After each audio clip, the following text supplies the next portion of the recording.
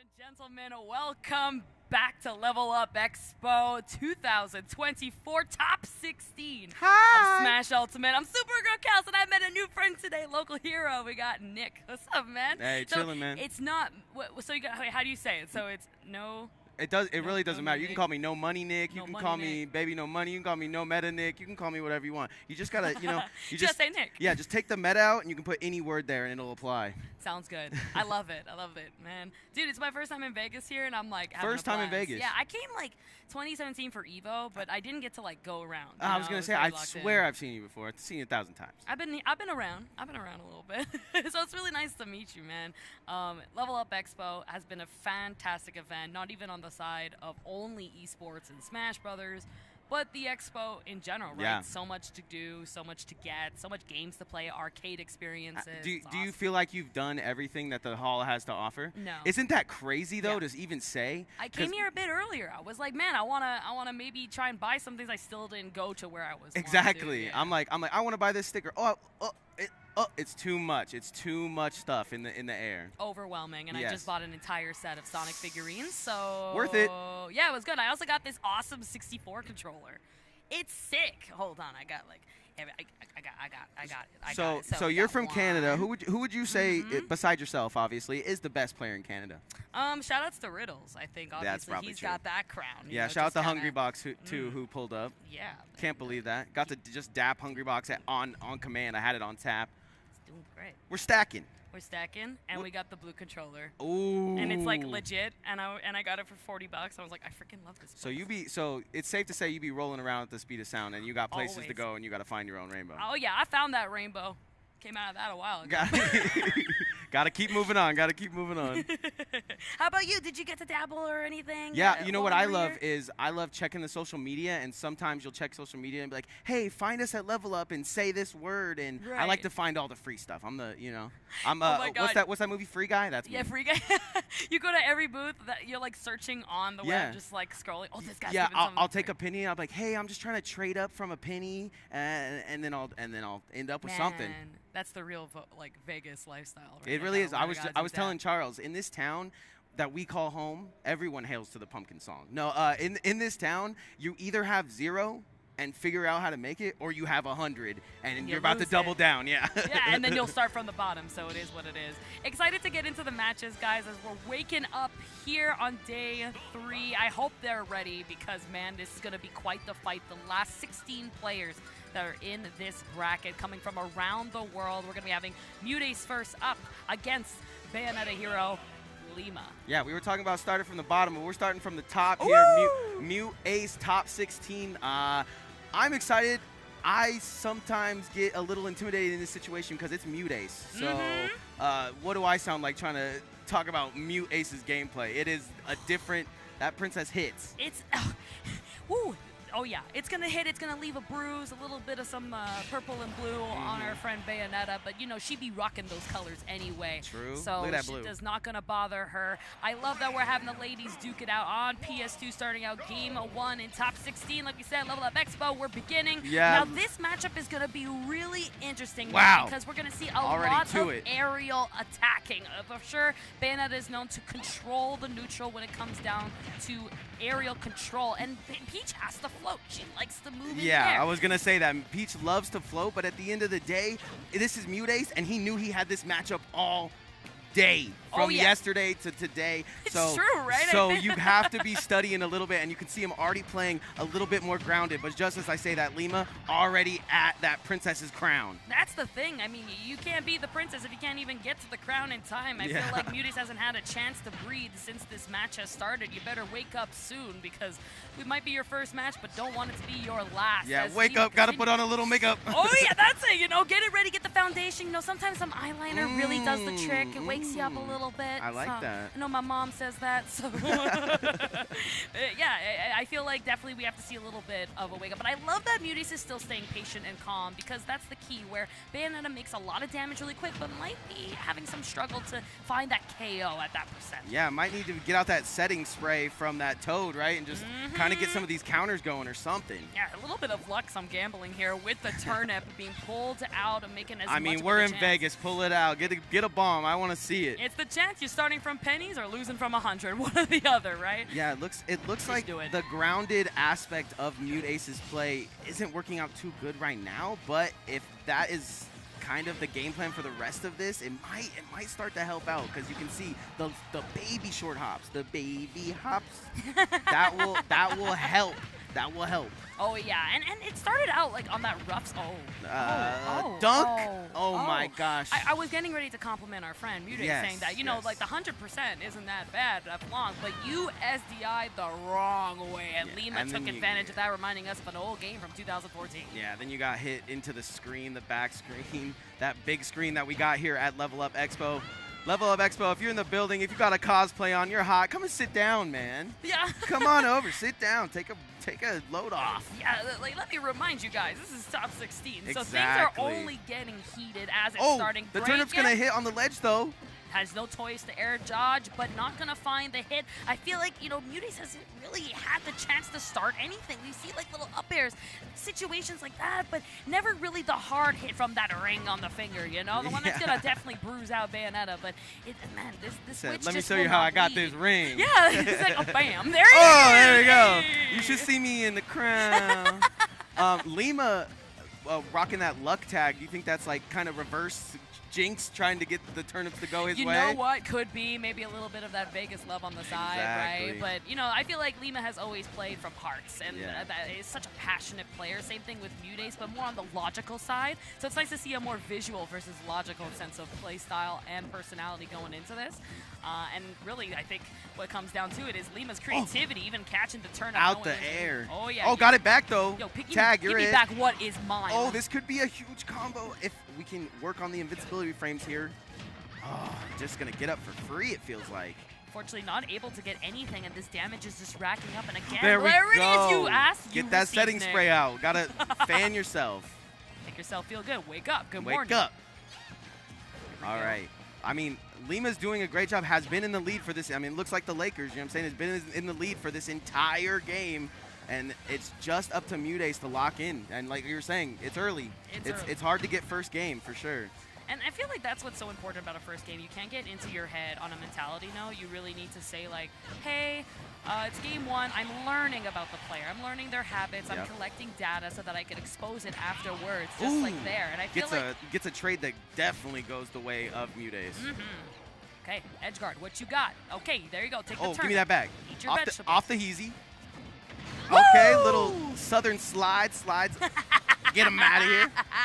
Take him out. And look at that. 100%. I mean, you were down from 3 stocks. Like, this is definitely doable. And MuteAce, again, going back to this very patient style gameplay, trying to react, read the shield a bit low, but charging up, respecting that fact, and trying to get what you need. There it is. That's the opening, but no rebuttal coming in from Princess Peach. I kind of wanted to grab her something there, but MuteAce had a plan. I'm not going to question it. And you were talking about first game jitters, maybe something like that. No. Well, this one's about to get down to the nitty-gritty. And remember, second stock for MuteAce went a little the way of the wind, so. Yeah, for sure. Wait a minute. Wait. Okay, that's great my catch. Wow. Okay, I got another one. Yes. Can you catch 2? You got 2 hands, but not going to use them. Need the other one to get back to the that stage. Dodgeball where you just have blockers. Okay, shots from the gun, Gat shoes. Getting a little bit dangerous on the side of Lima. Misses the back air, finds the nair trade from MuteAce. Has lots of rage, Kels. Oh, yeah, look at, she is steaming. Okay, she is ready. And you see that Lima's going for the jabs because it will KO at this percent. Find the lady.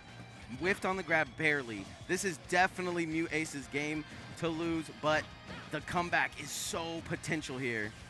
Now, I love this, like the way that Lima is just putting pressure, but even better, MuteAce is not budging, being just standing still, getting what you need. This is 100%. Lima needs to get this back air right now because MuteAce knows that this is possible.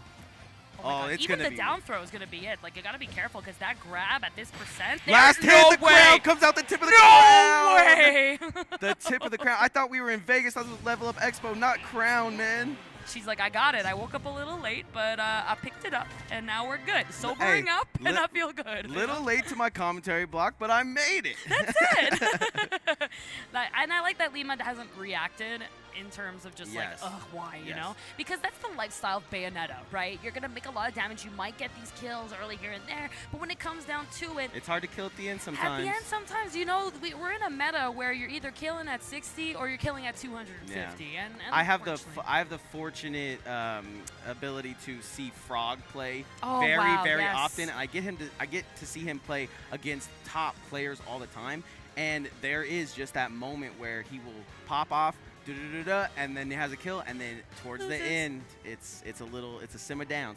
That is the Bayonetta lifestyle. Now, I love this, okay? As a mental coach, I love what Take a Lima is break. doing.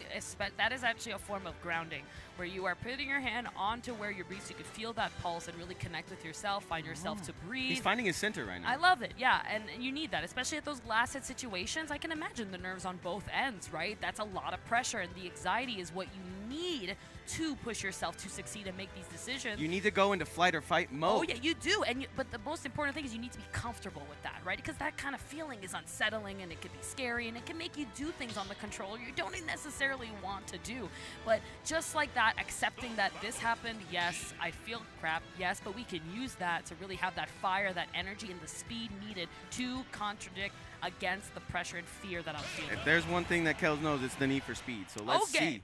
Let's see it. Don't call me the Sonic girl for nothing, so. Sonic boom. There we go. Here we go. I love it. Okay, back onto PS2, because I don't think the stage was the issue. We had such a powerful start on the side of Lima. I think it was just so patient play from MuteAce. I think both players felt that was a hand warmer, and now we're going to get into the real stuff. Yes. Even the way that triangle, right? When you go back to that neutral play of grab beats shield and shield beats attack, and I feel like MuteAce did a fantastic job at staying at that center, understanding, hey, you are attacking me, I'm going to shield, I'm going to wait, and then I'm going to counter that style of that pyramid.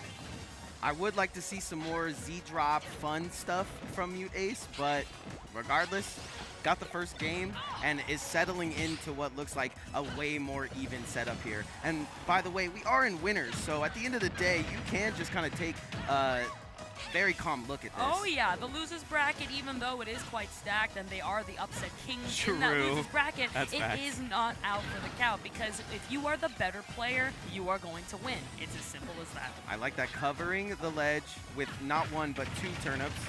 Looking like that jab though, jab it out. Yeah. That usually kills around here, so. Oh yeah, the next one will definitely do it. Peach is not the heavy, you know, princess. That crown definitely And there adds we some go. weight. There it is, but you're not going to be able to. Wait, you're fat. Never mind. Girl? Girl, you put on some weight. I'm Girl, so proud of you. Girl, you're looking good.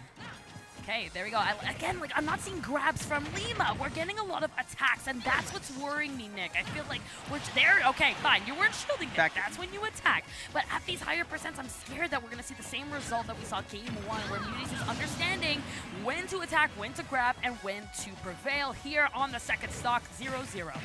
Lima already just trying to get those aerials still going because of what we talked about at the beginning. That Peach is going to be in the air.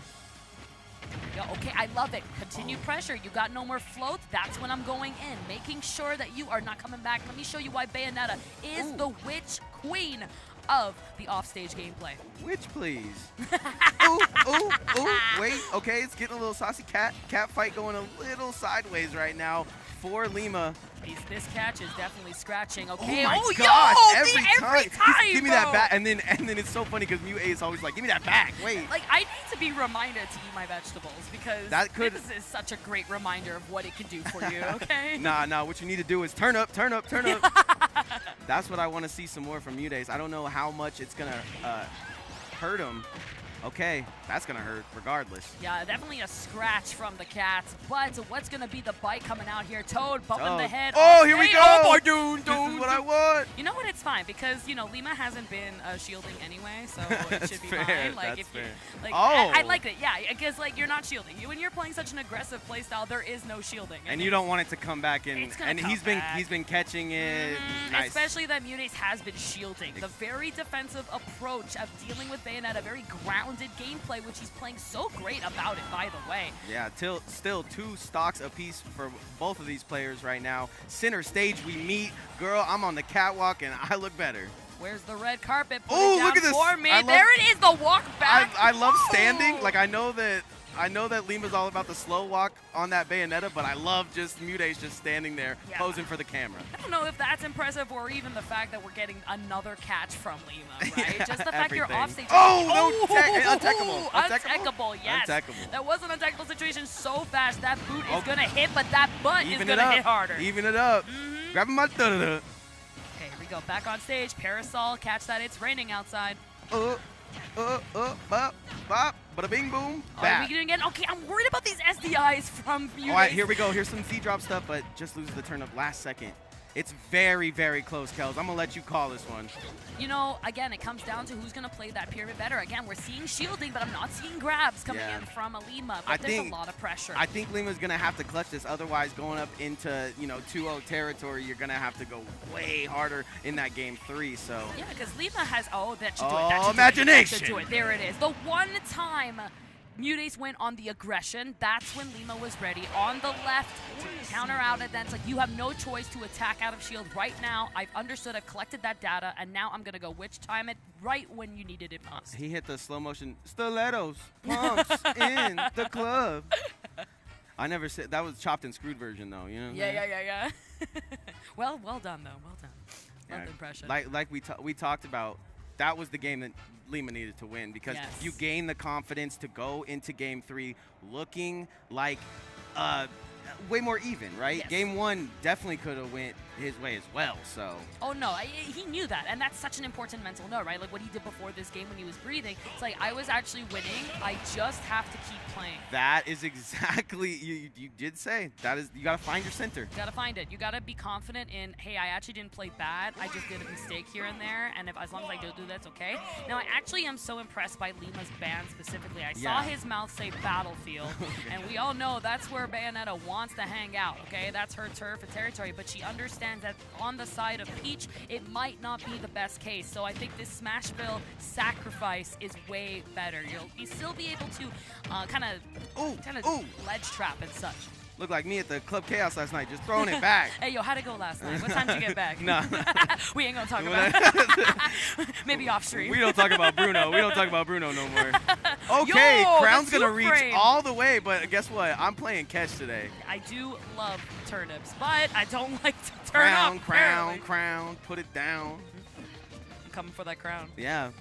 That's the Camila. Pound Town. I just left Pound Town. Here we go. All right, here we go, reset. Now, this is the first time, Nick, we're seeing MuteAce in the lead. Yeah. That is quite the difference. That's true, and it looks like the defensive playstyle playing off very early in this stock. MuteAce definitely feels like game 2 should have went his way, so. Yeah, again, right, that mentality. It was last hit, last stock. I could do it, and with this little bit of a stage buff where crazy trade. There's less room here for Bayonetta to leave and run around, so she's probably going to get hit at some point in time. Wow, we're back, baby, right from the beginning. 0-0 second stock. Yeah, only 24 extra credit here. Shout out Kobe. Gonna get held up in the sky for a little bit. You're mine. Wait! It's raining, man. Hallelujah. She definitely loves that. I guess it's raining witches. Yeah. That's hard to say. That is raining witches. It's a willy hard. It's a willy hard to say. Oh my God! But let me tell you, it might be raining witches, but you do not have the right umbrella pack for that. It doesn't matter what kind of rain is drizzling. The gust has completely swept that out. But hey, I'm gonna take that turn up, continue to get those nutrients, and rack up as much extra credit as I could before you take this down. For shizzle, my drizzle. Can we land? Thank you. Okay. Oh, don't. Dude, I always hear jaws come out whenever I see this, okay? Okay, but it doesn't matter, Lima.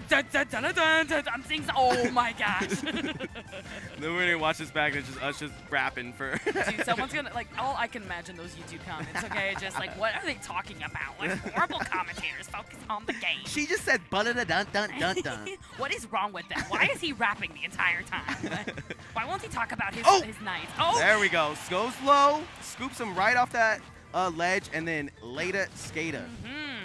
All right, last hit, last stock. I mean, I'm saying that because Peach, when she gets a hit, man, it really is just last hit, last stock. Tell him, Kels. There it is, just showcasing the display of what Peach can do with one opportunity and doesn't even need the vegetables to do it. It's going to land. Goes for the booty bounce. Oh, no way! In the crown, the DI might have been sus. I don't know. No, you were dead. I don't know. You.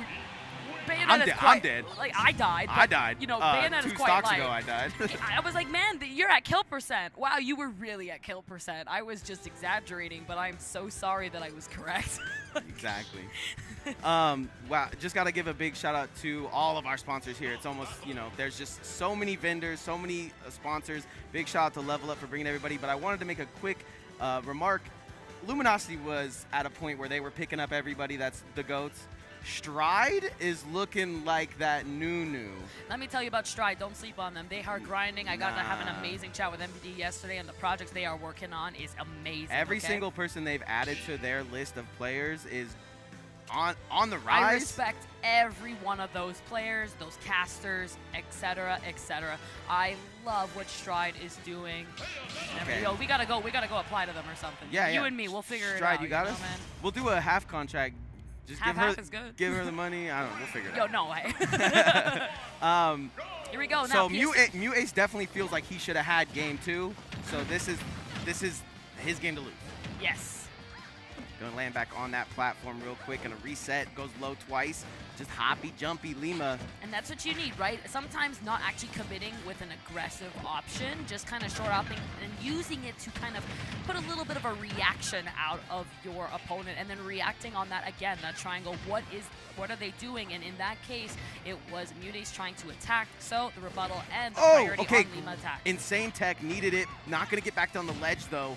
And then carried far and far away to a princess near you. I have never seen so many air dodges from the MuteAce before. Like, please. No. All right, here we go. Sleepy little boy. You're going to go right under, man. I just ducked right under that. Perfect the timing. The spark, too. Like, Bayonetta definitely got some hair clip there. Yeah, haircut? Anyone? Mayo 2 coming soon. Like, okay, I love lifted that. and yes! Oh, not gonna be. I can't see. The top 16's in the way. No, not going to take the stock. I mean, PS2, such a large stage, but finally get out of the stadium, says Lima. The stock is in place and has such great extra credit, but something we've been learning this entire set, Nick, is that the lead has not been mattering at all. Not matter for MuteAce, who is playing so grounded, more than usual, and also so defensive, as we've talked about.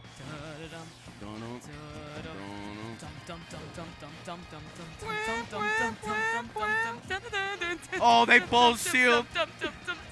I gotta go to the bathroom.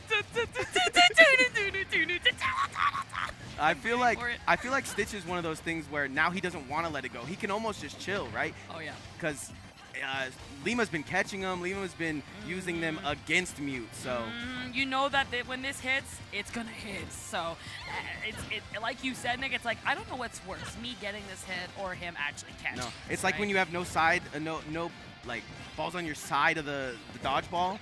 He got it. Finally. Oh my god. And he re-grabbed. So here we go. And there's my grab. He's gonna try to scoop him here, I think. As he should. Here we go. On the side, we're gonna get ourselves. Z-drop scoop. Yep. A little bit too early on that. Now you don't. Oh, there it is. Beautiful play by MuteAce. The way that he stayed so disciplined on that stage, no matter what, his entire stock down, and now making it look like it has been an even game. Drilling. Tip drill. I just got these new shoes. Yeah. Mario bought them for me. Mario definitely used all his coins on those. There it is. Those things hit. Got those coins from beating Sonic. All right, dash attack. See if he goes for it again here. Z-drop. Oh my god! I saw the coverage. Once again, the lead completely swapping roles. If you were to be here 1 minute ago, it would have been an entire different story. You would have even thought it's a different game. But now here comes the answer back from Lima. The percent is racking up, but the only issue is can he get the stock? Because that's where Lima has been struggling. I mean, I don't know if the tag was anything to do with it, but Reclaimer, he's been reclaiming these stocks instantly almost. Onto the ledge, air dodge perfect. I'm out of that. I have a chance to punish here. Slides into the DMs. Very questionable recovery from Lima, especially when you have no more jumps like that and knowing you're going to lag so much after all those ABKs and jumps. The ledge was there as an opportunity for him to reset that positioning. Unfortunately, just didn't take it, and now is really eating a lot of percent for it. Yeah, this is not looking good for Lima. Something is definitely going to have to change. It's looking like Lakers down 3-1, but anything could happen. It is basketball. Oh wait, it's Smash. Let me tell you about Smash Brothers. We Have got you ever played Crown, Smash? Smash Ball is. Oh my God! Another one. Stitchy! There is no way. We're gambling. You pulled 3 in a. Las Vegas, Sir. Nevada. We're gambling. MuteAce, you gotta go gamble. I Yeah. don't know what to tell you, man. Take stride with you. Yeah. Dude, Like- the first time I ever commentated at HyperX Arena, I did MVD. Went straight to the tables after he won the tournament. As he should. As he should. As he should. I have known MVD since I was 15 years old, 16 years old. Okay. And like, yeah, that man has not changed. You know, you're telling me that, I'm like, that sounds like a very MVD That's thing to do. Yeah. No, and like, I don't even think he put his prize money on the table. He just pulled new money out. Yeah. Like, He was like, he's no, this this is is my safe. winning money. This is what I've invested. Exactly. This is what I came with in case I lost. Yeah, he's like, you want to go play the tables? I was like, yeah, sure. I can't believe MVD's asking me. And then, yeah, we go do that. I put my 20 down. He puts probably like 200. Who knows? Didn't Whatever count. to float the boat, you know. Yeah. No, a great set though from both players. I think that was scary. Yeah, that was scary. I'm a big fan of MuteAce just because, you know, I think MuteAce's gameplay is more like adapted to the player he's playing. Like what I was saying, yes, he knew that he had to play in the sky or not in the sky, and he decided to stay grounded, and it was a beautiful thing. Yes, very, very lucky with all those stitches, though. But Lima was catching him, so had to find his spot. I think just MuteAce played better. When it comes down to that triangle we kept talking about, MuteAce was patient while Lima was just not. Yeah. Just wanted to really press that aggression onto him and didn't actually react to whenever Peach was floating or in the air, just like we saw in the beginning of the first stock. And then MuteAce was able to make that adaptation, flip it around entirely to become grounded, controlled, composed, and disciplined. Yep, it's your flipping plan yet. We were talking about how defensive MuteAce was playing too, and it's just like the Beyblades. You know, you got this blade doing this, and then you got the defensive one, just ding ding ding ding. Ding. That's it, right? And there's so much you can do with like I'm gonna stay right here, and it is what it is. Hey yo, I'm gonna stay right here. Lights out on the stage in just a few seconds, guys. We got Light versus Cosmos. Is that fair? I don't know. They're probably like. I'm Do they like talk about it? that should be an episode of Lights Oh Out. my gosh! Me, You like, know the next episode is like, yeah. better be, man. Yeah, be. I'll be I listening. did that too. Yeah, I I put listen that on every you. episode. Every week I listen, I tune in, and I hear these guys, so I know they have been excited to scrap each other out. But They need the intro music. They need the lights out. they need to, lights yeah, no, I'm out. waiting. I'm waiting for E to like play the intro or something like that. Today's episode, we're gonna be doing a best of 5, money I on the mean, line to get if into top 8. If it doesn't happen, I'll be surprised. Yeah. These guys get their content out, man. That's one of the things that, I mean, I was just scrolling YouTube looking for my block yesterday just to watch it, and I'm like, TK's got a new video out. And I'm like, what do you mean they got a new video out? They're literally here. Like, how do they do that? So. Yep. It's all recorded, edited, and the team works very hard to get that content in top quality shape up on you. You know. You're on Metafy? I am Metafy. Yes, I had the privilege of being the bracket coach for Shu yesterday. She did amazing. love Shu. She killed it yesterday. One off from the top 16, unfortunately, but still bodied everyone else. And Yeah. it was great. What I love about her is, like, all her kills with the Shu. Name, Shu. For real. Girl, work. Yeah, like, Shu. you're off stage. I shouldn't be doing this. I'm going to You put saw you down the there clip? with the Shu. You saw the Charles clip? Yup. Nobody's going to get hit by... Oh. All right, and looks like we got Sonix. Oh, wait a minute. Oh, I'm not going to talk about it. I don't know. We're so back. I don't get the so, shirt. I don't get the We're shirt. so back. We got everything's out. Everything's out. I got the privilege to cast a lot of Sonic. It's not always double Sonic, but sometimes it is. I get a lot of Capitancito versus Sonic, Oh, and I'm so sorry. Capitancito. No, I love that set It's a slow because set. well, I love it because you can tell they're brothers. Is that crazy to say? Yeah, You know they're what I mean? brothers. They want to kill each other, but they were just warming each other up. Exactly. So they really love each other. You know, Exactly. it's friendly love, and especially being in the same region, right? Like you have that. Yeah, bond they're both together. doctors. 8 years. 8 years relationship. You know, at that point when you're with someone for that Yeah. long, you're gonna grow a sense of comfort in that relationship. I know it's Sonix versus Wrath right now, and we're talking Capitancito, but I just feel like their sets have been going like Sonix will do okay, and then Capitancito just wants to reset the bracket, and I'm like, nah, y'all just want to play more Smash. The at a match I was local. watching them play, Sonix was up 3 stocks, and then the Capitancito was like, I'm just gonna win now, and then he just brought it back. It's crazy. I was like, okay, whatever. It's crazy. It is what it is. So Sonix and Wrath. the two best Sonics in the game, going world. head-to-head, along with Ken, of course. We have every good These Sonic guys. here. I'm here too, and I'm not even playing, which is great, because I get to watch everybody, and it's awesome. So I've been following their run all weekend, obviously, and these guys have been playing on another level I have not seen them been playing. I love Wrath's movements. I feel Wrath specifically, his combo game and setup specifically, even when I played against him in doubles, was very on point. And I'm wondering if he's going to be like that today, but something was in him this weekend. He's playing a bit differently in his movement, his decision-making, and on the same side of Sonix, extending his combos in ways to make it true that I haven't seen in a while. Yeah, so you can tell he beat in the custom mod. Oh, that didn't work. Oh, yeah, you know he was live at 12 or something. Exactly.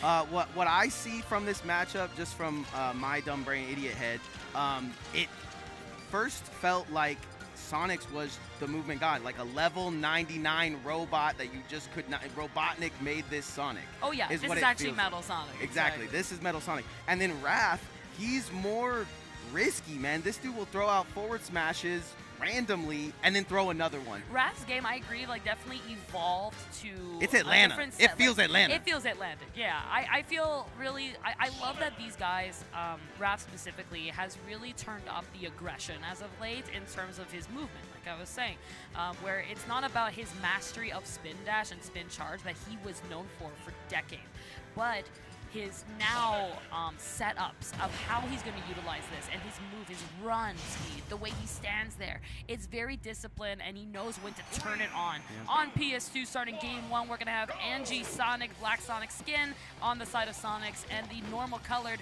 with the UG tag for representing Wrath. The only thing that I see that's different between these two is that Sonix has won a lot of these in the past. Oh yeah, and then they played on the coin box, of course. Footstool, there's the lab that I'm talking about, these new extensions that I love seeing, and now we've seen Sonix lab this out a lot on his streams. We're going to see a lot of those footstools start coming out more and more as tournaments begin to progress when it comes down to certain characters. Sonic being that medium character with a big head, it's going to make it really easy for him to do so. And now this will be the case. I know people are like, yo man, I'm going to fall asleep, but try to understand what goes into this neutral. Sonic is a character that does not have quick frame data. He cannot commit first. When you got two of those characters, they have to use their speed to get an engaging action from one of the players. So you're saying they got to go fast, and then they got to go faster. They got to go fast without actually going fast. That is the non-committing action they have to do. They have to try and bait each other like that to get an option out in the most patient way possible. Nah, these two be duking it out, man. They're duking it out mentally. That is the biggest thing. The stamina that goes into this matchup is insane. So you're saying this is mostly going to be Noochie Boochies for the entire thing. Yeah. Well, we'll go to timeout potentially game 5. It might happen. So guys, grab some snacks and try to put yourself in the brain of a Sonic, because you're going to have to go fast. The brain. Maybe not on the stage, but you will have to go here. And I will talk about, you're going to see a lot here, Nick, where the spin dash specifically, the one that will commit first is going to lose. Okay, like tic-tac-toe. Oh, opposite of tic-tac-toe. Yeah, spin dash. Side B specifically will actually have the iframes, and the scoop will prioritize over the other spin dash. So I know that they're baiting each other out to see who's going to spin first so that he can go ahead and contest it. Well, the thing about Sonix is I've seen him win a whole tournament not even pressing spin dash. So he does crazy things like that just makes him such a better player, limiting himself to become stronger. Yes, absolutely. There it is. Again, running in, and who's going to press A faster. Now you're going to know that Wrath is going to set him up for success on the side here. Edge guard opportunity. Here it is. I love it. Walling out with the Nair to get a potential setup, but Sonic says, I'm out. Let's reset. Zoom, zoom, and we find ourselves in the middle of the room. Set is on the side of Wrath, and you know that this man, I believe, is definitely the more disciplined Sonic when it comes down to holding on to the edge of tomorrow. I love it because I'm just letting Kels go because this is the expertise. She got the shirt on. I was figuring, like, this is why they called me. It was like, they saw the bracket and said, Kels, you want to do top 16 tomorrow? I said, sure, man. I got you. We need a professional. No, only for this. Then you can kick me out. Here it is. Okay, again, you're going to start seeing the damage rack up. There's already been 3 minutes on the line. Watching the time. The DI from these DR guys is crazy. That's not going to be able to do it, though. And that's going to be our first stock at 4 minutes.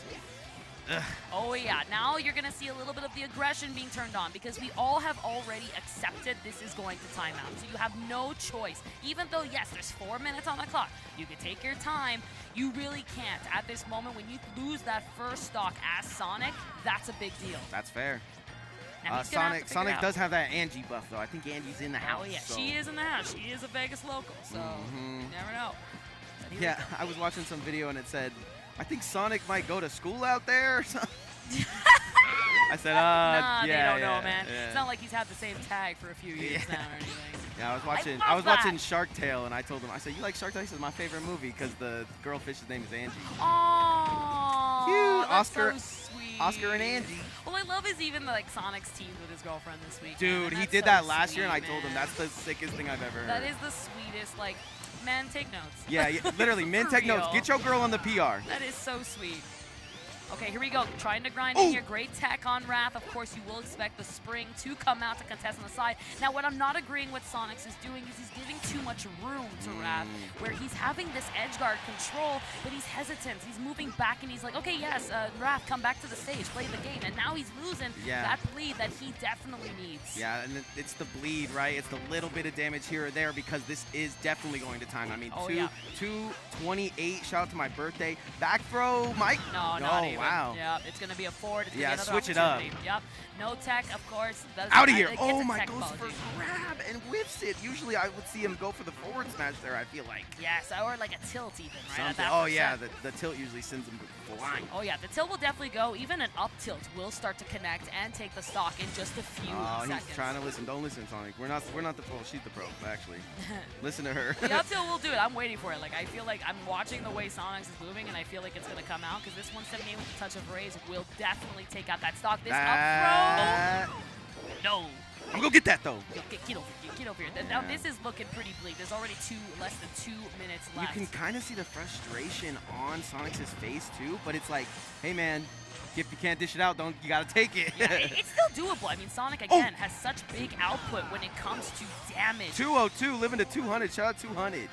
Oh, no, Sonix, I feel like just doesn't miss those. Unfortunately, ran off the stage, and I feel like that's what comes to the desperation, where like, I'm running out of time, I have to do it. But you have to stay composed, and that's why I'm talking about how Wrath has always been the most This could be a kill with the... No, Rage. Not going to take it over the edge. Yeah, at this point, man, it's looking like a game 2. There's 1 minute left. I don't think we're going to see 100%. Do you think we're going to see no... Wait for a minute. Take on that ledge. Yup. Wrath's going to take his time. Take a nice stretch, too, in the camera. Again, Wrath has always been the most disciplined Sonic. Look at the difference between the body language right here, just in the players. You got that relaxed into, I need to put on 100. I got to go 0 to 100 real quick right now for Sonic. And that's it. That's game. Disciplined Wrath is going to take game 1, but it was a full 8 minutes almost. I think we're going to see Sonix run off the stage pretty soon. There's literally no chance, unless, of course, you have Wrath at SDs, but even then, it's looking impossible. Once you get to that 50%. Hey, runs into the grab, though, is trying some new stuff out, it seems. Yeah, you know what? I think it's important to not just give up. Like, you should be labbing, trying to understand the way your opponent looks and how they play, how they look, and then you can use it in. Now, that was sick, though. Little trades coming out from both of them. The percent is gone. Feeling himself. Wait at 10, 9, 8. We're going to start in just a second. When we get the crowd, 9, Count 8, it down, baby. 7, 6, 5, 4, 3.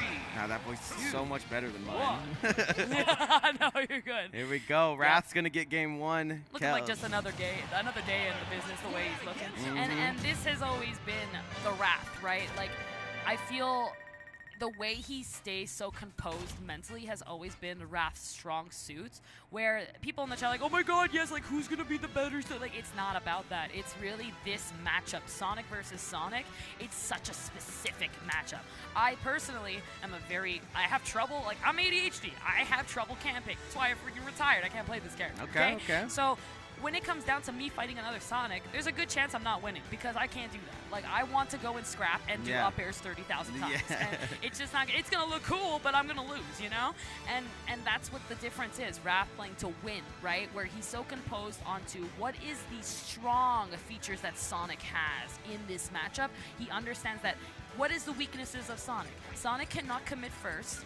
Sonic cannot KO at a certain percent. These are, just so you guys know, listening, these are the 10 commands to Sonic. Go ahead. 10 commandments to beating Sonic. Understand that 1, his frame data is shit. 2, Uno. he's pretty fast, not in the air. 3, once he loses that second jump, he's extremely predictable. And number 4, he's light. He's very light. Shout out to Light, man. He's here in the building. I hope he's doing well, man. He's looking at these songs like, dinner. Every time I've tried to like say something to him, you know, he's just been locked. That's oh, what he's locked. I haven't seen him yet. Like I see him, but his face has been so monotone, and I'm like, I think I'll say hi later. I think he really wants to win this tournament. Looks like we got Shadow versus Sonic. Put a little red stripe in there. Come on, Sakurai. Got the His World theme too. I like that Sonic's locking in. Definitely has to really reset the mindset because, like you said before, Nick, look at the calm behavior from Wrath compared to Sonic's. Now he's looking more focused other than stressed, and I think that's so important. You have to, no matter what, accept the fact that you are probably going to lose a game just because of that. But wow, 0 to 80, this is a great start coming in from Sonic's. That's the Tesla loop, baby. 0 to 92. Real quick, and if the lip, that's what I was talking about with Sonix being kind of a robot. If he messes up once, oh my god, he downloads his opponent a little bit. Tried the spring ride. I like the idea. I said I'm gonna miss the fair, I'm gonna miss the back air, so I'm gonna try and put him up on the spring, get a back air. But great DI, Raph staying into it, got some damage, but he's gonna need a lot more if he's gonna catch up to this. He said, I'm gonna take you for a ride. Okay, no jump. That's what Wrath needs. Back onto the ledge though. That air dodge just sticks him back to that thing.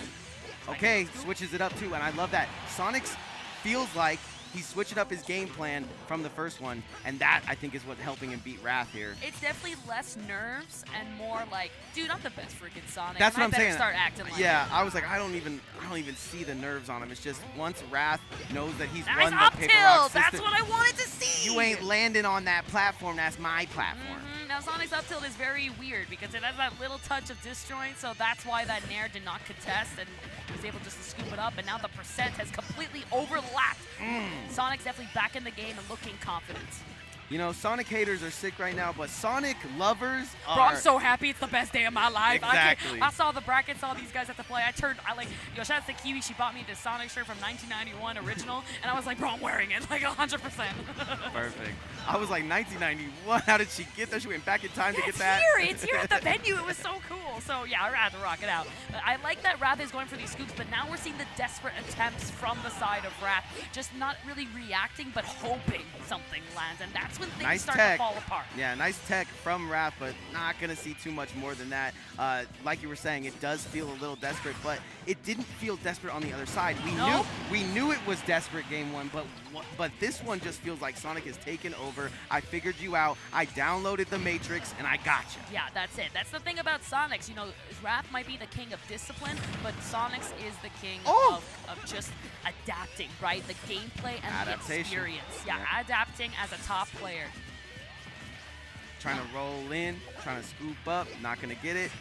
Nice, caught him. Love that Nair. Not going to get the back air, unfortunately, sliding out in an awkward position. Definitely wanted the reverse, but does not find it, and now missing these spin charges, especially at a long distance. Okay, I would have just went for the grab, but he's going to try to roll and get the grab back throw like he usually does. I love the trade. Oh my gosh, that was like actual UFC. Yes. They trade a little bit. He goes for the big one, haymaker. I was pretty excited watching that, not going to lie. I was like, who's getting it? Okay, tries to get the hard hit of the spin dash. And there's going to be a back throw here. Back air? Going to go for it. Going to go spring. Not going to get that either. Charge it up. Charge it up. Now this is what's scary. Yes, that's it. I was just going to say, opportunity for Wrath. When you're spinning from far, you have more of a chance of actually being able to react to it, to attack it. People have this assumption that spin dash is completely invincible. It's not. It's got no priority. Once you're over that little hump of it's invincible, you can just hit it. You can grab it if you're that, brave but, and fast. Both of these players are a little too brave, to be honest. But right now, I think the brave one is on Sonix, and when he's feeling confident, that's when he's playing at his best. And you can tell from those follow-ups and setups, he is definitely on that board. Oh, okay, and now Wrath starting to come back crazy. Down a stock, but just as I say it, that size 7 men's on. I love it. Baiting the homing attack, getting the right distance that he needs. Not going to get the grab. Oh, he does the roll, but he I think he spot dodged, and it just put him in the right place. Yeah, he tried to get the read, and when you're at this kind of percent, why not, right? Like, I'm going to go for it. But his world is definitely being shown to be belonging to Sonix in this case. Grabs a beautiful grab that he's been missing. He the usually entire follows set. these up. Let's see where he goes with it. Ew! Yeah! How you big stepping with a side 7 mins on? Yo, Wrath, you've been trying to hit me with the side special. Let me hit you with the down special. And you didn't even tech. That was no You weren't tech. ready. No tech zone. We know better. Oh yeah, that was a surprise. I was definitely caught off guard. I got hit by that, you know? No. So well done. Sonix, what a great rebuttal. Again, the confidence he needed to really understand that I need to control the stage, not the ledges, where Wrath was really put into a corner position. No. People tend to be like, why does Sonic run into corner all the time? Well, it's because that's what he's less confidence for sure. Now, you're the Sonic master. We see the counter pick there. Is that the counter pick you would have win? Which was it? I was looking at you. I think it was Smashville, I think. If it's Smashville, I like the idea because I think Wrath is being cornered, and being a smaller stage is going to kind of really invite Wrath to be in the center more. It's going to have him play the game, react more instead of reading. Wrath was going for a lot of reads, so having something so small is going to be able to have him say, no, I'm going to do this, and I think he wants to spark a little bit of nerves inside of Sonix again, so he's going to try and bait, punish, have him not be able to react just like that in time because of the small chance to react. Well, still here at Level Up Expo, 1-to-1 mirror match in every single way it feels. Oh, off the wall, off the easy. I love it, my gosh. You might be able to tech it, but you're still going to get clipped by that. Not going to get the homing attack, jumping off, hitting the higher spot of the shield, which means you are not going to get lag, but you hit that side, so you're going to lag there.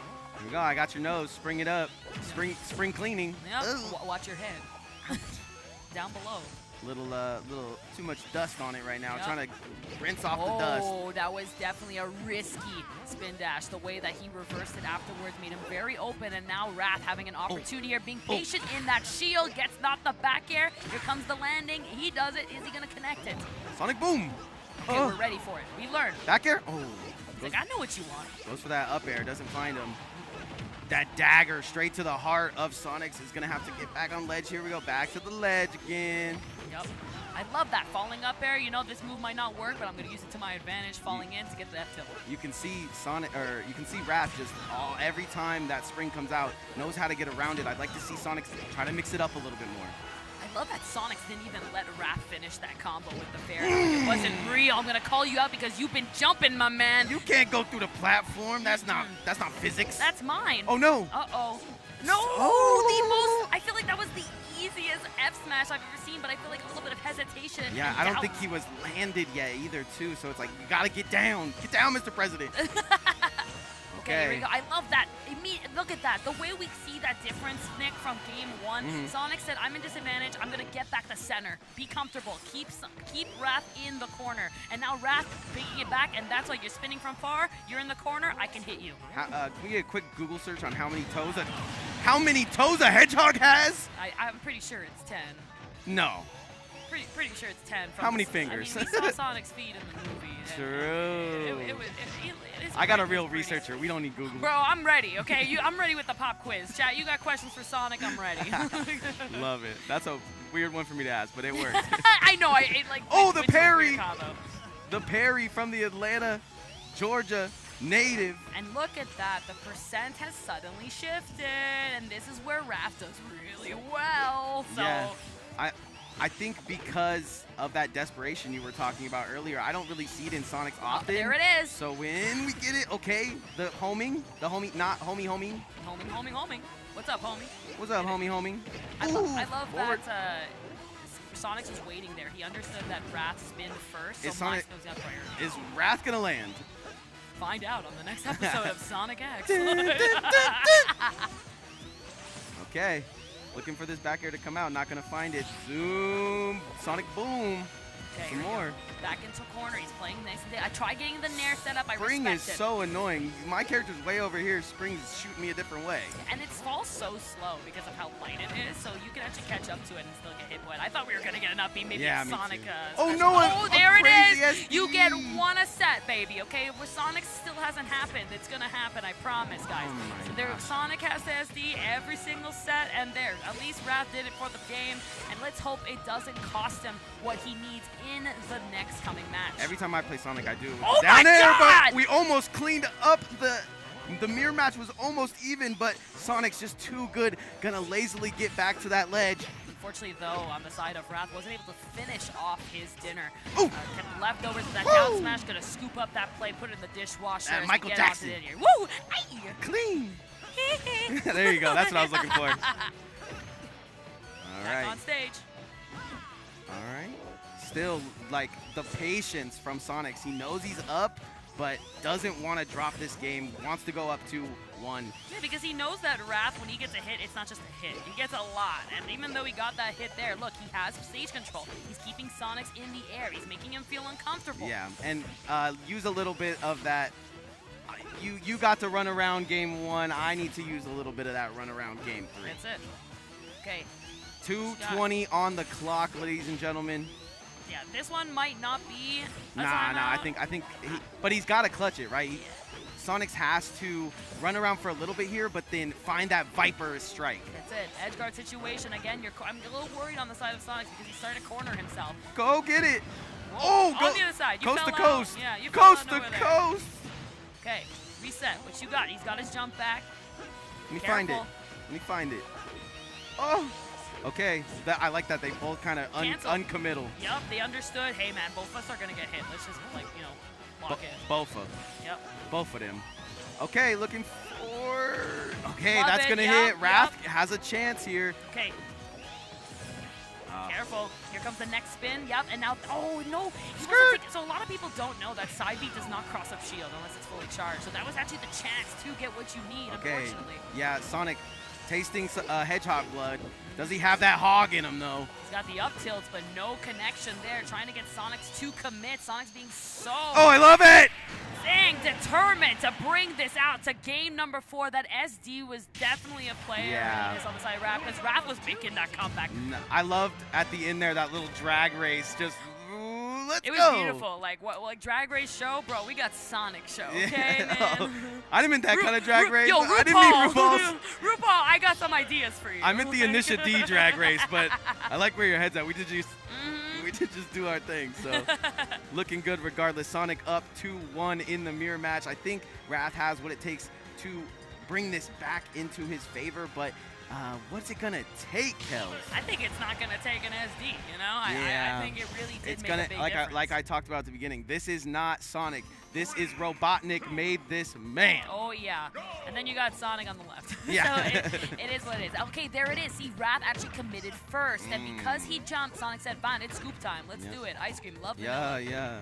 Ice cream, yum yum. Yum, yum, What's the yummy, new? I yum. forgot it. I haven't heard it in so long. Uh-oh, wait a minute. Wait a minute. Ice cream's so good. That's There it is. Wait a minute. He's not coming back. He's not coming back. That is an entire stock lead in just less than 30 seconds. Y'all scared of being camped? There you go. 30 seconds. I'll get your character to do that. Just shipped him back to Atlanta. Said, have fun at MomoCon. See you there. Boom, boom, boom, bop. Okay, like you were talking about at the beginning of the set, the combos from Sonic's just so freestyle. Man hits a 416 bar for free every time. He is labbing as the set is going on. Oh my that God, made me that really was nervous. risky. Gotta risk it to get the biscuit though, and we're continuing these air combos every time we get at least one hit. Nice jab out at the ledge. And the scoop. It's interesting because I feel like the stamina on Wrath is slowing down just a bit, but luckily was fast enough to get through that forward smash. Yeah, gotta be quicker than that. Oh. Yo, Okay. boxing, you have it. I love it. I love it. Actual boxing federation online. Okay, back to the ledge again we go. Sonic says, I want to fight you at neutral stage in the middle. Malcolm in the middle. What you got? Back to the ledge again. I love that. Patience. Yeah, good this call. time waiting, exactly. you know? And then mixing it up. God. Waiting on spring. When it does hit, go mix it up, trip it up. Yeah, I feel like the stage is definitely not coming into play the way Wrath wants it because it's forcing Sonix to play he plays best, which is in your face, confident. Yeah. We actually have seen this matchup at the HyperX Arena before. And Wrath actually got stuck in the same thing. He picks this stage as his counter, and it doesn't work out in his favor somehow. Exactly, yeah. Yeah, I definitely feel like if we were on maybe a longer stage to expose and not give Sonix the opportunity to combo so well, maybe he'd have a little bit more control keeping Sonix in the air over and over. But this is a place where we have 3 bans. So, I mean, if all those stages were called out, I do think Smashville might be that next case. Up, and away we go. Fly out. Okay. Bang. Trying to get the back air, unfortunately cut his toenails. The other Sonix didn't, though. Yeah, Wrath definitely sneaking that one in there, though. 4 minutes on 4:30 on the clock. This is not looking good for Wrath. He needs to go into supersonic mode. Get on top. Here How are you going spring to spring to spring? I want to spring the spring. I imagine I could fly. That's double bounce? Romantic. Double bounce. Okay, careful. Watch your back, bro, because your front is taken. 420 happy today. 420 YOLO swag on the clock, and they finish it out.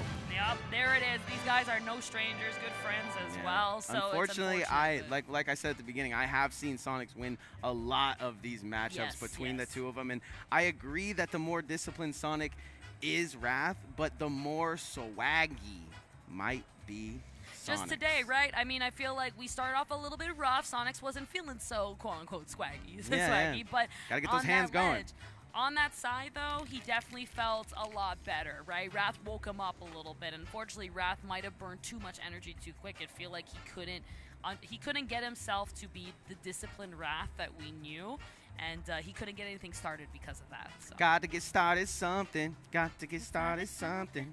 I get to put this back on now because Sonic is off stage. So. That was fun. I just got a blessing and a privilege to be able to do that with you, Kels, because I'm so happy it happened. You know what I mean? Like we needed you there because I would have just been like blue spinny ball into blue spinny ball. Yeah, it was great. I'm happy that I got to cast the 2 Sonics. Right, I love like just the. Is that a full circle moment for you? It was. No pun intended. It really was. Like I literally was just like, my children. Like I don't know. It was a moment for sure. And now my sweater is just not happening. You don't need it. The shirt is anyway. in out. The shirt is pretty great. But. Want to give a quick shout out to everyone in the Level Up staff that is running full speed around this venue and feeding everybody and getting everybody all set up to do what they do best. Nothing but professionals out here. Can't say enough about them. And also Electrolit, man.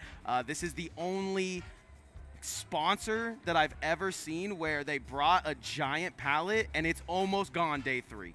Really? It's literally drip or drowned out here. I may have like drank a lot of it. That's what me too. That's what I'm saying. Like I'm not gonna lie. Like I said yesterday on my casting Why that you I'm not like an energy drinker. I'm not into that. I'm a water drinker. Anything like, especially like with my health, I have to be really careful. So anything that really replenishes the vitamins and what I get. I got low blood pressure. I'm anemic, so things like this, it's perfect, you know, just to keep me where I need to be in energy and focus level. It's awesome. I have a sick move where I just haven't gone to the doctor ever, so I'll never know what's wrong with me. You don't know what's wrong, but you're living your best life. How could you know if they don't tell you? Yeah. But yeah, Electrolit has been killing it all weekend as far as helping the gamers, and I talked to one of their representatives, and he was just straight up, for the gamers, if they want one from this fridge, come get it. So come get it. It's all for you guys. Personally, my favorite one is Fruit Punch. I really love this one. She likes this kind of Fruit Punch. I do love that one even more. Yes, the extra stuff. They got to team up with Sonic Team or something. A blue flavored looks like what they need. Yeah, you know what? I could feel like that would be so refreshing. I feel like it's a great opportunity. Sonic Sweat. Yep. Ew. Salty. Ew, nasty. I don't want to talk about Sonic anymore. I do want to talk about Diddy and Lucina because we got the hype set coming in, guys. Very legendary, just performers in terms of Smash. Legend, wait for it, Dairy, man. Tweek is next level legendary. How did we get here, Kels? I love these are two of the best players that I've ever seen watch play, and I just seen a set of the 2 other best. It's Level Up Expo. God's plan. It is. It is all fate, guys. We're getting into it. We're getting a little button check on the side. We got Mr. E that will be taking on Tweek. So that's gonna be a great time. I think that is a little button check we got in the background. Yes, yes. We're actually waiting for Tweek. Right now it's just Mr. E versus the level 9 computer Dark Pit. But that'd be funny if you ended up losing it. But I got Dark Pits this weekend, Pit, man. I was walking. Pit's on the comeback. Really? Tell me about it. Pit's meta. evolving like crazy. Even yesterday, we had some great pits during even the year Japan with Zachary really putting life into that character too. So it's great to see Pit because I've always felt he was a great character. You got a preference on Dark Pit or not? I do prefer Pit only because of the arrows. I love maneuvering the. Oh my God! Wow, he won. I love the maneuvering of the arrow. I love that you can really change that up to where you need to. I think it's a big difference. I like that much more than the more powerful linear ones. Well, as you just absolutely killed Sonic versus Sonic, I might be able to help with this. Not so much on the Tweek side, but I used to have to watch Diddy all day from Smash 4 versus Foe at like 2 a.m. So I might be able to help here. Yeah, no, dude. I mean, it's been such a pleasure, like just casting with you, learning from you, Thank and you so seeing much. how you're so interested, even in such a hard thing to watch like the Nah, Sonic. I love that matchup, and I have a lot of stake in Sonix because he does come out to our locals here Very in often. Vegas. Yeah, I love that, man, and I love how dedicated the players are in general. No, I love you, Kels. Oh, I love you guys. I'm just getting emotional. Everyone just cries. A therapy session now on the stream. These guys are playing. We're just having a full-on session. Yes, these two have made it to the same part of the bracket here in winners, but do you think one of them stands out as the better player? I do have to say Tweek. Me too. I think his consistency, his performance lately has been huge, right? You don't see him as often as you'd like to, but when you do, he's winning. Like, he's winning, he's in the top 3, around there, right? And he's not the player, excuse me, that gets upset, right? He's gonna lose to the best players. And but look at Mr. E's muscles, though. Yeah, let me tell you, this guy's been grinding, not even just in Smash, but in life. I had a great talk with him about how he's doing in general. This man is definitely headed above and beyond what Smash could even offer, right? And he's always been at the top level. He's always taken sets from the top players like Tweek. So this is not stranger for him. He's not nervous. He's excited because he's already expected to lose. That's no nerves. I'm just gonna do it, you know? Tweek is the one that has to win. You're right. You're right. It's a mindset thing. Stranger things have happened. Tweek is one of those players, though, that has a lot of characters. I don't know if we'll see them all, but Diddy, love to see that. It's gonna be Diddy. Only the stages here. I feel at Level Up. You got his nose pierced? Doesn't it? Okay, is that new? Is that new? Diddy, I didn't see. Oh, hey! I didn't notice that either. Great for him. They also have tattoos. The one thing that we haven't said that they did have. something in Vegas. Cosplayers, tattoos. We got everything here at Level Up Expo. But starting off with the banana, a little potassium. Wake up. Good morning. Welcome to Vegas. I hope you had some breakfast for that hangover because you're going to need it to face me. Exactly. Starting out strong on the side of Tweek.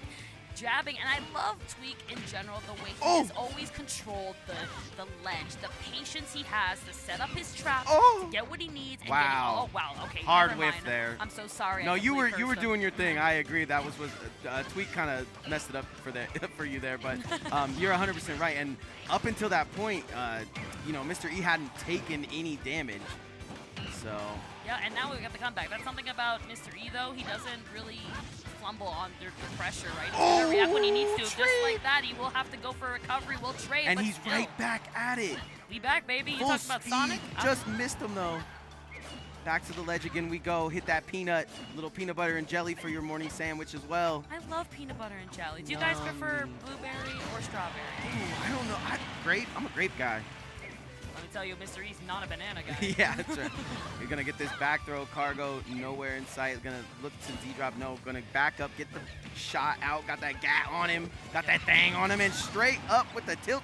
Up tilt, get out of here, reset the game. Mr. E, though, we're taking it right back where he started, 40%, having the lead on the percent on stock number 2. Yeah, ain't no mystery that this one is going to be a close set. Back air, going to drop down through the platform, but I keep it going. Monkey stuff, going bananas on the beat. I got monkey bars for days, bro, I'm telling you. Bro, that reminds me, I gotta go to the gym later. Thanks for the reminder. You can just go in, you can work out anywhere, man. Wow, almost the setup. That would have been such a Smash 4 moment, but not gonna get the up air that was needed, but the butter knife is gonna swing as hard as a steak can be cut from Mr. E, chopping and making the damage needed, contesting against what Diddy Kong can throw in the slap. Yeah, we might have to stop because butter knife into some banana peanut butter jelly sandwich. We're hungry. I don't know. Into the knuckle sandwich for Tweek. Come on. Knuckles available now on Paramount Plus. And the ads. This is a pro. I'm playing with a pro right now. Okay, into the double Noochie Boochies. Neutral airs going crazy, spinning around, got that spinning monkey. Haven't seen him go for the monkey flip too much here, but I think he's worried about Mr. E's soar to the dome. Because it's great to use monkey flip when your character is shielding, right? You grab that, but there it is, right? You're not really okay. He said, I heard you. Give you 2. I'll give you 2. But really, I feel like every time I see specifically Tweek on this stage, he really uses ledge platform canceling with side special. So that's why we're not seeing more monkey. We're going around. We're going from East Coast to West Coast. See ya. New York to Africa. What's the song? I don't know. But I know the song, but I have no idea what the lyrics are. Okay, I think it's Vegas to Africa. I'm pretty sure it's Vegas to Africa. Perfect. Oh, and he trips on his own banana, getting high on his own supply, but still finishes it up smash. Not going to be the stock. I mean, Lucina a little bit heavier, but it's definitely coming down to a detrimental stock. You have to get some kind of edge guard. Mr. E, how are you going to edge guard? How are you going to reciprocate? Be careful. Gotcha. He's got the banana in his hand. Do not ever approach Diddy Kong when he's got banana in his hand. Yeah, you get caught slipping, to say the least. Woohoo! I like that. All yours, all yours. Yeah, no copyright. No copyright. So again, I feel like it started really strong on the side of Mr. E. He had a great neutral presence, great control, great patience, but Tweek, I feel, overwhelmed him with bait and punish gameplay, understanding that he can swing from platform to platform cancels with the side special, monkey flip, but he was just kind of being so smooth about it, giving the idea that Mr. E can contest, but he really could not. Yeah, I know Mr. E is sick to his stomach right now, knows he wants to get a game on Tweek at the least, but Tweek looks locked in. Oh yeah. I mean, pink hoodie, new nose piercing, come on. Good luck. He's feeling good. Oh, AirPod in, what's he album's listening to? ready. Yeah, what's he listening to? His own album, huh? He's listening to Eminem. I was trying to think of a Eminem lyric that I could say on cast, but Lose yourself. there you go. Knees weak, arms are heavy. Let's see if we see some spaghetti here. Back-to-back games going the distance, if I had to guess. I really don't agree with the stage. I'm wondering what the bans were. Again, that's the sad thing about 3 bans. Because if you want to get rid of, let's say, all of the flat stages, well, now you're only open with one of those platforms you might be good at.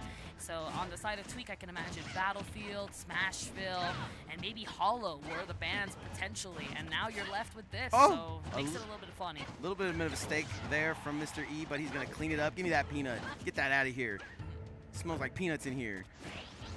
Hey, they're pretty good for you. This load up was kind of suspect, but it doesn't matter. We're back center stage. I got a banana. Hold that. Yep, there it is again. Monkey flip, this time being contested. Mr. E's finally swinging back, expecting it, and going for the recovery to get those barrels. But now you're in an edge guard position. You put yourself back on the stage, and that's unfortunately going to be quite the position for Gavin to take away. You played yourself. Off the Z into the Z drop, but I'm back. Flying fish. Yep. Up smash. I mean, it looks like Smash 4 out here. I see 4 smashes come out from those monkey paws. I just love the positioning too. He was understanding, like, even though he were to get up attack, he was still going to contest. If Mr. E was just a bit more patient, he would have caught that.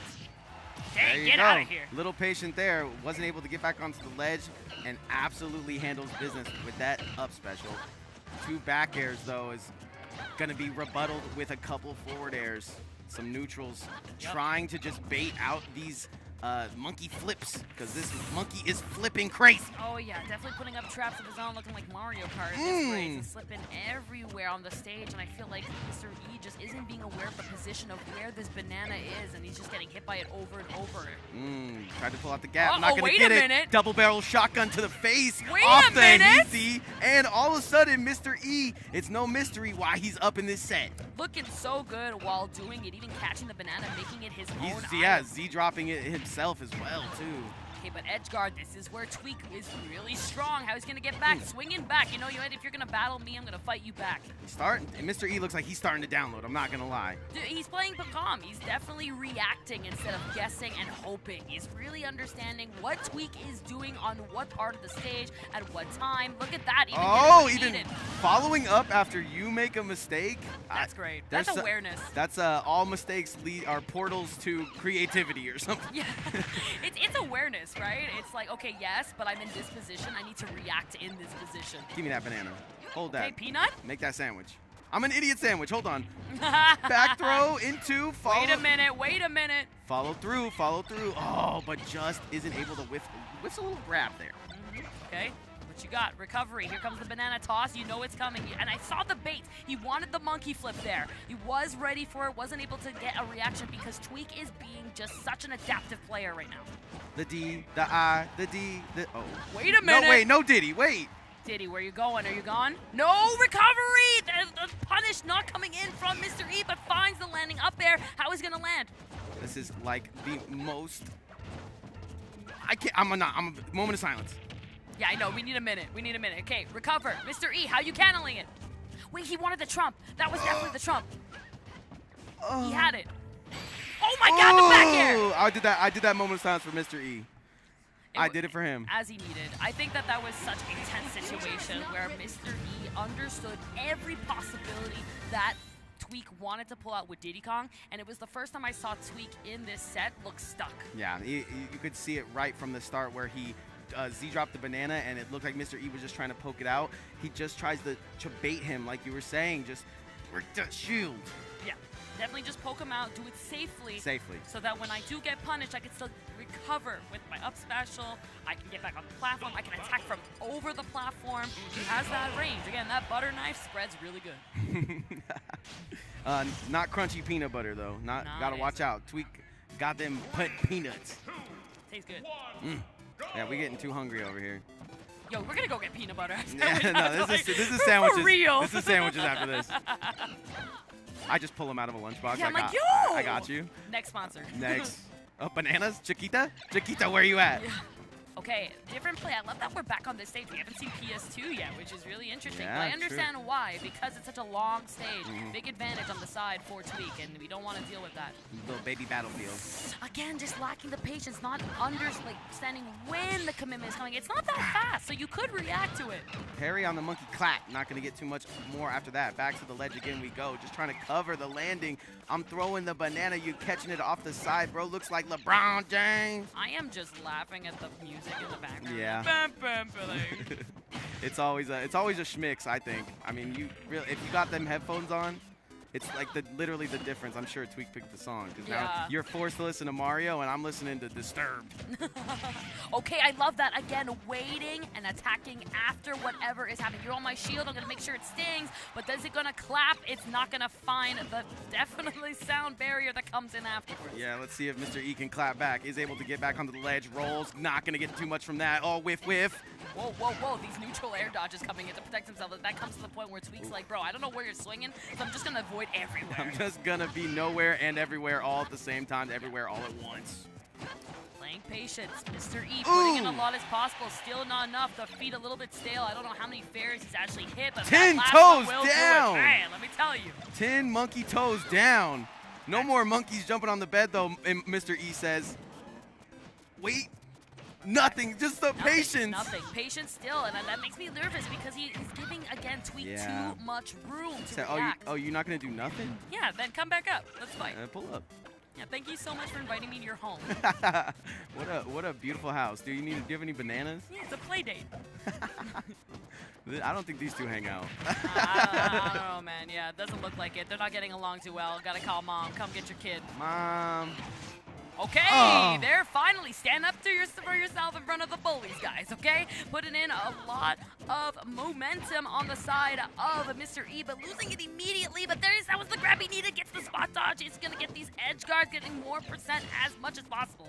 Man, Mr. E's doing great, but it's Ape Escape right now. It's hard to catch this monkey at the moment. Man, what is with the item catching today? We are getting blessed with such great gameplay from these guys. The reaction, everyone's on point in the top 16. I like that reverse turnaround. I got the gat on me. Swinging in. I love that. Controlling the center. Swinging, making sure that you let Diddy Kong know this is my territory. Okay, a little whiff, but also a whiff from Tweek. A little bit misspaced, but doesn't matter. Cleans it up with the precision of a butter knife. Hey, whoa, whoa! We're getting tricky. Dance, stream, to rock around. Let's fight all the time. It's tricky. It's tricky monkey. Here we go. Chimpanzee moves back air. This is not looking good for Mr. E. Man, He's getting schmixed on. This game is definitely looking less and less possible for Mr. E, but Lucina on platforms definitely has these moments, right? Especially the way that he was able to break those barrels so early. That's an opportunity that Mr. E still has. That's why he's still fighting as if he still has a chance, because he does. As long as he can get that stock, and then the next one, it's actually not too bad. Yep. I honestly believe you always have a chance in Smash, especially Smash 4. Oh yeah, if there's anyone who has it, it is not Mr. E. Well, maybe in Game 3, these are all best of 5. So once again, we appreciate you guys for watching here at Level Up Expo in beautiful Las Vegas, Nevada. I'm here with Kels, man. We are kicking it crazy on the mic. I'm not even gonna cap. It's been a pleasure, bro. Like, honestly, like, thank you. Seriously, I love your energy. It's been such a blast watching these sets together. I love watching top professionals match with someone who's just as passionate about it, you know? And that's what makes it great. I hope you guys in the chat have a great time having some snacks on a nice Sunday evening if you're in the East Coast, where I'm from, and here in the day if you're on the West Coast and beyond the world, because Expo stage, man, no one got this stage. This stage is huge. Dude, this stage is huge. It is kind of crazy. We're not even using it.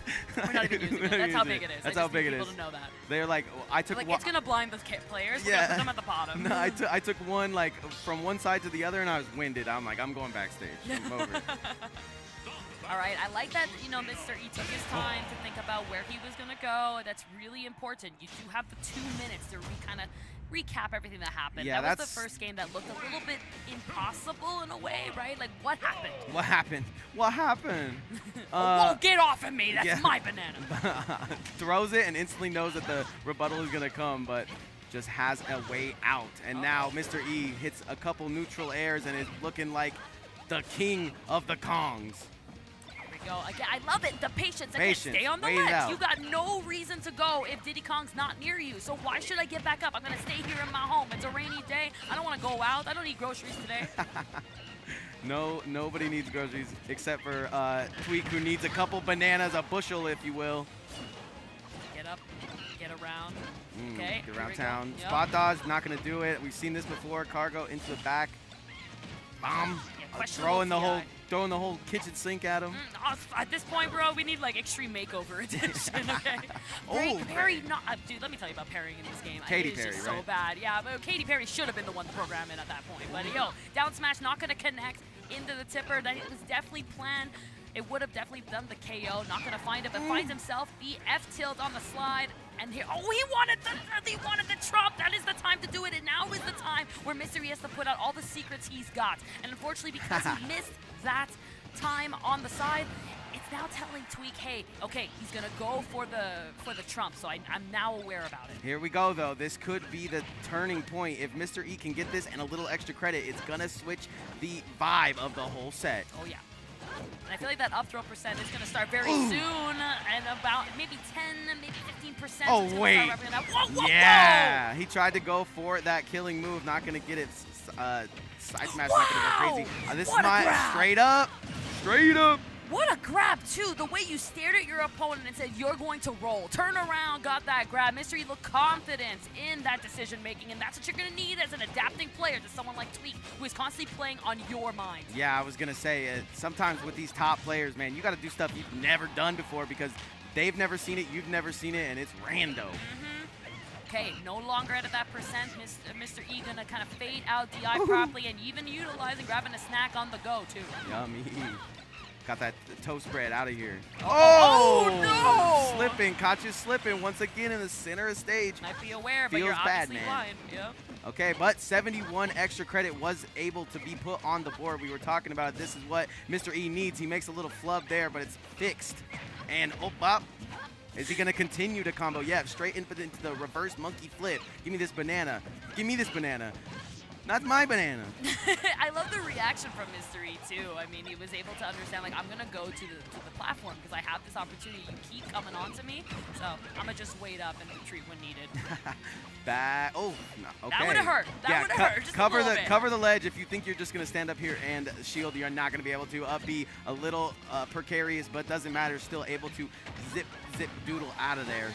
But here comes Tweek bouncing back once again. What makes him so good, that stock that he had in that lead looking like nothing as it fades away in percent, 111 to 113. You know down tilt is coming out into that up smash. It's coming, but careful, you have the banana. Whoa, whoa, whoa! You playing catch, boy, you lose, and I've been doing this way longer than you. Yeah, and it does feel like Mr. E might need to just work a little bit more on the shield of Tweek, but the tides have been turned, and Tweek is on the offensive now. At reset into neutral. I love it! Yes, that's exactly what he needed. Put him in a tech chase situation and make your opponent feel that you got no chance at surviving this. You got no hope. Gonna re-grab banana. Oh, yeah, now he's gonna grab banana. Do a couple aerial strings. I got your nose. Careful. Okay, what you gonna do? If you stay too long on that ledge, you know I'm gonna, I love the patience, but you gotta be careful because Tweek is gonna remember that. You have to always react. I love that. Falling in there into the up air, setting up 36%. That's what he needs. Finds himself the spot dodge, but hesitates on the grab. Back to the ledge again we go. Mr. E gets back aired for his troubles. These peanuts in perfect spot. Oh, watch where you're going. Yeah. Okay, fair. You're gonna kick, I'm gonna swing. You're bringing a gun to a sword fight, my brother. There it is! Yes, opportunity, what you got? Gonna ride through the city in my cutlass. Little trump right there from Mr. E. And this is absolutely a game Mr. E needs. I mean, he's out if not, or he's into losers if not. This is a possibility, though. I definitely see it from Mr. E if he can just clutch up here. Okay, I love that, Gavin, knowing he was going to go for the spot. So I tried to get in the spike from the banana setup, and Mr. E definitely knowing that he doesn't want anything to do with bananas. Okay, no off stage. No, again, these swings just too early. Watch out, he's tweaking! He's tweaking, and it's gonna go game 3 to Tweek. I feel like Mr. E had that. He just had to be a bit more patient on that recovery. The barrels were there. He has to understand that, hey, I will swing when Tweek lets go. And unfortunately, he kept reading instead of reacting and assuming when he was going to go. But Tweek was just a touch more patient for him to take that set. 3-1. You are 1,669% right, Wow, Kels. Thank you for being so specific. Can you show me your calculations? That was the exact amount. I did 8,008,13 times 64, Nintendo 64. Oh, I never studied Nintendo 64. It's okay. I never showed my work. I never showed my work. They have an Ocarina of Time at the booth, and I'm thinking of going to get it. I'm like, I got like all the boxes, and now I'm like trying to fill the games separately.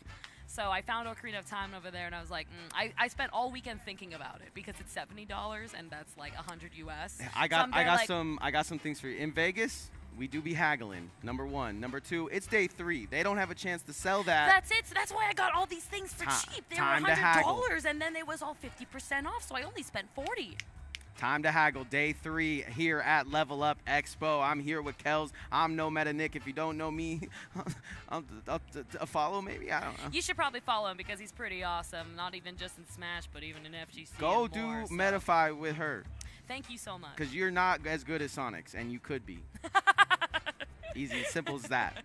Bro, we could be supporting all the Sonic. You already know, like, we on the mic right now, but as soon as this is gone, you're seeing me on stage like, Sonic, screw everyone! Like, you know, like, you already know the bias is going to come out as soon as we're off here, but it's great to see. This is top 16. That was the winner side of the bracket, by the way. It took a bit, and we have another set, I believe. Like, we dealt with... We had 3 sets, correct? I felt. Okay, so that means we got one more on the top 16 side. While I still have you here, we are here in Vegas. I'm a local Vegas commentator. Do you have a favorite Vegas player? I'm going to be honest. I don't know where everyone is from. You can say me. Okay. I just don't know, like, literally, I don't know where everyone is from. It's about, I know player names, but I never know where everyone is. Yeah. So you if you name me Vin? some player, I love Vin. Okay, there you go. Okay, I Vin's love Vin. Vin's our number 1 as far as, like, tried and true, right? Okay. Vin number 1. Yeah, tell me some of the Vegas players, and I'll, like, we got see if we got Vin, Foe, we got, we got, I mean, we're claiming Capitancito. He's number 1 on our PR right now. I mean, yeah, he's basically adopted by you guys. Same thing with Sonix. Well, that's the thing about Vegas, too, is we're kind of transplant. It feels like a lot of the time. It's like, oh, we got this guy from Georgia. MVD plays out of here a lot of the time. I love Z, man. Z's one of my favorite players to watch. We have a Z in Montreal, but my Z is better. I think I seen him play the other day, and I was like, yeah, I'm telling him, I'm going to get him. That's we need that money match to happen. Yes, we need it. Z versus Z, and that is not going to... We'll put money on it. Z, you listening? I know you love some money matches. Hey, so. Z versus Z, that one's not going to be no ZZZs. That one's going to be hype. Speaking of hype, we have the probably hypest at the top 16, the Lights Out that we wanted before, okay? Get this trailer going. We got Lights Turn off the lights! Cosmo. I'm excited for the next episode, and I feel like you said before, Nick, Lights' face has not changed since I saw him. Like, has he slept like this? I could have been like, light your hair ugly, and he would have been like, he just monotone. Same face. He is focused. What are you saying? Locked in. What are you saying? I don't know. No, I'm lying, but I'm just saying his hair looks. He's just focused. I'm just saying I could have said anything to him, same face. All right, bet. Hair looks good though. My bad. All right. I want to see just how focused he is because again, I haven't even had the chance to go say hi to him, and Light's the kind of guy that when I talk to him, man, he talks like he's such a inviting person to talk to. Right. But this weekend, I have not approached him because he looks so focused. He won the last one, right? So He he's did. coming to reclaim the title. I love how Light plays. When I watched these two play in doubles, oh yeah. I felt IMO, in my opinion, I felt that Light outperformed Cosmos. Ooh, a good thing he can't hear you. Exactly. Cosmos on the other end, we know how legendary this guy is in his performances, in tournaments, in majors. This guy has been #1 in so many tournaments, has so many placements, and so much around his belt. But we also know Cosmos is the kind of guy who's going to get 65th or 1st, right? It's one or the other. He is the Vegas gambler. So you don't know. Again, if he's got pennies, he's making it. And if he's got 100 bills, he's probably losing. Exactly. But these guys, the difference here is there's no stress. You're fighting your friend. And it's going to come down to how much do you know each other and what are you going to expose. People tend to go into brackets, Nick, and learn about the player as it's going. But these guys are going into it knowing everything already. It's a lot of download usually, but right now it's like, man, I've had this disc since 64 and I'm ready to go. That's it. And now it's really time to understand. There you go. You're like, I know you're going to land with Nair. I know that you're going to jump away, and I'm going to call you out for it. It's going to same on the Cosmos end. We're waiting for Cosmos to rebuttal out. But right now, Light playing as focused as we've been seeing him this weekend. This is what I was talking about, man, is just locked in. I've been wanting to say this for a while. This is a great time to say it. I've been trying to say it for a while. Moist Light plays like a grown man. You got a lot of these young guns. You got a lot of these players that have been in the scene for a while. But when I watch Light play, it's some grown man stuff. There is a reason why I really love to watch He's going to save him. You are God.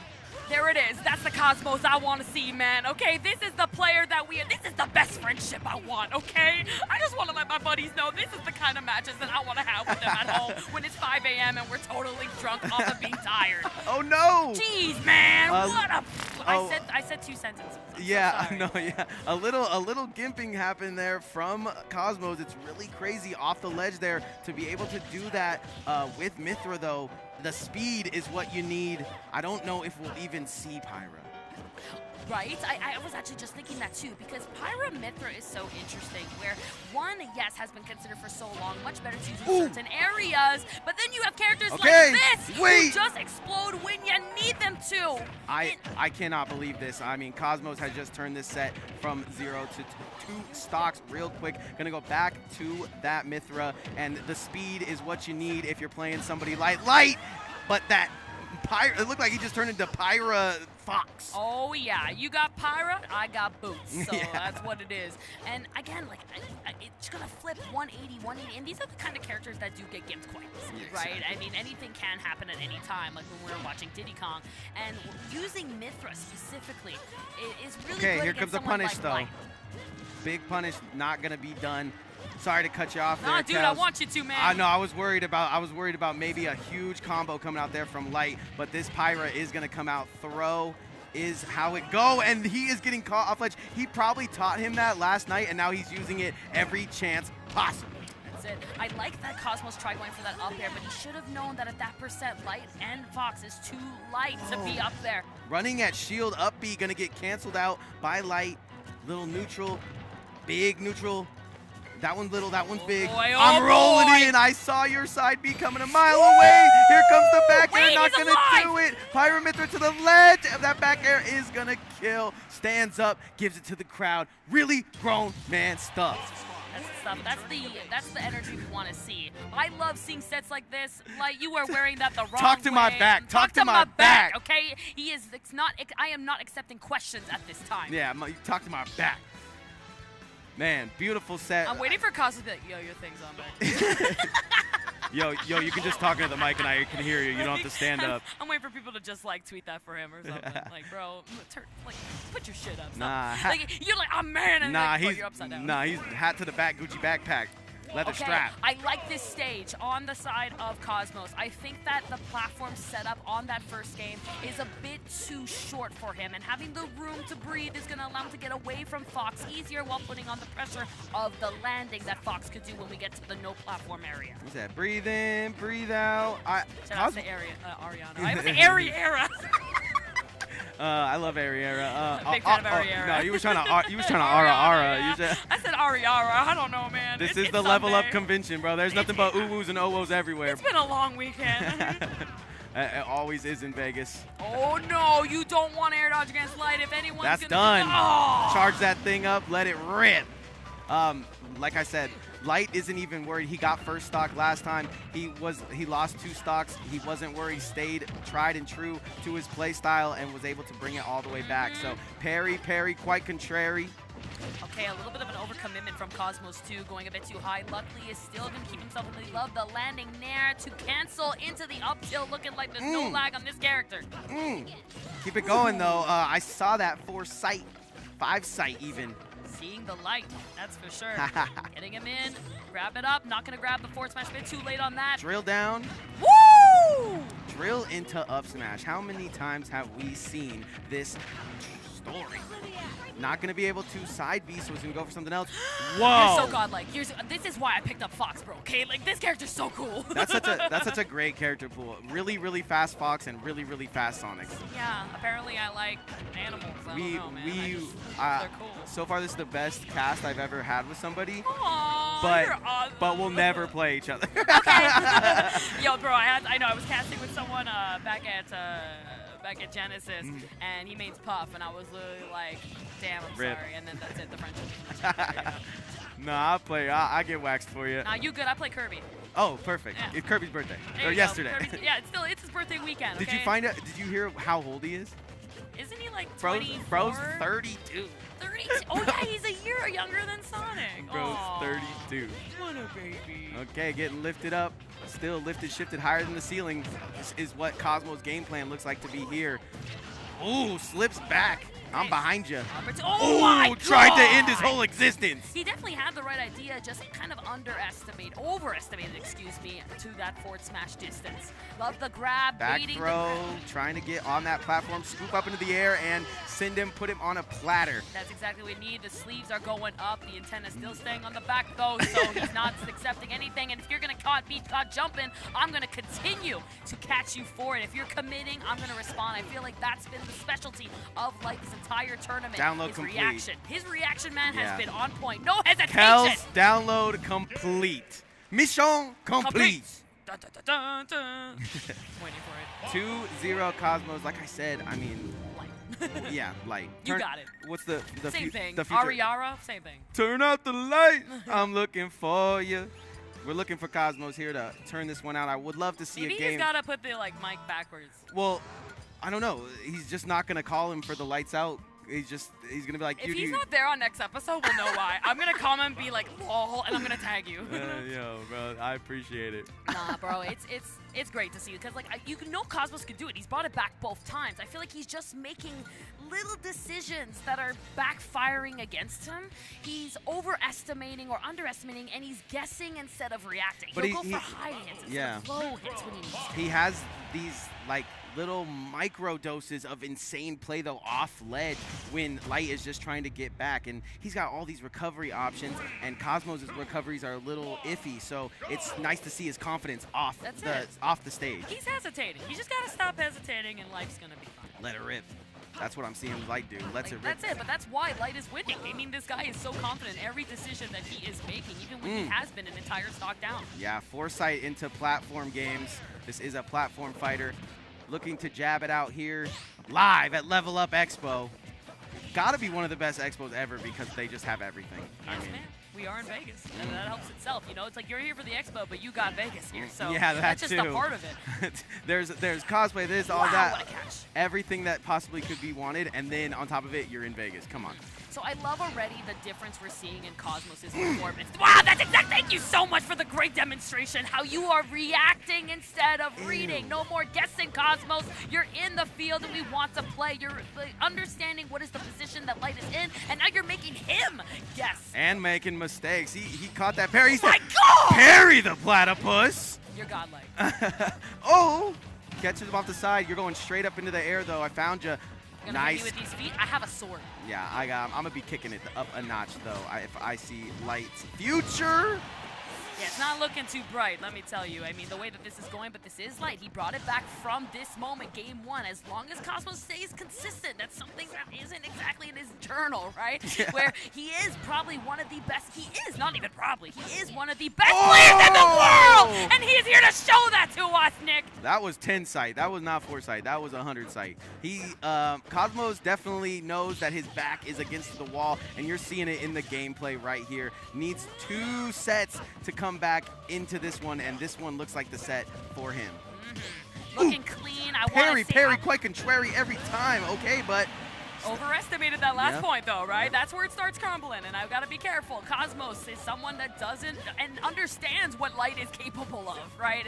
You got those footstools off stage even when they don't exist. That's something he's got. He's got a lot of openings from one hit. That's all Light needs. Uno. Yeah, we're rambling and they're scrambling, man. They haven't touched each other in a second.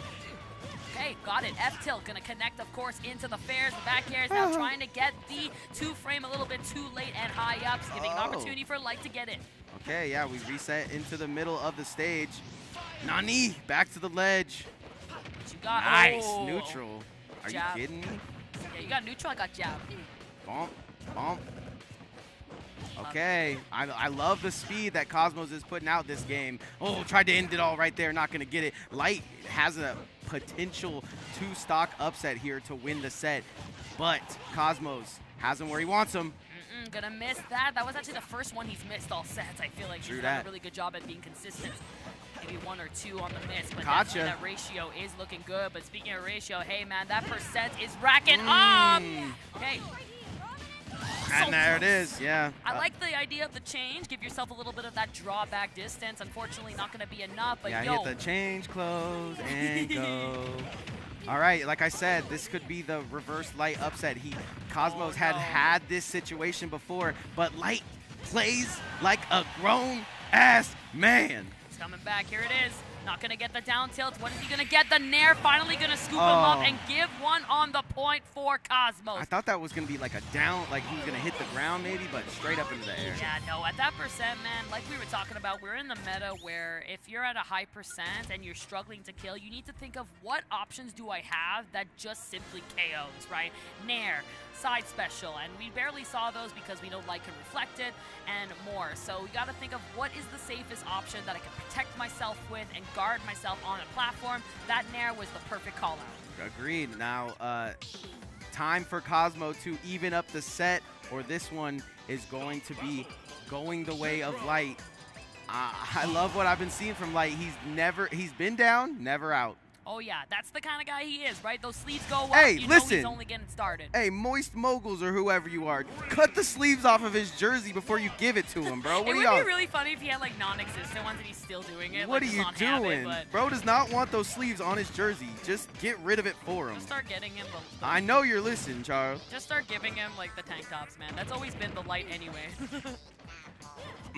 Yeah, just give him a tank top. Yeah. So again, I feel like we're back in this position of Town and City that I feel was very good on the side of Cosmos, but Light has been showcasing why it's working for him even better on the second time around these two are fighting. Yeah, we I play at the arena a lot, and it's PS2, PS2, PS2. I'm seeing a lot of people kind of just switch up the stages today. I am able to get back to the stage. Okay, I'm light. I'm nasty. I'm going to jab it out right here in center stage because I'm not scared because it's nothing because it's nothing. I am so impressed with Cosmos' play right now. He is looking so clean of grounded gameplay. The way he is short hopping, doing very safe options. Even when he's in disadvantage, he's able to just feel that comfort no matter how much pressure he's taking from Light. Nah, you know, Light after game 2 looked at him and said, "I'm not putting you on the episode if you don't get a game here." Yeah, bro, I want to win. Like, we spoke about this on the part. No, you gotta go with the script. He's gonna. I can just see it now. He's gonna be like, "Unfortunately, you weren't able to take it." How did that feel? Yep. Back air, not gonna do anything there. It shielded to perfection. Drill straight down into the multi-hit, and then the up smash. This crazy lazy fox jumps over the log. That was dirty. You know, you could have gone for the up smash, but I like that instead of hesitating, he made it confirmed. Just like the forward smash, Cosmos answers back. We're back in a 2-stock deficit. 1-0-0 each as Cosmos lands the first hit. Yep, even Stevens, no Shia LaBeouf, looking for buffs on both sides right now. Pyramithra, please, no buffs. We're good. We paid $5.99. We're good. This is all we're getting. Right. Okay, forward air not going to go through shield there. Not going to sneak through it. Okay. Still. Back in neutral. I love that. Cosmos retreats. Understands it's not his turn. I need to grab stage if I want to overwhelm Light. Anytime a Fox percent and anytime to get him in this. Stay there. Oh, where you going? Stay on that. That elevator taking me out and above. I'm back in the lobby. Let's fight. The sky elevator. Oh, okay. Still carrying him. Carry on my wayward, son. Go ahead, Cosmos. See, this is what I'm talking about. The flat stages, this part here, very on the advantage state for Cosmos. He's able to catch Fox's landing and give him nowhere to go. Yeah, Grassy Gross, that's my spot. Woo, where you going, bro? Okay, I think we're going to see a Shikey here soon. It's coming. There we go.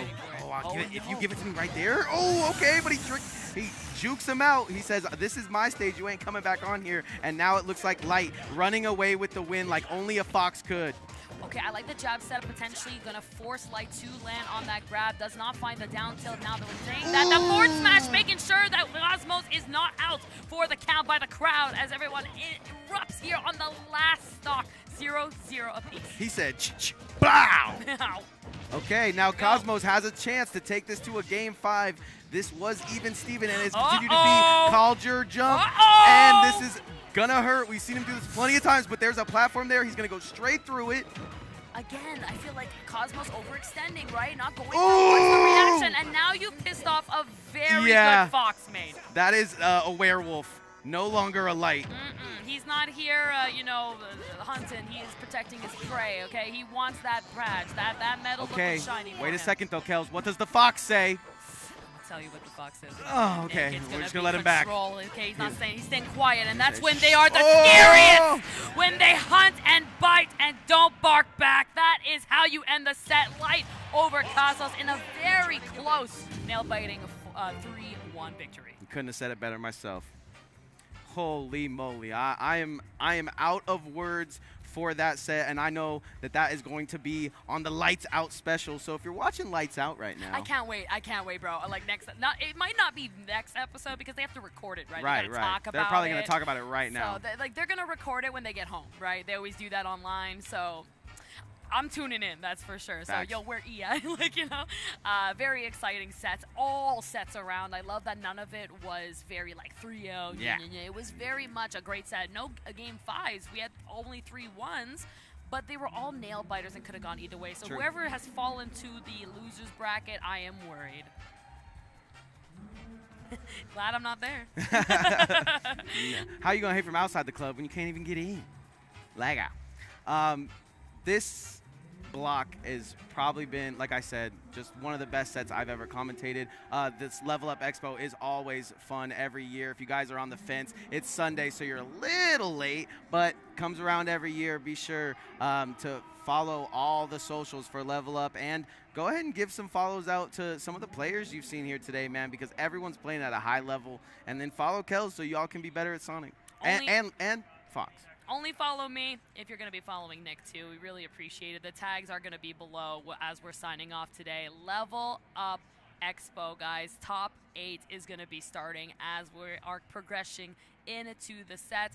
Let's go ahead, though, before we start to get excited for the next events. Before this one's even over, let's take a look at MomoCon coming up in Georgia. Hey, that's where Wrath is from, by the way. We're very excited. It's actually going to be the first time I'm there. It's known to be one of the best events of all time. It's a con. Loads to do, $5,000 on the table with loads of games like Mario Kart 8 Deluxe, Tekken 8, Street Fighter 6, Mortal Kombat is back, and Guilty Gear Strive, Splatoon 3, and more side events you can only find at MomoCon. Pop bonuses, all that. Georgia's a beautiful place to play, too. I mean, just nice out there. Oh, great man. weather. It's beautiful. I've never been. I've always watched everyone's vlogs and stuff, and I've always wanted to be because it was always considered the Sonic events for top players. All the Sonics go there, and Sonic always tends to win. So it's pretty interesting. That's why I had to go. It's going to be my trip for my birthday, so y'all better be there. It's going to be fun. I hope you have a peachy birthday. Peachy. We're getting out. Thank you guys so much for watching Level Up Expo. Don't go anywhere, though, because the top 8 bracket is only turning up. Let's take a look. Nick, talk about it a little bit. Yeah, looking at it right now, we got winner semis going to be MuteAce versus Sonic. That is definitely a battle that is going to be one to watch, so please stick around. Tweek versus Light, are you kidding me? I'm not going anywhere. Yeah, I will be front row, and same thing with Sonix and MuteAce. Jazzo already securing the top 8 losers. We know that it's getting together. The top 8 loser side is starting to rack up a little bit while the brackets are continuing out in the top 16. I can't say enough about how much production and everybody that has to do with Level Up Expo is killing it this year. I've obviously been No Meta Nick. Supergirl Kels absolutely killed that set. Please give her all the love. And I want to give a quick shout out to Master P, a.k.a. Polly, on the mic, helping us out here in production. And we're going to kick it on over to those commentators that you know tried and true. Yep. Enjoy the rest of the sets, guys. It's only the beginning. I'll see you later in the crowd. Bye.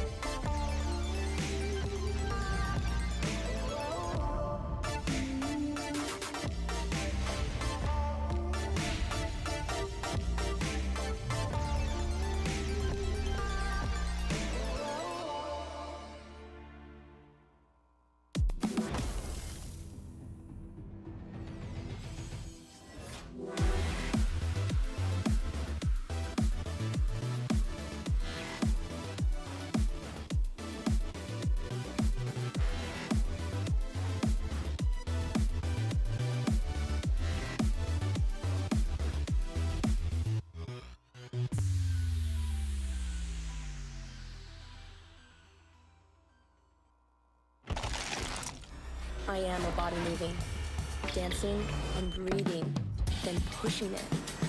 I love bobbing and weaving, reaching my limit, then pushing it. I know at the end of the day, where tonight is tomorrow, that I showed up, reaching my limit. No matter what I'm doing, I'll move, sweat, replenish. Electrolyte, instant hydration.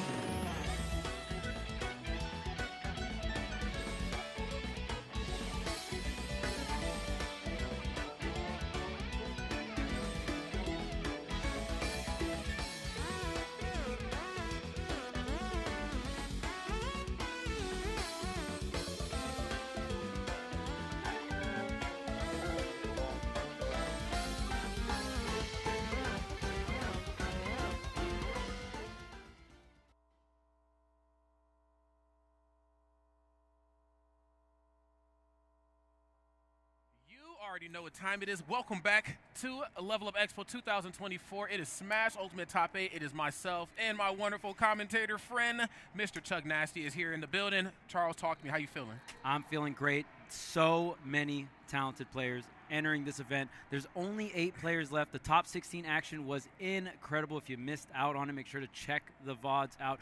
As we're going to check out this bracket just to give you guys a bit of an update of what has been going on. So MuteAce and Sonix are going to be on the winner side, as well as Tweek versus Light. That's always a classic. And then a huge surprise, Jazzo actually defeating Wrath to get into the loser side of top 8. That is a very tough matchup, Ken versus Sonic. So good stuff on Jazzo doing that. Tobey, formerly known as Chase, as well on the loser side. And then we got Capitancito versus Luis on the loser side as well. So That's right. A bunch of incredible matches for these players to get into this position. Oh, 100%, man. I think more importantly, too, we have a lot of character variety as well, too, and a lot of region variety. You know, we got, of course, some players from America, but then we also have the Dominican power rep themselves here, Sonix, who I believe actually just moved here a couple years ago, so he's been here a while. Capitancito flew all the way over here to strut his stuff, and I'm a big fan of his work as a meat gunner. Maybe not so much of a player. I dabble. I'm going to say I dabble because I'm not good at all. He's a player. I'm a dabbler. But, yes, big shout out to Capitancito. This is going to be a great top 8, bro. Yeah, and the character diversity is really, really out there. I think the only duplicate is we have Tobey, formerly known as Chase, rocking the Palutena as well as Luis. But both of them have gone other characters in bracket as well. I'm assuming we're going to see the Palutena here, but we'll see if Tobey goes for anything else. I mean, Steve could work pretty well here, but yeah, it looks like the Palutena is getting selected here. You already know it. And of course, Jazzo always rocking the Ken for the most part. Sometimes we'll see him dabble with some of the other fighting game characters, but for the most part, it's all business right now. When your back's against the wall, it's time to come out swinging big. And he did it in a major way versus Light yesterday, though he still fell short, which is why he's in losers now. But he definitely knew how to rise to the occasion with this last match. So here we are, Jazzo versus 2B, and it looks like it's Jazzo opening up here in a big way. Got to be careful of his really got to be careful of both of these characters' nairs. Frame 5 on Palutena, and of course, I mean, you know what happens after Nair with these fighting game characters. You get hit once, it turns into 12 more times. Oh yeah, Nair is the party starter for a lot of characters, and for both characters on the screen here, Nair is going to be such a great combo starter. But the thing about Palutena, you do have the armor, the shield on that dash deck, on that back. You're going to be really effective. Plus that multi-hit up air, really going to be able to break up that focus as well as the neutral. That's right. That's really going to force Jazzo to have to think on his feet, or I guess in a lot of ways off of his feet when he's on his way back down to the ground. How am I going to FADC out of this? Is it okay to let it rip, or should I just use it for an extra piece of movement option? There's that Nair, -2 on hit, and then of course, you know, Shoryu on the horizon always. Beautiful stuff right here on Jazzo going up here in game 1. Yeah, and I mean, Jazzo is so good at going for that, and wow, perfect timing on that focus there. And obviously, Jazzo known for being one of the players that is so efficient at parries, right? And there's so much reward coming out for the fighting game characters. So most of the time, if you play one of these characters, you're going to be pretty nice with it when it comes to the parries. Oh, no doubt. I mean, it's kind of in your repertoire. You have to be. If you're not nice with your parries, you're playing the wrong character. And great situational awareness right here on Chase. Of course, the counter, a little lackluster in the grand scheme of things, but when you're off stage, get it done on those fighting game characters. As we all know, their recovery options are very, very linear.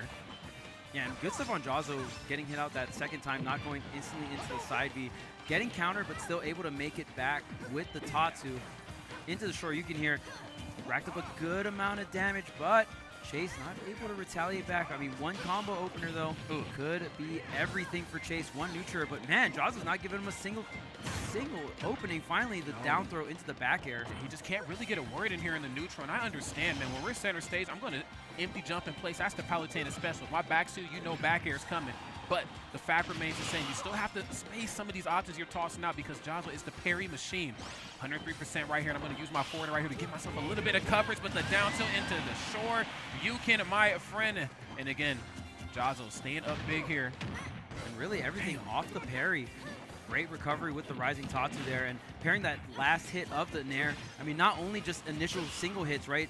Jazzo's going to be very efficient at also pairing these multi-hits as well, especially if it starts on shield. Very deep back air. Did you save the jump? Yes, you did. Up and over Jazzo with an incredible recovery here.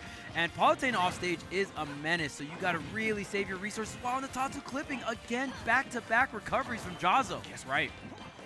Has to figure out a way here to maybe try to get him off stage, but it's tough. You know, you're trying to use your Nair to escape out of danger. Again, at Capitancito, you don't really want to be caught in this corner. You're better suited to put opponents in the corner and keep them there. Of course, with your down tilt off the ledge or your dash attack or hell, even your back air, but back air and dash attack, excuse me, just not quite working because of focus attack. Okay, nothing off the up tilt. Up underneath this platform too, and using Nair to maybe close off access to that top platform. Smart option on Chase, or excuse me, 2B.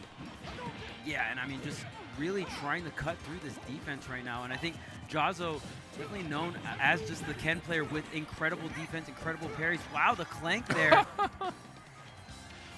Okay, narrowly escaping the explosive flame, going deep with the Nair. That's one thing I will give to 2B.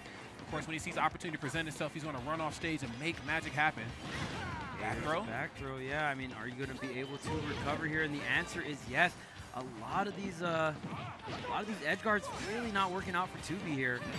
Oh, and there's the back air up and over. Jazzo making game one looking. Look at him, bro. Look at him. He's ready. It's okay to smile, Jazzo. Jazzo, it's okay to smile. Back to business. Back to business. All right, just a quick smile, then back to business. Gotta stay focused up here. This set is far from over. First to 3 is going to take it here. Hey. We'll see what kind of adjustments Chase can make. I think mainly in the neutral and the offstage, right? That's right. Jazzo's recoveries, extremely good. And this is something I did expect, or was a possibility for game number 1. I think for Chase, opening up with the Palutena, that is your comfort pick. But I think Steve is a very good character, and particularly against Ken, could be a bit of a trouble. Just because Jazzo, pretty defensive player. Yes, when it comes to be, yeah, of course, especially against Palutena, where if you swing and Palu swings, usually you're gonna lose, right? That's right. So obviously you gotta have the great defense, but a character that can punish fantastic defense is Steve. If you stick back too far, then all of a sudden all these resources start coming in. Got Steve the command powers grab now up. as well, yes. Yeah. But then also too, I'm thinking of the off-stage presence. I think again, Ken a force to be reckoned with on stage. Off stage is a slightly different story when he's trying to recover. I think the blocks being at the ledge, just in conjunction with pretty much everything that I think Chase can bring to the table out there, this could be a bad time right here for Jazzo. Okay. One thing to note as well is Didi is in Jazzo's region. So I will say right now, Jazzo is not lacking anything when it comes to Steve experience, because Didi's one of the best to do it. Yes, he is. Hope to see that young friend here again in the future. I think it was first introduced to him at MomoCon. Oh my goodness, again reintroduced to the Shoryu again. Different character, same pain. Kind of caught in the corner and catching him jumping out of the air, seeing some newfound confidence right here on Chase's behalf. I think, you know, he kind of held his punches a little differently in that last game, probably a little haphazard on tossing out back air. Don't want to run into focus attack, of course. This time it's a slightly different story here with Enderman. Back into the corner. Getting a little low on resources, but you do have the diamond. Goes for the fishing rod, and wow, what a conversion coming out from Jazzo. And I mean, Nair obviously the starting part, you know, huge combo starter, but the down air also can convert into crazy damage for Jazzo. Yes, it can. Now Jazzo with this lead, he can really cool it and kind of dial it back a little bit. Not to say that he's going to, you know, not play well, but, you know, if there's ever a time to really switch up the flow of the match, it's certainly now. I think he came out swinging in a big way, just letting Chase know, hey, I'm not going to hold my punches. Okay, I gave you a very defensively sound game in the last one, but right now I need to get this lead and maintain it. Of course, Chase chiseling away here at this lead. Command grab. Off the mark, but right on time for down there. Great stuff on Chase's side. Yeah, and it's going to be a little easier for Chase to get some of these edge guards when you can just go ahead and drop the anvil down onto that up B, right? The thing about Ken's recovery, not really great at snapping on the way up to the ledge. A bunch of clanks here. And, I mean, Ken up close, very, very strong. But Steve with the diamond, throwing up that up tilt, moving around, moving and grooving. Man, hello, diamonds are Steve's best friend. We'll put it that way. Okay, nothing off that up tilt. Quick frame 3 option. Just trying to find an opening, either down tilt or up tilt, whatever the case may be. Looking for some damage on the other end of that option. And, of course, Chase with his back to the ledge, of course, still locked in. But wait a minute. Okay, he is seated right now. Out into the magnifying glass he goes. Back onto the stage, but off the backboard. Whoa. Yeah, I mean, that's going to be such a great block placement coming out from Chase, really making the stock last as long as possible. But you missed the tech, which means you lose the stock there. Jazzo kind of just shrugging his shoulders, and in that scenario, even if you tech, Steve can go for the forward smash as well. So yeah, you just can't get grabbed in that situation. Jazzo immediately answering back, but I love the counterplay we're seeing from Jazzo, right? Because FGC characters can usually special cancel off of hits, so we're seeing Jazzo go for some of these hits then canceling into the specials on these blocks. Oh, is this going to be enough? Jesus. No, just tacking on that 50%. This ledge trap still going. That's right. Trying to hold shield, understanding up air is probably on his way back down. Nice. There's the up tilt. Whoa, right into the up air. It's looking good. Sure, you going to get it done in a major way. Jazzo, look at him. That's right, Jazzo. Make that face at him. Let him know you're not playing. After that tragic second stock as well, Jazzo stayed in the game, made sure that he wasn't going to let that game slip away. And the thing about Ken, we always talk about it, Ryu, a lot more consistent on the combos, on the damage output, on the confirms, right? Very concise. But the thing with Ken is if you're able to get the reset, it is insane what the character can do. If you can read the SDI, if you get the resets, and Jazzo has that crazy defense, but he's also got that crazy punish game. I mean, we saw the 4-stock on Light the other day, right? Yes, we did. But then also keep in mind, too, his situational awareness in the corner is something I've never seen before. I mean, again, knowing the correct option, I know you're going to try to up tilt your way or up air, steal your way back on. Cart, I got something for that. You attack, I got something for that, man. He has all options covered at all points in time. Well, let's see right here if he can maybe put another point on the board for himself, or if this is Chase's game to win. Uh-oh, catching the high Tatsu back. Back air, oh, a bit of a trade. We spinning, but are we winning? Absolutely not. Rinse and Absolutely repeat. not. And that's the edge guards we needed to see in game number 1, right? This is why this matchup can be a little tough for Ken. All these dangerous multi-hits, plus the offstage game coming out from Palutena. That back air is so strong offstage. Yes, it truly is. On stage is a slightly different story because we've seen in game 1 how just hesitant Chase was on using back air and dash attack. 2 of Palutena's key options, frame 6 on that dash attack and back air. You know that move is devastating. But again, you're running that risk of being up close and personal on Ken, especially when he's trying to use focus attack. That's not your gameplay. Back off a little bit, and I think Chase is starting to figure that out right here. Uh-oh, up tilt, nice. Hold on. Tries to get the reset here, just the shield to get away, jumping out. Not going to try and get messed up by the anti-air, still getting a good amount of damage. There's the parry on the forward air. Uh-huh. Okay, Toe's getting busy at the ledge. Hold up. Only Ken's coming soon. Yeah, getting all that damage. The spot dodge as well. Are you going to get the reset? Ooh, almost gets the command roundhouse kick. Surely would have been the stock there. That move's so powerful. Okay, a little off the mark, a little misposition right here. Finding openings for that said dash attack we were talking about before, but this time catching him in disadvantage and catching you slipping right there is Shoryu once again. Jazzo. Wow, goes up another stock. Final stock right here on Chase's winner side, or loser side, excuse me. Yeah, and I mean, Chase was able to get that edge guard to start things off, and Jazzo just getting so many reversals here. Gets the, ooh, wow. Gets the tech chase, gets the grab, even more damage. Already 60% off that one opening. I mean, he just knows how to milk a stock, I tell you, man. Oh, the fade back into the forward tilt. Jazzo's looking so clean out here with this Ken. I mean, the precision is on 10 right now. Then, of course, trying to find his opening with Nair, too.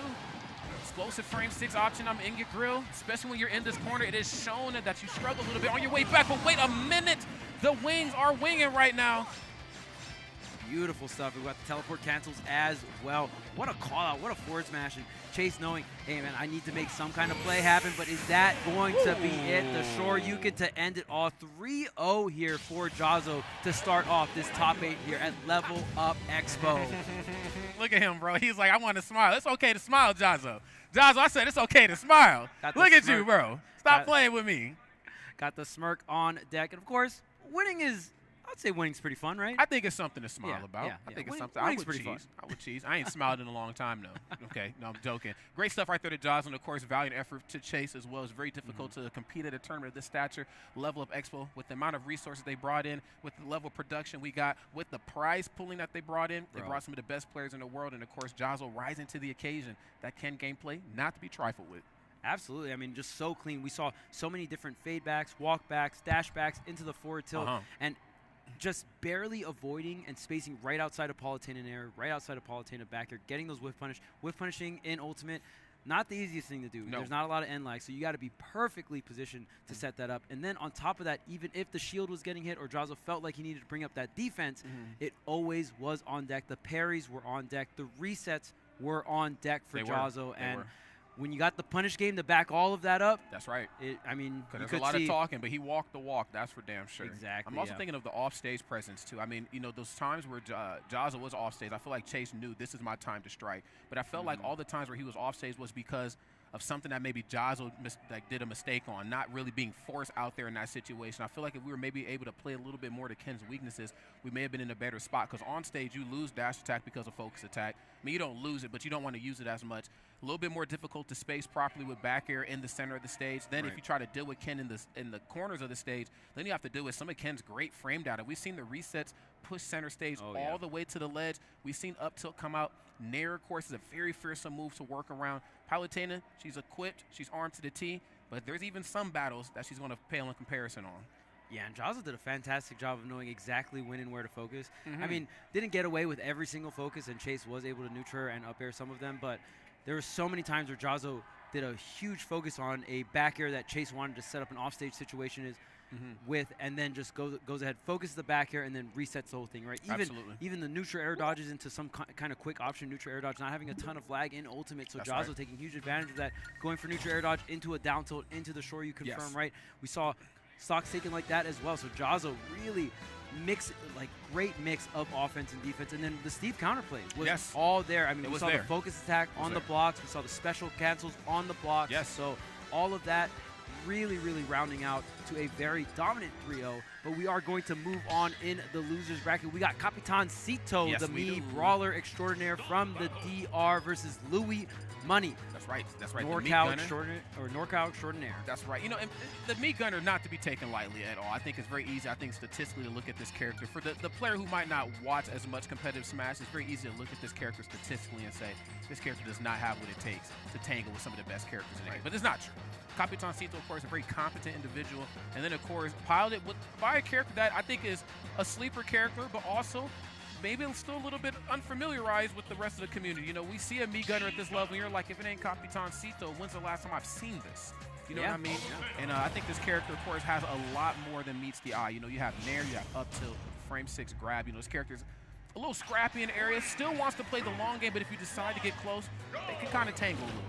Yeah, and I love just seeing which moveset we'll see Capitancito use. Usually we see that down before the ledge trapping there, and we've even seen Capitancito mix up that neutral B, right? Usually we see the charge shot, but yesterday against Mute, I believe the first 2 games was the laser. The laser, yes. Right. So, I mean, that's such a big deal. And if you didn't watch that set, Capitancito versus Mute, that was a fantastic set. Went to Game 5, went the distance yesterday. Yeah, no doubt. I think the great thing about the laser, too, is that you can jab lock opponents, you know, when you decide to get a little fancy. But I think just in terms of having another mix of option of close, I'd much prefer the charge shot. I can charge cancel, keep you on your toes, really make it work for your lunch money. As you can see right here, a lot of residual damage, a lot of nickel and diming added up to that up smash, which, by the way, covers a lot of space around Mii Gunner. You got to watch how you jump. Oh, yeah, for sure. And then we see the Samus-like side B missiles coming out from Capitancito. The crazy thing about that charge shot, too, you can confirm from forward air into the charge shot. So, you know, having a forward air that's pretty safe. Oh, okay, knocking it back there, making sure that Louis not going to be able to get that forward smash. Now Capitancito back to center stage and back to racking up that damage. Yeah, that was just great split-second decision-making in the corner. Understanding it was reflected, so it's no longer mine. So I'm actually ready to get hit and then go for the dash attack to give myself some space. Another frame 5 Nair right here coming out from Louis Money, just trying to get some footing here. Possibly getting Mii Gunner off stage again, running the set where Mii Gunner doesn't have the hitbox on the recovery. So because that, pretty easy to harass. However, this is also the up special where it's very easy to maneuver and kind of drift around on the way back up. So it's going to keep you guessing. Yeah, and I think Capitancito really values that mobility, really values those mix-ups in disadvantage here. Tries to confirm the missile into the up smash. Not going to work out here, but still racking up so much damage. And still got 3 stocks on deck. Tries to go for the up tilt, tries to go for the down tilt. Not going to connect here for Capitancito, trying to land. Gets down with the forward air, and you even see that forward air utilizing the movement aspect of it. It does send Mii Gunner the opposite direction of the forward air, so we'll even see Capitancito use it in neutral or disadvantage. That's right. Just, again, more movement options, you know, the better, I think, versus Palutena on your way down. You know, bit nerfed, I think, in terms of mobility from Smash 4, but still getting the job done here for sure. It was crazy in Smash 4. Bro, I was like, Jesus, I didn't know characters could move like this. The fact that it's a me as well is just funny. Right, it's just like, it's just like, get trolled, man. Ain't no trolling going on here, though. Capitancito said, what you see is exactly what's going down. I got the lead right here, and this is the type of character you just cannot allow to have the lead. Once they get it, it becomes very hard to get it back. Louis Money, of course, knowing how to play in the corner. Another dash attack. Range 6. And I love that you brought that up, Rod. I mean, a lot of these projectile characters really, really strong when they have the lead, but when they don't have the lead, it's a little harder for them to apply pressure, right? They're not some kind of rush down character like someone that has speed like Palutena or Fox, or even someone like Sonic that can really run up on you really, really quick with that mobility, right? Yeah, we've seen that last night, most notably with Capitancito versus MuteAce. The matches where he had the lead, he was doing well, but I think in that final game, it was pretty much the MuteAce show. It was like, yo, he got the lead. I just, the type of gameplay I have to bring to the table to, you know, put damage on is not the same gameplay I have to play to get myself out of the hole. But I have to keep, you know what I'm saying, myself in this match. And so because of that, I think just the mentality that you had to have with Capitancito's Meat Gunner just kind of fell by the wayside, I think, with MuteAce. But right here, though, has the lead, you know, in the set. 1-0 right here on Louis Money. Got that up tilt. Another really strong option, I think, in their toolkit. People sleeping on those Meat Gunner normals. You can't do that anymore. Can we talk about that clean stinger in the background, man? Dang, Sheesh. level up. You Level already know. Coming in strong here, the production crew, always the best of the best, just like the talent here. Yes, sir. You already know, man, the best of the best players in the building. Yes. The best of the best only here in Las Vegas. You're not going to find quality like this anywhere else in town. Trust me, we checked, and they're all here. Palutena again. No character switch, of course. I'd imagine Capitancito's going to go back to the tried and true Meat Gunner. Curious to see what the set is going to be now this time. I believe they ran the charge shot. I seen the laser shot yesterday versus MuteAce. Running LaQuisha is their name. Okay. Alrighty. Okay. Let's get it. Let's get it. Let's get it. LaQuisha is here. LaQuisha versus Palutena. Let's get it. Okay. It looks like Louis Money opening up big here right now. A lot of real estate since we're on Kalos. Have to watch how you recover, of course. Okay. A lot of reverse nair. Up tilt, not going to go through the platforms this time. Have to work a little bit. Oh! Big string coming in from Capitancito, setting up the shot here. Up throw into the down B bomb as well. Yeah, and I mean, the only other thing is I don't know how much Luis still keeps the Fox in practice. With Fox, obviously a rushdown character with a reflector. Can just overall really good against characters like Meat Gunner. But Palutena gonna have the tools as well, right? You do have the speed, you do have the reflector as well. Yes, you do. Yes, you do. I think Luis just probably wants to adapt and learn how to play against Capitancito with the Palutena here. You know, game one, always getting your feet wet. Oh, and obviously this character, not the most popular, right? No. That is something that Capitancito does have on his side. Not a lot of people are going to have a ton of experience, but obviously this character can do a lot of things because, and then baited out the air dodge. Yes. Made it seem like he's actually going to go to the top platform and waited it out. Louis Money, one of the most patient players off stage, but on stage, the patience gameplay going to Capitancito right here. Keeping this thing even. Both sides know the importance of maintaining a comfortable lead here. Okay, going to be able to connect that last hit of the neutral air here. Get up attack, going to get punished. Aggressive option. 6 dash attack right to the back here. Explosive flame catching you. Force the air dodge here. Now going for the down smash, but the quick fall, and we talked about that mobility on the up B rod. Really, really good stuff to point out because Capitancito wants to have every single option to move and groove around these hitboxes. Yes, he's doing a phenomenal job at it. Fact remains the same, though. Louis Money still with this lead. Oh, showing his hand a little early.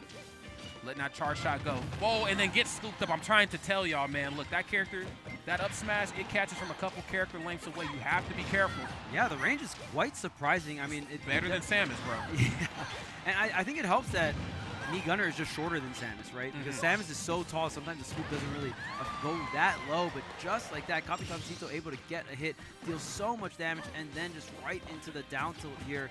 Luis had a great lead, but Capitancito now commanding this game number 2. That's right, got the scoop on that up tilt. Of course, no back. Oh, nice. No drag down. I actually wanted it to auto cancel.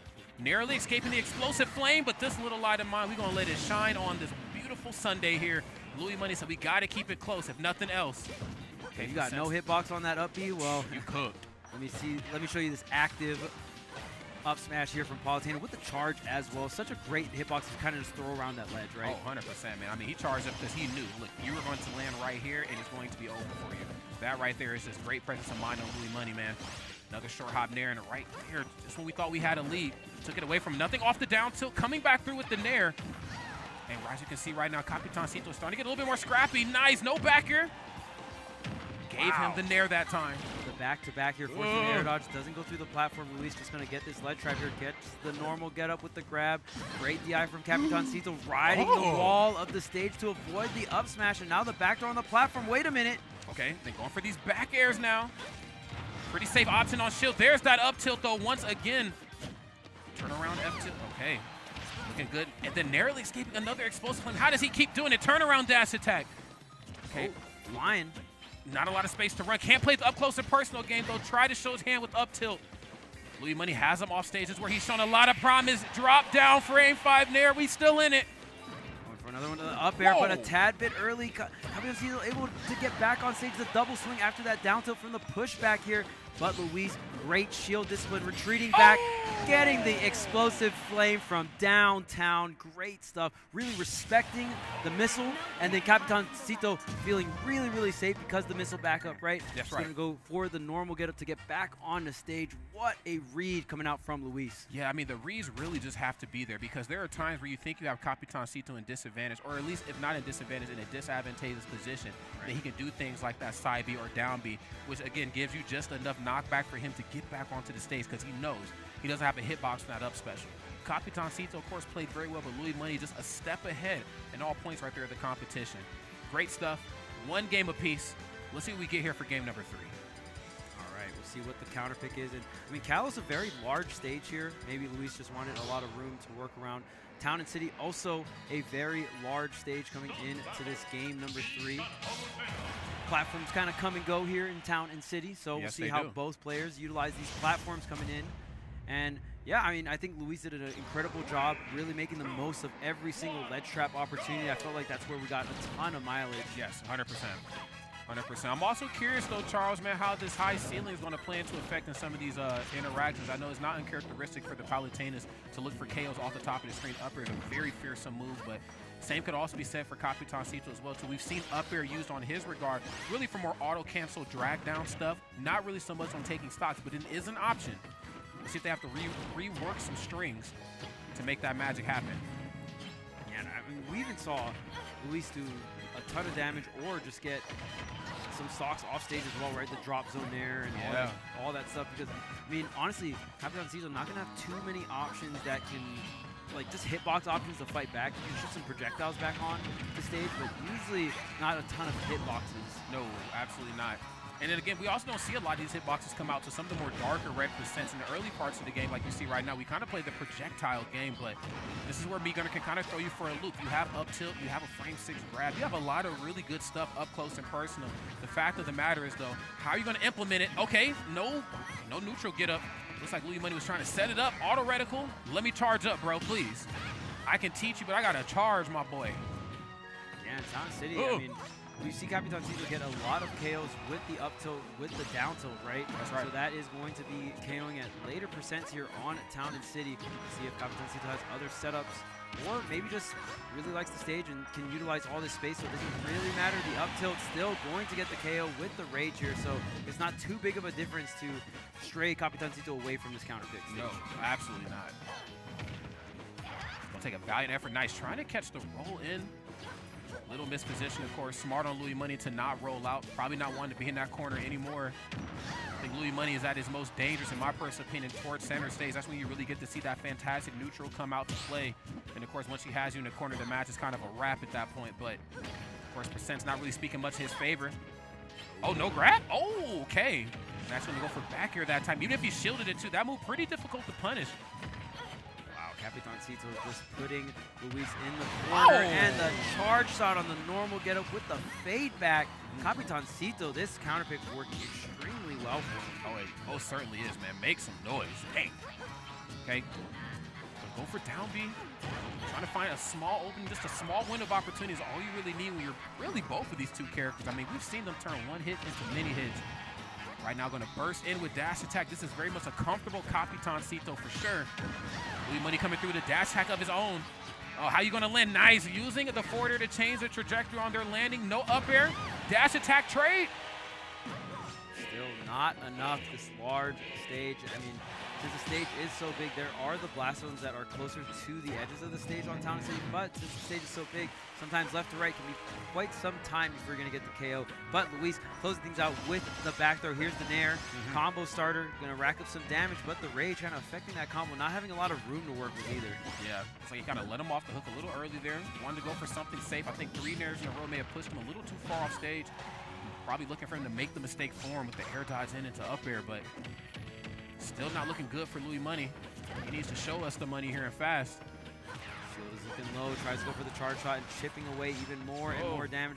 The high teleport, able to get the back air, the tech chase, not going to work out. The turnaround down tilt for the punish. Capitancito now up 2-1 here in this set.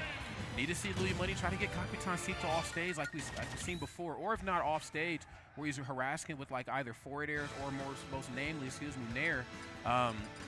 I mean, just even standing at the ledge and using down tilt is a very difficult thing, I think, for Me Gunner, or really any character that he has to fly to the ledge with no hitbox and recovery to work around. We've seen the potency of up smash that you brought up before. And then, of course, you got down tilt that you have to worry about. Didn't quite see that there in that last game. You kind of allowed Capitancito to play the game he wanted to play. I'm going to be real. Ain't nobody going to out-captain the captain, okay? Yeah. Oh, captain, my captain. That's right. Little captain, bro. Let's get it.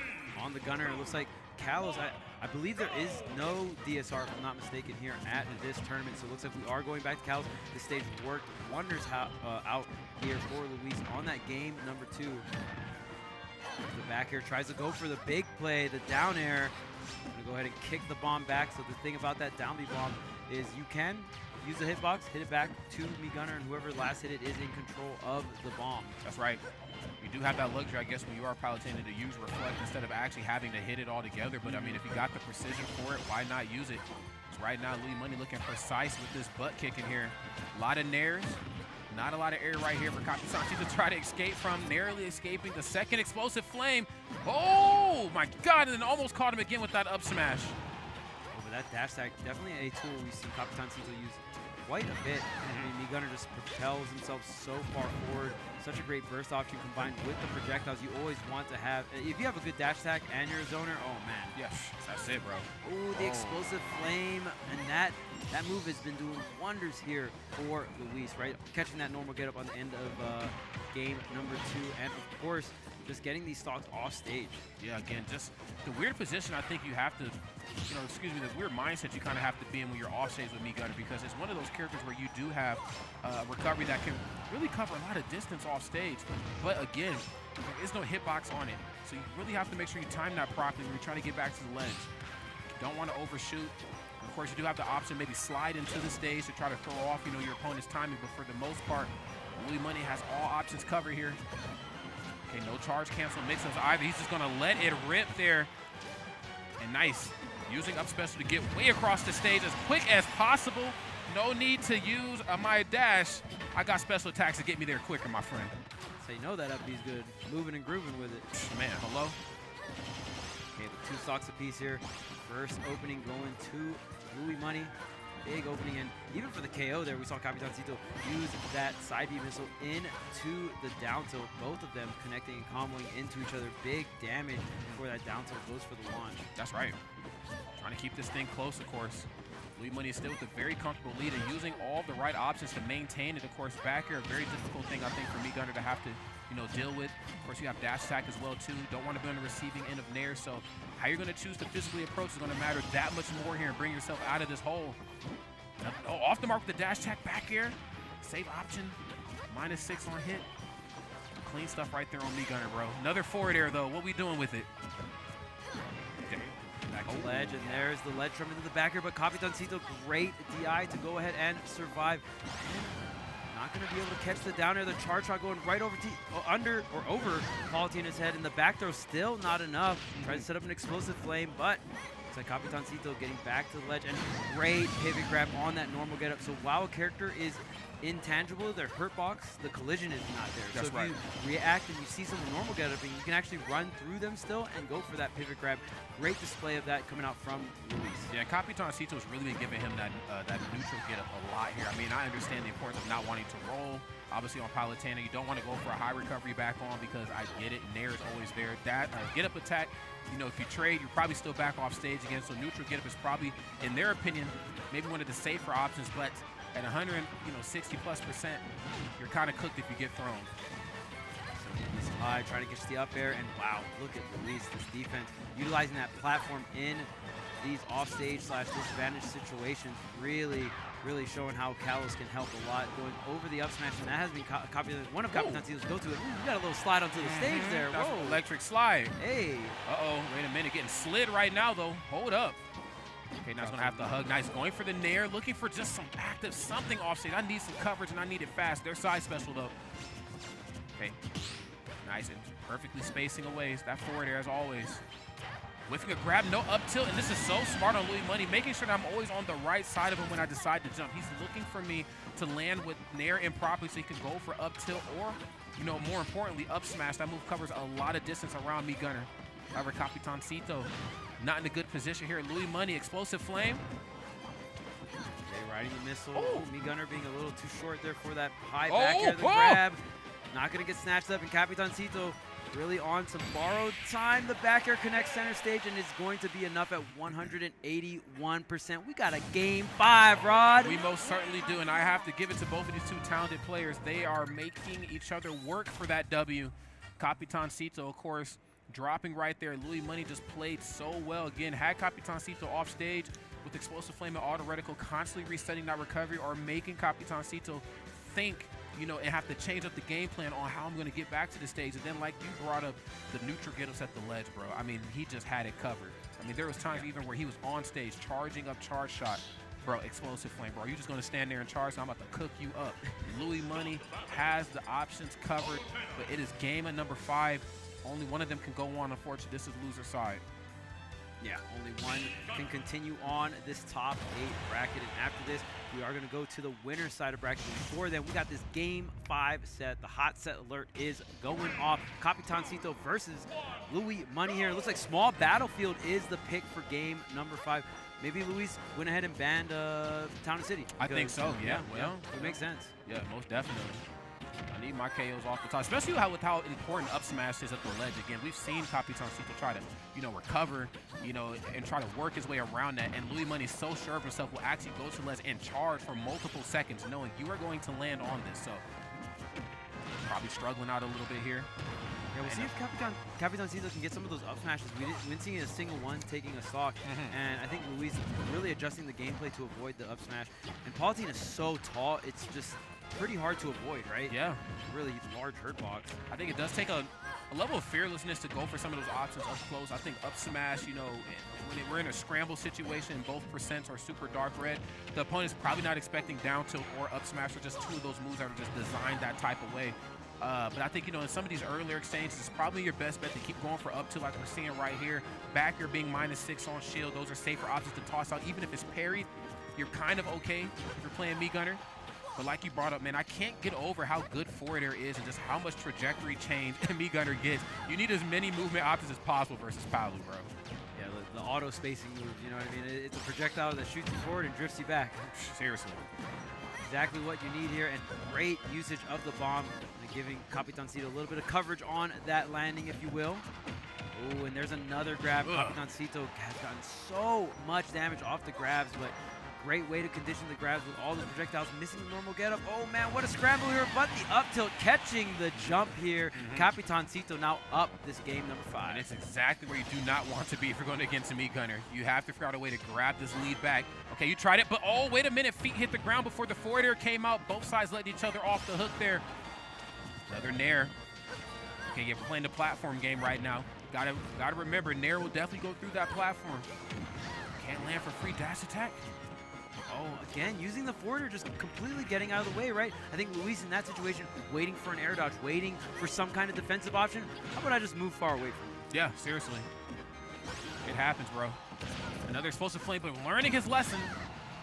On his hold shield there that time, and nice, using it in reverse right there to get up underneath the ledge, and no neutral get up there that time, learning his lesson from a couple games ago on how easy it was for Louis Money to get on the other side of him and go for back throw. Might not have been enough to KO, but certainly you don't want to be off stage at this percent. Come here. Tries to get the up air, utilizing, oh, but I don't got to deal with the bomb. I just got to catch it landing, like you said, with the flames here. Now evening things up, but Capitancito with a pretty large damage advantage here. Okay, but Luis getting the Nair combo starter. Pretty standard stuff here, going into the up airs. Oh, another. Can I get another? The wings? I feel like I'm a betting man. I'm in Vegas. Give me another. Okay. Okay, trying to get more damage, rolling through the grab. I mean, we've seen Capitancito get so much off of grab, conditioning the grab. Forward tilt sets up the missile. Air dodges through everything, though. Oh, another turnaround F tilt, giving us that less is more. I seen you lurking with that up smash. I'm not going to give it to you. I see you lurking and it ain't working. Okay. Another Nair too. This right here is just, I think, primetime Louis Money. When we're center stage, this is where the neutral really comes alive. They are not afraid, but maybe they should have proceeded with caution right there. Capitancito catching them with the down tilt and using reverse fair again, Charles, up underneath that ledge. And that down tilt's so good, catching Luis dashing to the left, so maybe not the best DI, but obviously sometimes you're just trying to move or trying to play the game in other aspects and you're not really expecting to get hit, right? Yeah. I mean, that move's so strong. Maybe the DI not really mattering here. Just like that explosive flame, just navigating around it, using the double jump, and there is that normal get it. Or there's the normal get up, but the pivot grab, it's not enough. Oh, but down there most definitely is. In the corner, that's right. It is even out, as probably as even as it's gonna be here for the rest of this match. Louis Money said, look, if I'm going down swinging. It ain't done just yet. Another back air. No explosive flame right there for the covers at the ledge, just trusting that they'll get back in time, but you gotta watch that down B because there's up tilt. Dash attack, wait a minute. Oh, man, wait a minute. Capitancito not getting hit a single time. The ledge trap set up. Luis finally back on the stage, but he's really got to make it count. Capitancito got 100 damage off of that. He really did. Again, positioning is everything for both of these two players. We're seeing it start to come out in a beautiful way on Capitancito's behalf. Side B, nice. There's a Nair, another Nair. Can I get a third one? No, back air there that time. Set up the offstage situation. There's the rapid jab. Trying to catch the high recovery here. Capitancito forced to go to the ledge. Gets the ledge roll. Hold up. Luis is cooking here in this advantage state, but then once again, the forward air. I'm out of there. I'm out, bro. Bye. Not dealing with this anymore. Cross up on the dash attack. Probably not what he was looking for. Looking for the damage, but of course, if the cross is up, I'm out of position. Still looking good. Another Nair. Oh, what was he cooking right there? Nair into down B. Something scary was definitely on the other side of that exchange, but still a lot of match left to be played. Yeah, I mean, the main thing, Capitancito looking for that up tilt, looking for that down tilt. Luis sitting at 149%. Yeah, back air is another out here. Luis avoiding a ton of moves. The air dodge, trying to scramble on out of there, but Capitancito able to wait it out and finally get the up tilt on the landing there. Capitancito will be the one moving on in this top 8. That's right. I think that match right there, a little bit more to the pacing of a Mii Gunner player anyway. There's a lot of times where the match is going to slow down. You know, both sides are going to be facing each other, and Palutena is going to do a lot of empty jumping in plays. Right. So you're going to start to lean into that back air a lot more, explosive flame, which we've seen on and off stage, and auto reticle. Mii Gunner's kind of like, hey, you spitting right now. I'm down to play this game. The MuteAce match yesterday was a little different because there's going to be a lot of points in that match where MuteAce is just going to hold forward. Capitancito, excuse me, Mii Gunner can't really deal with that. So beautiful stuff right there to both of those players, but it is the little captain that's going to move on. Yeah, and that directional air dodge, I wonder if Luis was thinking, hey, I can directional air dodge onto this platform, maybe land on the platform. Because that's what I would think that Luis would want it to do, but not too sure. But nonetheless, kind of missing that platform, and then when you directional air dodge that high and you don't land on the platform, you give your opponent a lot of time to react. It gave Capitancito enough time, and in those tense last stock, last hit scenarios, so much nerves going on, and it's really who can compose themselves the most to go ahead and survive, but also get that last hit, right? Because there's so much risk reward. Do you want to be the first person that reaches? Because you don't want to get taught, right? No, you definitely don't want to get taught at all. And I think it's so beautiful to see how well he played up close and personal. Again, on paper, you'd probably think Mii Gunner versus Palutena up close. This should be the wrap it up. to be, wrap this stuff up. This should actually be the Palutena show.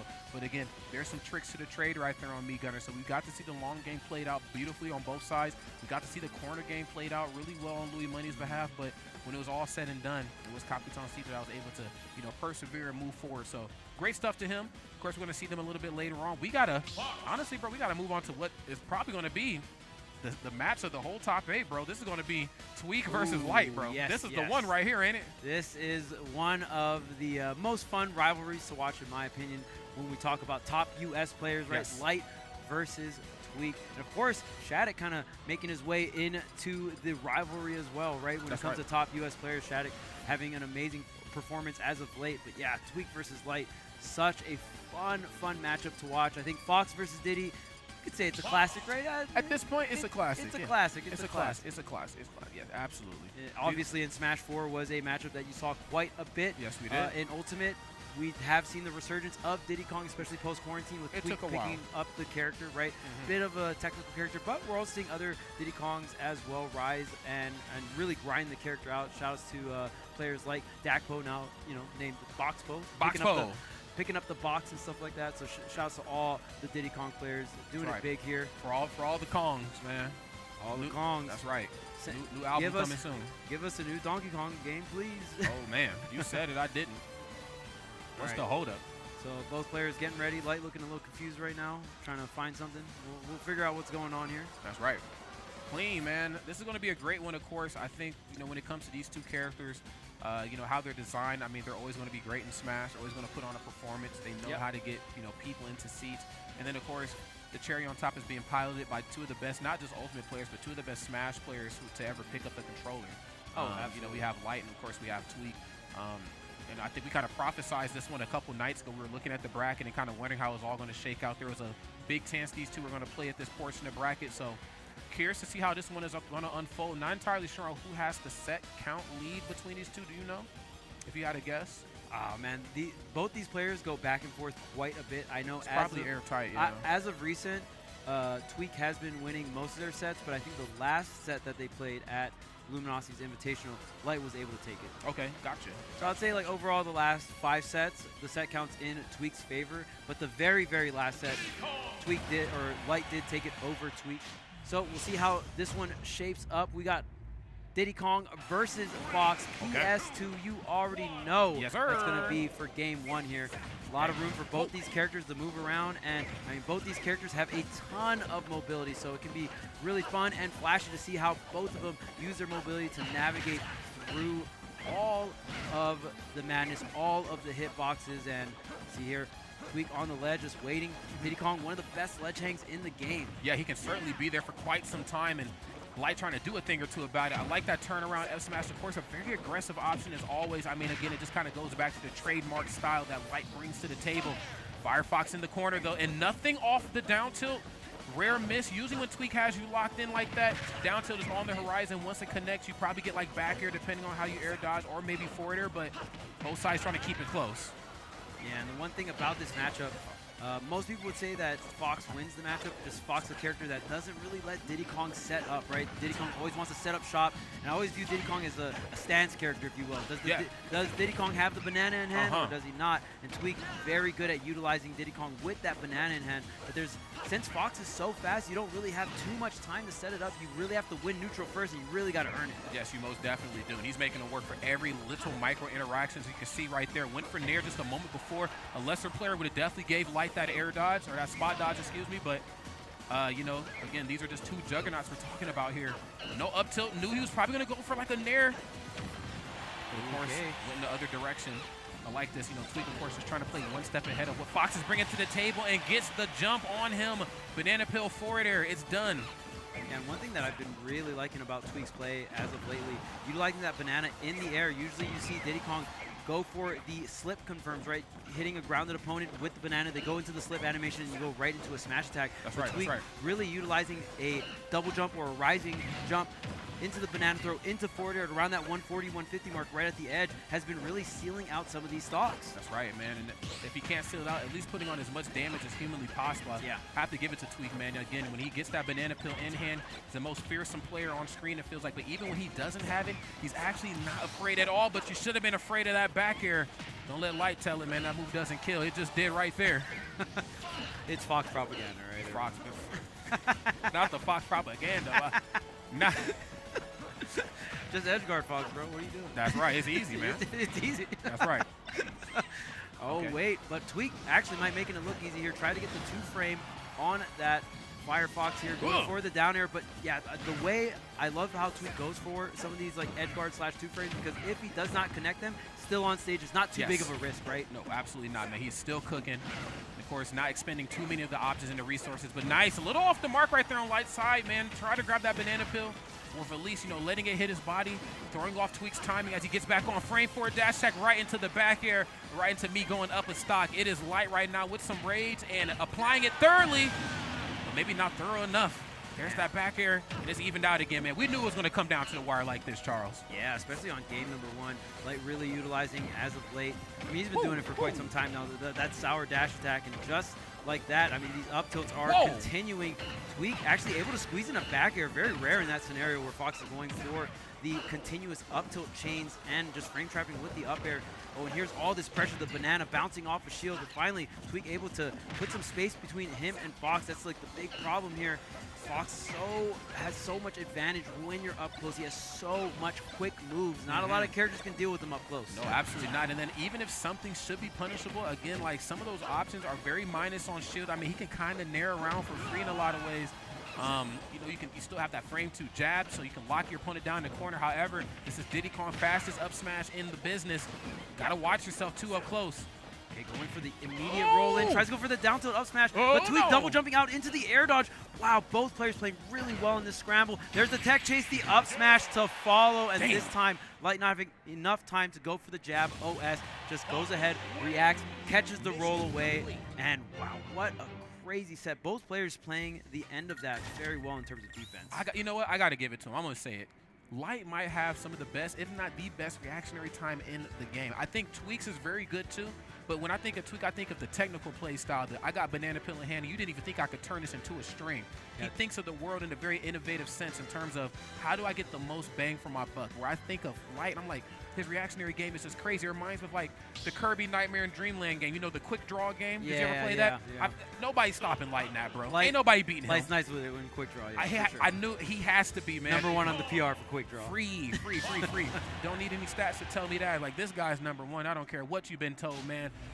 You know, in some games, there's like a tricky stat. Like, oh, this character is tricky, and yes. Just random stuff like that. I always say, like, if tricky was a stat, Tweek would have it maxed out. He's one of the trickiest players, and he loves playing those technical characters because you get more tricks with the more tech you have, right? Oh, yes. Especially most of Diddy Kong's tech, usually utilizing like changing movement and momentum off the monkey flip and stuff like that. But Light, just raw reactions, and you really got to have that as Fox, because if you're not tech chasing on reaction and you're not reacting to your combos and your follow-ups, this character falls really, really short. Yes. But a character that, if you are able to do all those things, it just all of a sudden is a different character, and you just almost feel like, wow, this is just completely unfair. Honestly, bro, he becomes kind of his own projectile in a lot of ways. He can just really be everywhere. Oh, no, you did not. Nice. Gets the banana peel. Caught him back on stage, too. Quick reset. Shades of what's certainly to come here pretty soon. I smell a stock getting ready to be taken here. Okay, nothing off that up tilt. Try that in game number 1, too. A little mispositioned, though, but I do like the attempt. Again, it's not uncharacteristic for Fox to jump into something out of the corner. Looking for that follow-up. What's up, bro? Shield here. There's the back air space. Not going to get anti-aired. And there is the forward air. Tweek getting a little brave with it here, sealing out the stock, because we already know when it comes to damage output, Fox is one of the kings. That's right. Okay. Banana, yes, tossing it away here this time. Yeah, just puts it onto the other side of the platform. I like that. Yeah, I think in the last game, he tried to take it from him, especially as Tweek was throwing it back up in the air, coming back onto the stage, and just use his body just to block it. He's like, I'll take a little bit of damage, it's fine. Oh, yeah, bro, get that throw. I almost cussed. Get them backers out of here. Enjoy this up smash. Jesus. Yeah, it can be a little awkward combo. Fox had that really, really low percent, especially 0. So Tweek was able to get the rising nair into the one back air, but the second back air not quite enough. Maybe it feels a falling there. Maybe you can get the double back air there. But yeah, Fox is just so tricky because he falls like a rock. Very different character to combo. That's right. You really have to watch your percent windows a little differently when it comes to Fox, man. And of course, Light thinking about utilizing the banana peel. Actually just elected to throw it off stage. Probably his best bet. I'd imagine Tweek certainly knows the contingency plan on how to deal with another character in his banana peel. Oh yeah, I mean Tweek, it's so crazy when there's players that try to utilize the banana against Tweek, just because, I mean, Tweek is just so good with items. He plays a character, he mains a character, he's always playing with an item every time he practices every single game, right? Yeah, facts, facts. The strategy that Light is using where it's just like, hey, you know what, I'm going to throw the banana elsewhere, really see if you can't utilize it, but the high Firefox, the back throw. Okay, a lot of pressure being applied here at the ledge. Nothing off the banana toss, no down tilts here this time. We've seen him expend that frame 4 option a couple times here versus Light, but Light always coming back onto the stage aggressive. I definitely don't want to trade down tilt with whatever, you know, Fox is bringing back onto the stage. So, no. Yes, right. Looking to play out of shield here. As you know, Diddy Kong's still fastest up smash in the game. Wait a minute. Okay, another dash attack into the back air. Look, man, the Fox propaganda ends today. I'm telling you right now, that move is getting it done in a major way. No E40. Hold on a second. He tries to get the down tilt after the spot dodge, but Tweek had to turn around there so you don't get the bonus of that spot dodge cancel. You have to turn around. Trading here, only 19%. We'll see if Tweek can get some kind of confirmed.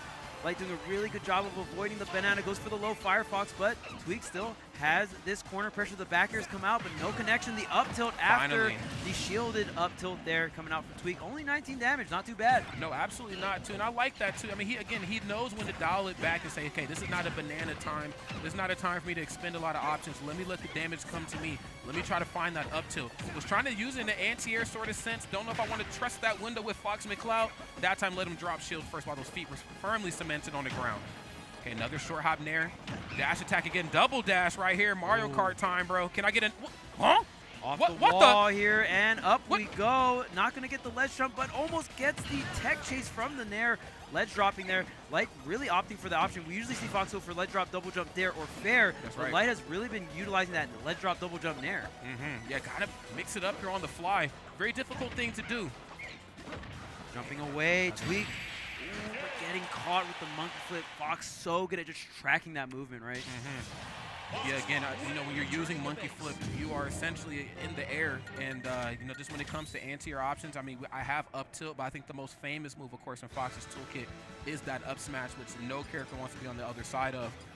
Great stuff right here on Light, going up another game. I do like the utilization of those up tilts that were coming through. I think that's a sign that Tweek knows it's time to be aggressive, then it's time to let the damage come to me and maybe apply some more stylized aggression. But as it stands right now, I can't ignore the elephant in the room, Charles. Light's up 2 games right here to Tweek 0. We got to switch it up here and fast. Yeah, I mean, both games very, very close. It's just so tough. Right when Fox gets in, there's no banana in hand. I mean, the character dishes out so much damage, and Diddy Kong doesn't have that frame one out like some of these other characters. So even if Tweek opts to swing or jump or air dodge, a lot of the times it's the same outcome. It is. You know what I mean? So it really comes down to if Tweek can go ahead and create some more space in between him and Light and really try to set up these edge guard situations where, you know, Diddy Kong can try to set up a lot of these earlier KOs. But in terms of the neutral, man, Light obviously very strong, but also the matchup very much so in his favor. Yeah, most definitely, man. I think when it comes to the grounded options, just his on-stage gameplay, I mean, it's definitely his favor. The outcome definitely leaning a little bit more towards him. Definitely playing for some of that income room he might see later on if he makes it to grand finals. And of course, another, oh, nice back here into the turnaround F smash. Oh, whoa. Saves the double jump though. The shine back to double back. shine? Wow, it is enough. And we haven't even really seen Light bust that out the entire set. He really just wants to close this out 3-0 and move it on. That's right, man. It's just saving it for when it is needed. You know, we've seen a lot of that from Tweek with that up tilt, you know, in terms of a grounded sense of gameplay. But when it comes to off stage, you know, sometimes it's okay to keep some tricks up your sleeves there. Wait a minute. Down tilt. Another back throw. And now, of course, has him off stage and narrowly escaping that down air. Rare miss right there on Tweek, but right on time for that down tilt. He gets the parry. Not going to get a big punish there. Tries to connect the down tilt. Light just spacing these nairs, spacing these jabs. I mean, Just a flurry of hitboxes that Diddy Kong not going to have too many answers to unless you're right next to him. Light now getting the grab, racking up a good amount of damage. Another grab on the roll. He has to make a play here, and he has to make it fast. Of course, found an opening with down tilt. Cannot get that other hit. This is one of the things I think Diddy Kong kind of struggles with at times, that down tilt, you know, you always need that final hit afterwards. Some of his harder hitting moves, they need that small opening to turn into something bigger, where I feel like the window sometimes on nair into up smash, down air into up smash is so tight that you can get it throughout the majority of the match if you're playing Fox. But you do have Banana Peel. Let's see if we can try to mix it up a little bit. Jesus Christ, Banana Peel into up smash. This is looking anything good right here on Tweek. Yeah, we did get the costume change here, but I don't know if it's enough. Man, that double shine to start things off, being that behind right off the rip, it's going to be tough. Oh, missing the tech on the platform, and Light makes you pay a ton of taxes on that one. Yes, he does, man. He said, run your pockets, man. Hey, nice. Big frame 2 jab. Caught him holding shield. Up tilt, missed, but still on time for back air, and nice. Narrowly escaping the shine there. Tweek, of course, great situational awareness off stage, excuse me. Okay, bro. Okay. We are pummeling. Yeah, I guess so. Hey, and every single one of those pummels refresh your moves. Yeah, that's true. Got the Staling on deck here. If you won't mash, I will, sir. Ooh, the high Firefox. Now Tweek taking so much damage. You're not going to be enough in the range for the confirm, but you are going to be in range for the tech chase. Yes, sir. And Light not missing much of those tech chases here in this top 8. And honestly, if you want to ask me, when you know if Light's on or off, it's going to be mainly seeing how clean those tech chases are, right? Because when those tech chases are on point, that's when Fox is truly unfair. Because it becomes like, oh, usually tech chases are like, oh, yeah, you're going to read me, right? Well, you know, Fox, you can change the word read into react, and yes, it becomes guaranteed. So yes. It becomes reading Rainbow, man. Yeah. I mean, let's just call it for what it is. I think, you know, Light definitely has to play a couple steps ahead of the competition for very obvious reasons, and it all plays back around to his wonderful reactionary time. He just knows Nair has hit. These are the options that I have. The Nair window's a little different. These are the options that I have and that I don't have. You know, I mean, again, he just knows how to mix it up. In some ways where you don't even think that it's even a time for Fox to mix it up. You're like, no. This should just be nair, up smash, down there, up smash, something tried and true. But I think Light has that ability to just tweak it ever so slightly and then still get the same outcome he's looking for. Beautiful stuff right there on both of those two players' behalf. I think Tweek, of course, always putting on a great show. Little difficult, you know, if I may say so, of course. I think, you know, we've seen it most notably in those final interactions, I think in game number 3, excuse me, where he was trying to recover and just kept getting shined off stage. I think that was kind of something, a sign maybe of something to come. Yeah, the double shine to start off that last match. That wasn't nice. Big oof. Yeah, that was a big old damn. But as always, it's still Tweek. And of course, that was winner's side, so we're going to see a little bit more of him later. Light's going to move on to that next wonderful part of winners. Yeah, and the very interesting part about this bracket is Sonix is the top seed here at Level Up Expo, and it's so interesting because Sonix, in terms of world rankings, he kind of frees up rank 1 and 2.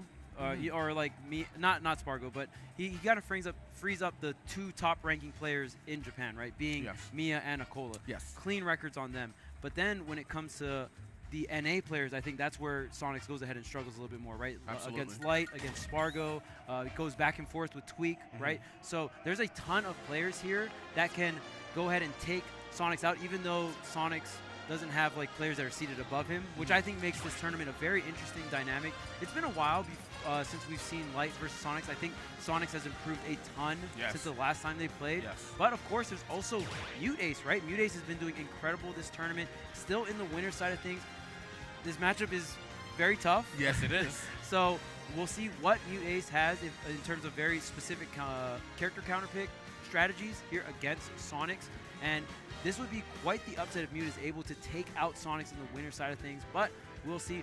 Sonix very, very consistent. I'll even go as far as saying that, in my opinion, this season, you know, for 2024, I think Sonix is the most consistent player right now. And if I had to make a ranking right now, I would put him as ranked number 1 personally. Yeah. I mean, honestly, you're not wrong. However, I do think that MuteAce is a, you know, people say dark horse, and then it implies that, you know, the player's unknown, or that, you know, they're underrated or whatever. I think, you know, MuteAce, of course, is a phenomenal player, but I think they do have a dark horse sort of chip in their brain where I don't care who's number 1, I'm coming to take you out.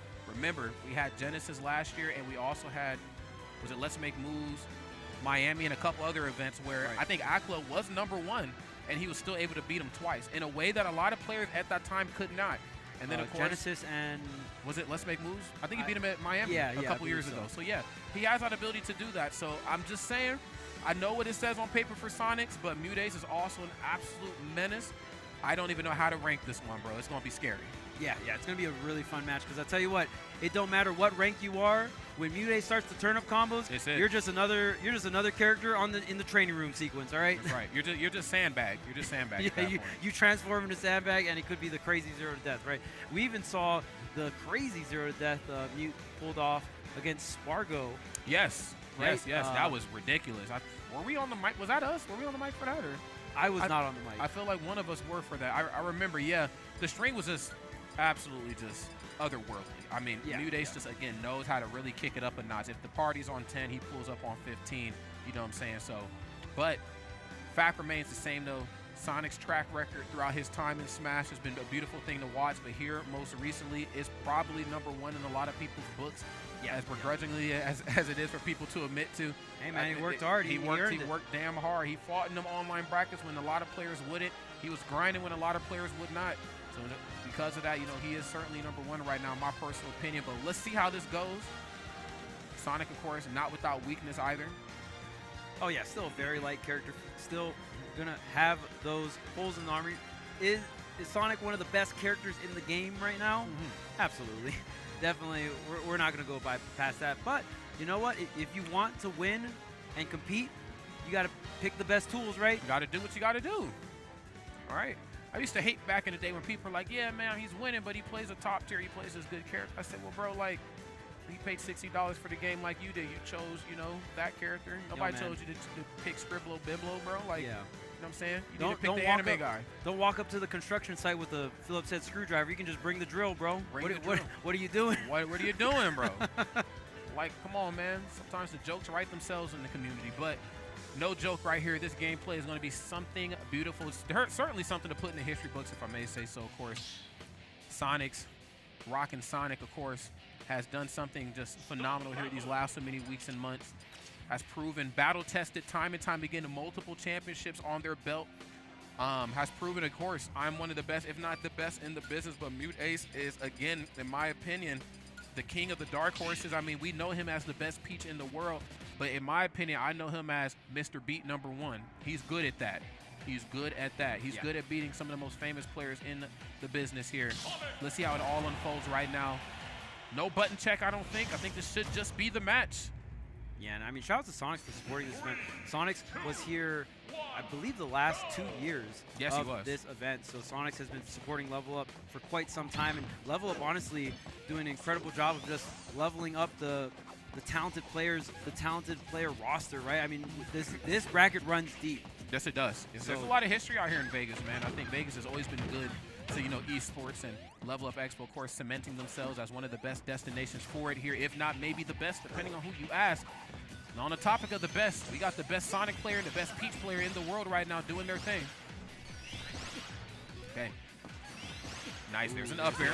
Okay. He's going to use homing attack to get himself out of harm's way. Just 15% separating these two players right now. All it's going to take is one interaction from Sonix to bring us back towards even footing, but I'm liking this, giving us that less is more playstyle. Toad, put it back. Okay, there's the flow, getting back on the stage here. Now Sonic, known for having an incredible offstage game here, but Peach having some unique tools, right? Float going to be one of the more unique mechanics here in Ultimate, where you can kind of stall yourself out off stage or in these juggle situations here. Okay, no juggles right there, man, just all hard hits. Going to see a lot more forwarder here pretty soon, but back here actually almost getting it done. Turn up at the legs, going to throw it up. Of course, no hitbox, not recovery if you're Sonic though, but that up B still frame 4, still very quick. Able to get himself out of harm's way. Jeez, off the backboard and out into the blast zone you go. Sonix goes up in a big way right now. And the one thing about Peach, you know, you have the float, you have crazy horizontal recovery, but the vert on Peach really got nothing. So if you miss any kind of tech off stage and you get sent downwards, there is nowhere you can really go. Okay, this time you're going to get the combo start double nair into the grab. Boom. A clean, 52 and counting here, getting the reset 80%, and just like that, again, Mute definitely known for incredible neutral, but as of course known kind of like Jazzo, incredible neutral and the punish game to back it up. Yes, has one of the best punish games in the world, and especially with what you have to do to get those punishes is absolutely insane. Again, having the turn up in hand, knowing how to float cancel properly. Whoa, almost getting that stock canceled there. Using spring to follow her up into the magnifying glass, almost on the money for that back air. Forward air, of course, can certainly get it done too. First hit on that frame 5. Very difficult for a lot of characters to react to, even if you wanted to trade with the move to maybe save yourself a little bit of damage, or save yourself a little bit of space, excuse me, still not enough to do it. There's the back air. Sonix looking for the ledge jump, but Mute not giving it to him. No. Okay, just backing up here. Player's gonna slow it down. Still a lot of time on the clock here. Gets the sour spot, tries to get the nair. Oh man, that shield is looking low. Yes, it is. Using spring and getting caught with up air. He's still in this, but let's figure this thing out right now. Hitting those dark red percents and getting hit with a back air from MuteAce. MuteAce goes up and stop it. We will see how long it's going to last. Whoa! Oh, everyone using the spring. Let's go. I guess so. It's just a Sonic world, man. We're just living in it, you know? And I love Mute on that ledge trap. Kind of hit Sonix with the pause and then just moved in position right when it felt like that Sonix was able to get off the ledge there. First ledge gameplay is going to be a key component, I think, in this matchup. Both sides having the ability to, if not lock you down at the ledge, force the match from the ledge to the offstage sort of scenario. So you can see floating carefully, making sure I don't run into any back airs. They're reversing it there that time. Very sneaky stuff. And there's that forward air I was talking about before. Not quite enough to seal the deal, but message certainly sent. Got to watch yourself out here in this corner. Ooh, I love the neutral air dodge into the fade back here. Mute taking the time, all the time in the world, and then be able to get these slight openings off the down tilt. Okay, the down throw just for the damage here. Mute still has turn up in hand. Oh, but missed the tech once again. Yeah, I mean, once you miss that tech, it's pretty much over. Maybe you can make it back with double jump if you are at lower percents, but yeah, at such high percents there, even the spring with such low knockback will still stage plug you pretty down there. That's right. Oh, the stitch, that's a lot of damage. Sonix certainly knows it, knows that he needs to hold forward now. Cannot allow the stitch face to get busy. Homing attack, no back air, smart on MuteAce not to drift in that time. Falling up air. Jeez, man. The Z drop with the stitch, just that layer of defense into the grab here. Mute establishing such a huge lead. Any more straight hits, even more with the turnips back and forth here. Oh, man. And then knew not to go for up B, smart to go for homing attack. Peach in that corner, one of the most dangerous characters in the business. You have down air, you have nair, just an active hitbox, stopping characters with no hitboxes on their recovery from getting back to the ledge easily. Great stuff right there on Sonix, but even better gameplay on MuteAce, letting them know what the crown looks like. And the crazy thing about float, and you're going to see MuteAce do a lot of this type of movement where you see Peach kind of like move upward, but then just automatically float, and then just all of a sudden you'll see Peach move upward and then come right back down. What MuteAce is doing is canceling the upward momentum with float and then canceling the float again to go back down. So Peach just has very specific movement because Peach is the only character that can go for that float mechanic. Peach is the only character that can do it. So you can see a lot of triangle type movement. So it's really fun to watch Mute just play neutral and stuff like that, because that forward air was set up because when these top players are reacting to an upward movement, maybe then they'll drop their defense, then Mute will just immediately float cancel, then cancel the float, start the fair, and then fast fall it down. There's a lot of inputs going on, even if it doesn't look like it. Oh, no doubt. I mean, again, it's literally just math and chess on the fly. And I think for two players like this, I mean, we get to see those numbers crunched in a very beautiful way. I don't know exactly how MuteAce does what it is that he does, especially with a character like Peach. I'll be honest, I tried a little Peach in the beginning of Smash Ultimate. I quickly went back to Link. So I'm much more suited for rolling around and pressing the B button. The float cancel business is not for me. Hit a couple fairs here and there, you know what I'm saying? That's right. Get under my opponent's skin. They don't want nothing to do with that. But as it stands right now, two best player representatives for their characters in the whole community. Oh, and the Mary Poppins down into the blast zone. It is unfortunate. A very cold start right here on MuteAce's behalf. This is something you cannot give a player like Sonix at all, especially fresh out the gate. Yeah, and I think Mute just getting footstool out of the double jump there, and especially with no double jump, again, that vert not too great. So that footstool going to be enough to give the stock lead over to Sonic. And I mean, it's going to be a very different game. The Sonic is so much better with the lead as a character, and on top of that, Peach just not the fastest character in the biz, right? So when Peach does not have the lead, oh man, another SD. You know what? Get them all out of the way in the second game. That's right. That's right. Just, you know, if there's ever a time to SD, is most definitely now. Don't want to let your opponent know you've downloaded me. Just like, you know, this is a me thing, bro. It's not anything you're doing. It's something that I'm not doing. It's different, okay? Oh, man. Okay, double fair. Still very potent option in the corner. That time not running off at all, letting the damage come back up off the ledge. Can't quite find the opening for backer here. And again, MuteAce with turnip in hand, holding shield, still one of the scariest characters, scariest players right here in the world. Yeah, and if Sonix does decide to play this on the slower side, then Mute will be able to get set up with turnip quite a bit. And that is very dangerous in terms of just knowing what the punish game with Mute, or Mute has with the turnip, right? Yeah, so I assume Sonix will play more on the defense, but not so defensively that Mute is going to be able to get a bunch of free turnips. Like in that situation where it's like, hey, I'm still Sonic, I can still zoom halfway across the stage and punish you with the turnip pull on reaction. So you got to kind of check. Yes, you definitely do. Glad you brought that up too, man. You just can't let your opponent know that they can pretty much do whatever it is that they want right now. And Sonic's right here, just kind of ripping and running, as my mom would say, across the stage. MuteAce looking a little bit without answer here. It's shaping up to possibly be a 3-stock turnip right there onto the coverage, but there's forwarder once more. Yeah, wow. Damn. Okay, I was not expecting F-tilt. Got back down to the ledge as quickly as humanly possible.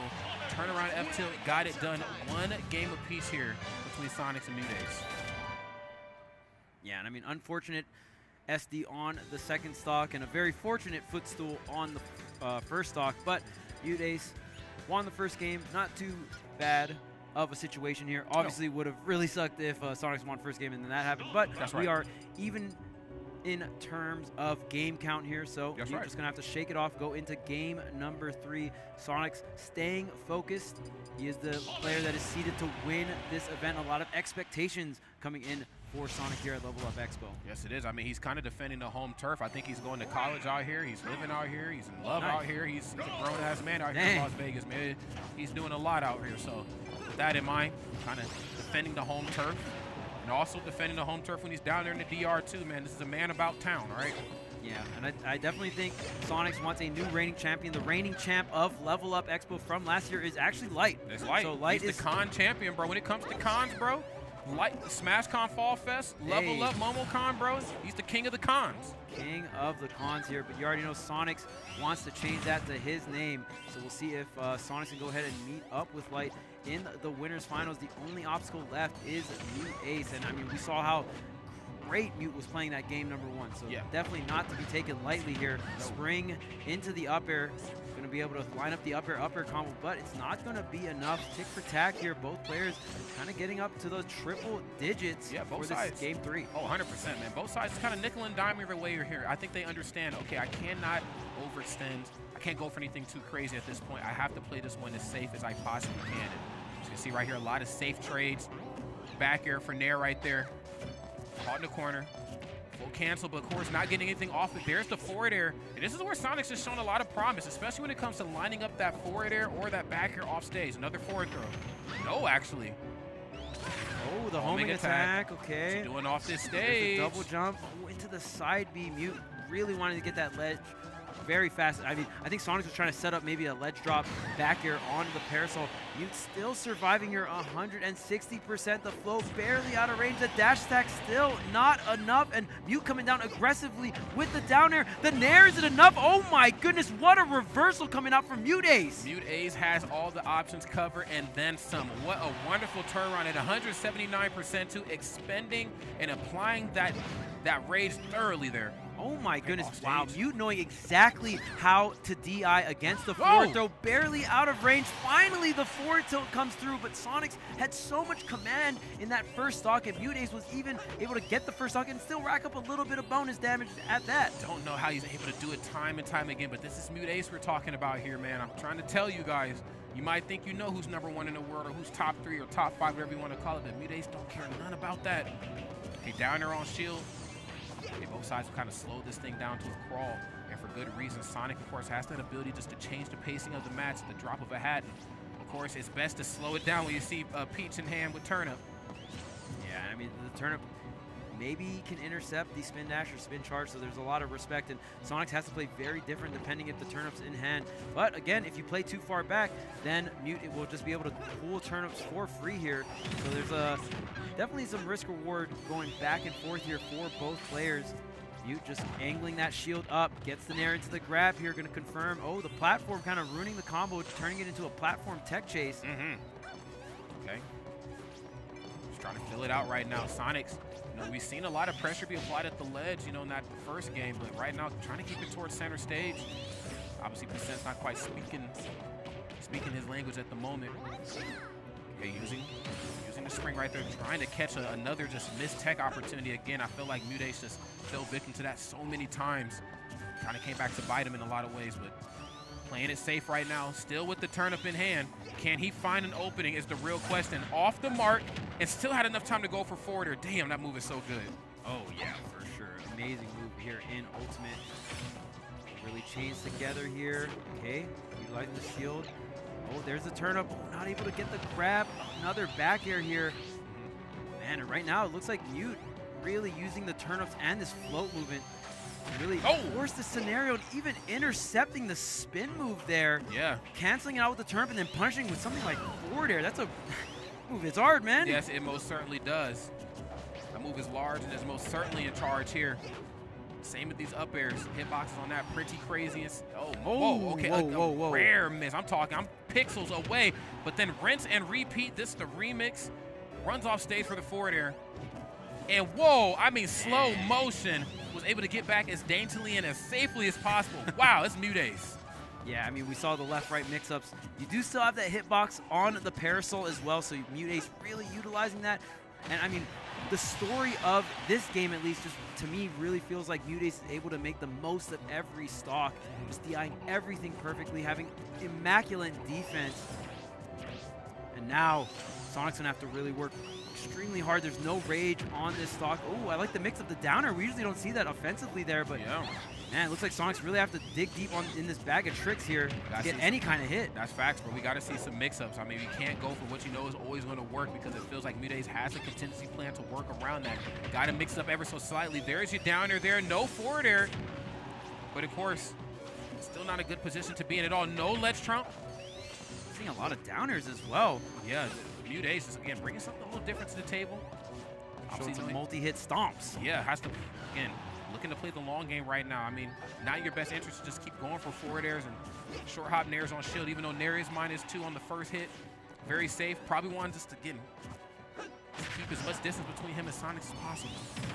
Okay, forward air. No up air that time. Clean. That time, it would look like MuteAce was trying to give as much space between him and the blast zone so the fair wouldn't go for the KO. But Sonix realizing that, seeing that opportunity, goes for the up air instead. Great reactions. But talking about reactions, there's the punish with the turnip into the nair. Another neutral air setting up even more damage. Now we got the turnip set up as well into the parasol. How many hits are we going to get? I mean, we're going to get everything and then some right here, man. Too many hits ain't enough hits if you're MuteAce. There's the forward air, though. They'll be playing off this stage. Okay, has to go for the high recovery. Another homing attack. Wait a minute, is this rage being used properly? It might actually be.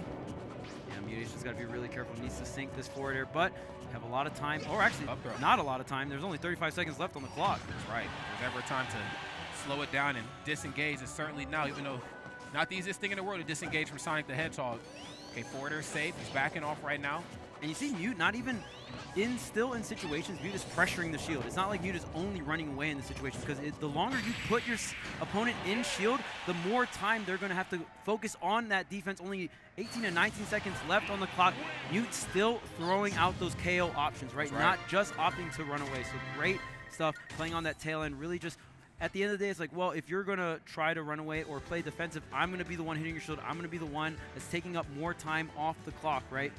I keep telling people, you know, just when it comes to movement options, I think Peach is certainly up there in terms of being able to apply pressure with her movement. They don't even have to actually press a button. It's just the fact you see her jumping around and floating. That's enough to really get up underneath your skin. All the float cancels, all the craziness, the turn-ups, right? It's like, what are you going to do?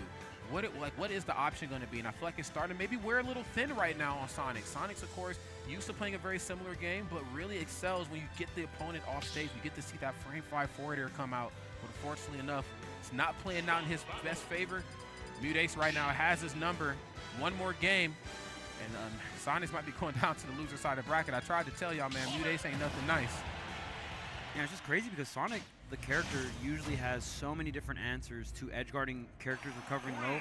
But since Peach has the float and can float low, stall out, just fade back a little bit sometimes, that can be enough just to get back on the stage.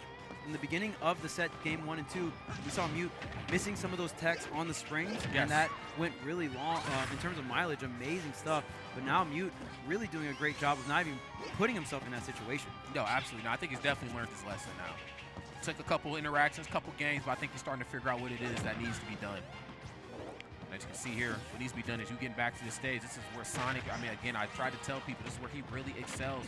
That off-stage gameplay, holding shield in the corner. You do a get-up attack off the ledge, I'm going to grab you, reset the situation. If you do a get-up attack, I might do a nair out of shield. I mean, he has a lot that he can really be done here. Of course, taking it for a ride, one end of the stage to the other. Back here, getting it done. And, whoa, trying to tilt down the F smash, something we don't think we've seen quite yet here in this match.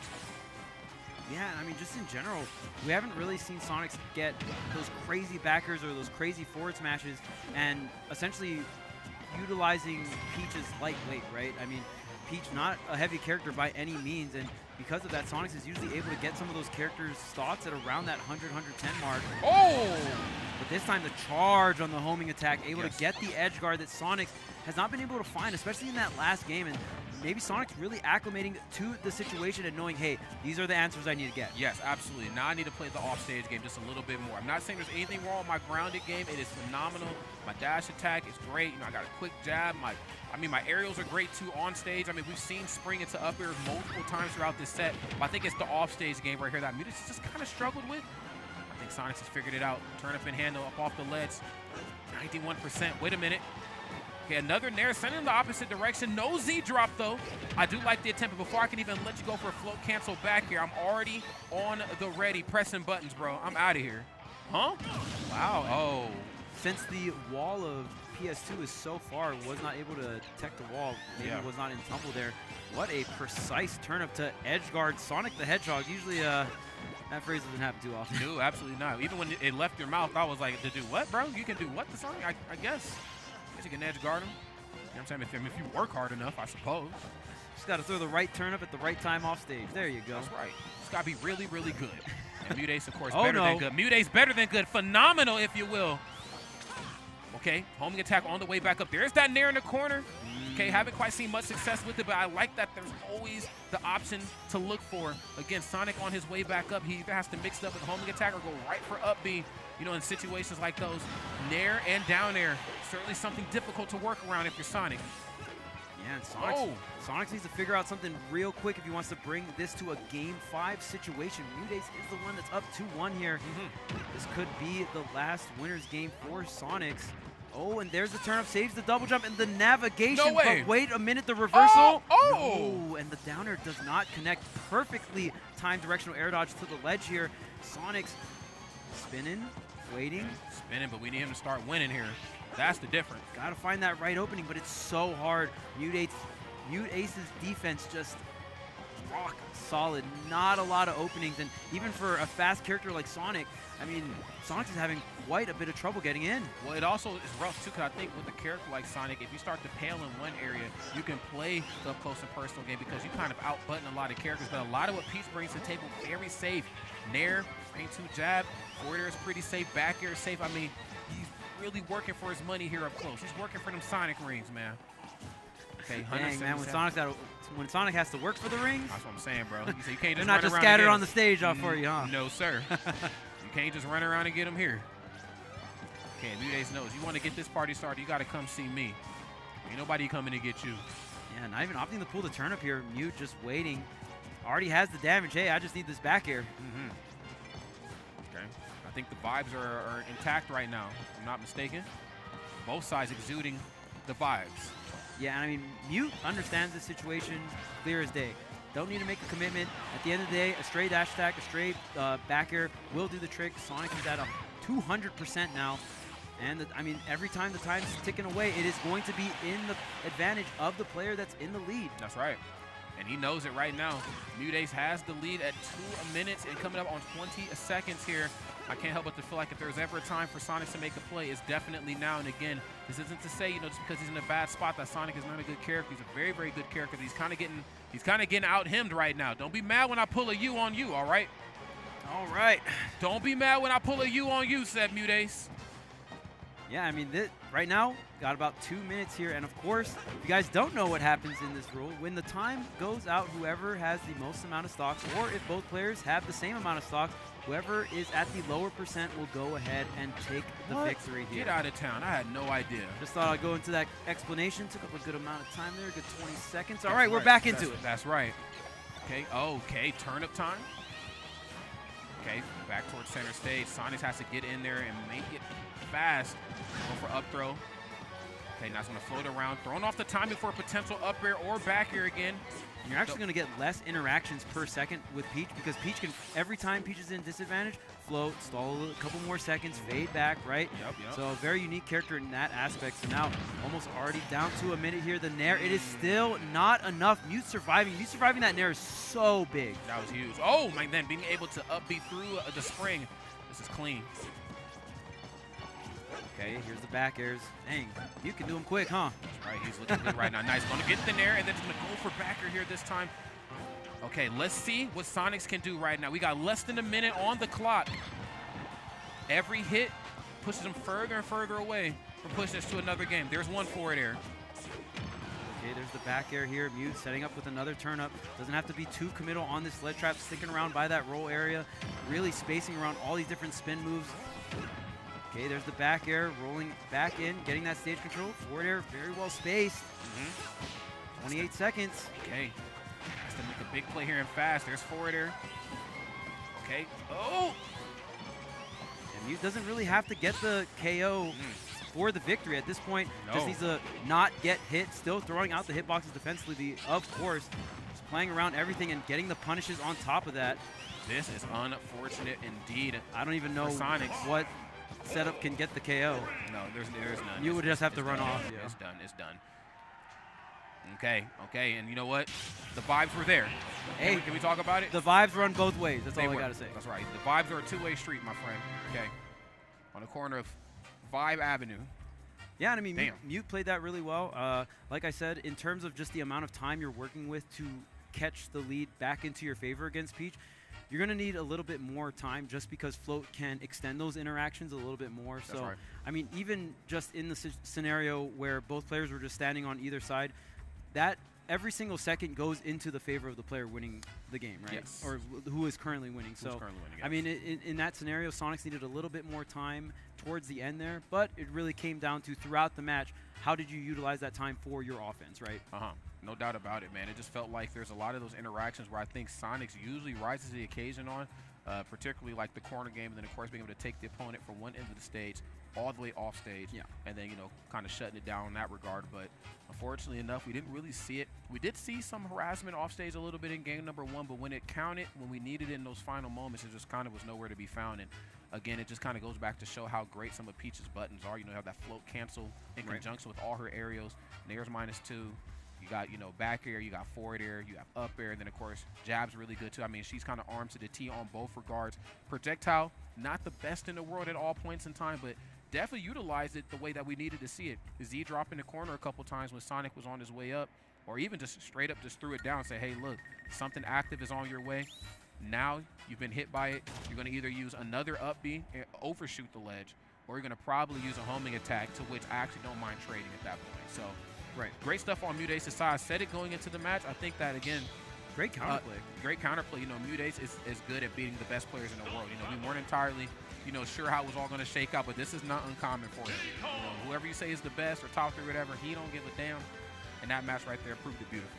Yeah, you can turn any of your favorite top players into a sandbag at will. That punish game is absolutely insane. And honestly, just the counterplay we saw against Sonic particularly. Obviously, Sonix has amazing offense, but MuteAce's defense in neutral is one of the best in the business for sure. And then we even saw Mute utilizing the turnips for the ledge trapping, utilizing the turnips, throwing it at spin dash or spin charge, canceling it out, and then getting punishes afterwards. So, we as a community we think that Sonic is one of the strongest characters in the world, but we're also still trying to figure out counterplay. Like, and obviously, I think Sonic, no matter what, is just going to be one of the strongest characters. Mobility is so key in this game, but I think a lot of the other top players are slowly figuring out, hey, this is how I can play against Sonic. This is how I can play offensively, defensively, and I mean, even in the times of when it was getting down to like the last minute or two, having a turnip in hand, standing on that PS2 platform, big chilling. Big chilling. And it really like made the spin moves not as threatful. So then when you force Sonic to come up and just like throw aerials and stuff like that, it's like, oh, okay, now you're just a Smash character. Yes, right. You now, know what I mean? Yes, you've been nerfed. You are no longer worthy type stuff. You're not like you're not having the contest or challenge spin dash or spin charge, which are essentially the main moves that make him so powerful. Yeah, 100%, man. And we were, if I may say so, we were definitely working for our commentary money right there, man. Okay, because when it comes to Smash commentary, I mean, we be commentating some long-ass matches. Okay, hey, we'll put it that way. You already know. That's why I had to do a little breakdown, just in case people didn't know. Just in case you didn't know what happened at kill some time. Yeah. All right. But this match right here is going to be a much quicker one if I'm not mistaken. Yeah, it's correct. Got to make sure I looked at the queue, but then I looked at the players on the screen. I was like, okay, sorry. It's Tweek, and then, of course, it's Jazzo. This should be Diddy Kong, of course, facing off against probably the best Ken in the world. Is Jazzo the best of all the Kens? There's some in Japan. Some in Japan. Okay, so he's in there. Yeah, he's definitely in on the the Mount conversation. Rushmore. He's on the Mount Rushmore. Yes, definitely in the conversation. One of the best to do it. For sure, the best in North America / Free. Or North America / US for sure. Okay. Let's see what is going to be done here. Of course, LG's very own Tweek lost to Light just a little bit before. Looking at a second chance of redemption. Looking to move their way back through this first half of top 8. Jazzo, of course, has had a great weekend. Oh, damn. Banana Peel into, well, you already seen how that goes. I mean, he's saying it loud and clear for you. So I'm sure he's very happy to say it again, depending on how the neutral interacts here. Banana Peel online. I'm going to take that, bro, every time. Stop playing. Yeah, this matchup, very much so in favor of Diddy Kong. The fighting game characters really struggle against Banana, and Diddy Kong has some great offstage tools against the fighting game characters. So yes, he does. The fact that Jazzo currently with the lead here, very impressive, and we know Jazzo has been playing so well this weekend. I mean, he was able to defeat Wrath on the loser side of things. Oh, and then a wonderful read. I like that air dodge back or the drift back right there from Tweek. Was probably anticipating another follow-up up close and personal. The party gets started in a lot of ways with Ken in that frame 3 up tilt. Decided to actually back off, and Jazzo read it. Damn, man, reading Rainbow. That's my boy LeVar Burton right there, man. This is reading Rainbow. Damn. Yeah, I mean, you got to have those reads. You got to have those resets on deck because we know Ken gets so much out of it. So Jazzo able to get the lead. Jazzo was also able to defeat Chase as well. Yes, absolutely. To get into this position. So I'll say it right now. Jazzo is just playing some really good Smash today, or throughout this whole weekend. Oh, 100%, man. He's having the tournament of his life. I mean, again, the match that he had with Light, very close, just fell, but still looking really good right now and looking even better right here in this situation. 157. Looking for the Angel drop right there. The Angel Cortez drop for those of us that weren't around when that magic was created. Tweek right there, reinstating it in the corner. Beautiful stuff. Even stocks right here across the board. Curious to see what Jazzo's going to do. Again, Banana Peel is such a daunting thing, I think, for the fighting game characters to have to work around. Oh, okay. Nice nairs right through it. Save option 2, pretty quick. Come here, bro. Flipping around here. Got the banana into the dash attack. Oh, back on the stage here. Jazzo will definitely take that. There's the uppy out of shield for some damage. Okay, how do again? Looking for the monkey flip back on, looking for something aggressive. In your best interest to not be off stage too much versus some of these fighting game characters. They have some of the safest aerials in the business. Of course, they can run off real quick, go for forward air, look for nair. Hell, even a reverse Tatsu into the stage as you're trying to up B as Diddy Kong could be some real trouble for you. There's the fastest up smash in the game, though. Yeah, up smash is not enough. There's the Tatsu, the tech chase scenario, but Jazzo pushing forward. Tweek rolling in there. Uh-oh, you tried it. Okay. Oh, spacing out the monkey flip. Oh, not able to get the full conversion, though. Okay, and they're trying to drift back as quickly as possible. Whoa, Banana Peel, down tilt. Down smash, going to be enough coast. The coast, that stock is toast. It's looking great. Tweek, of course, with the lead. Banana Peel on a lock. Okay, toss it. Doesn't get anything off of it. Oh, okay.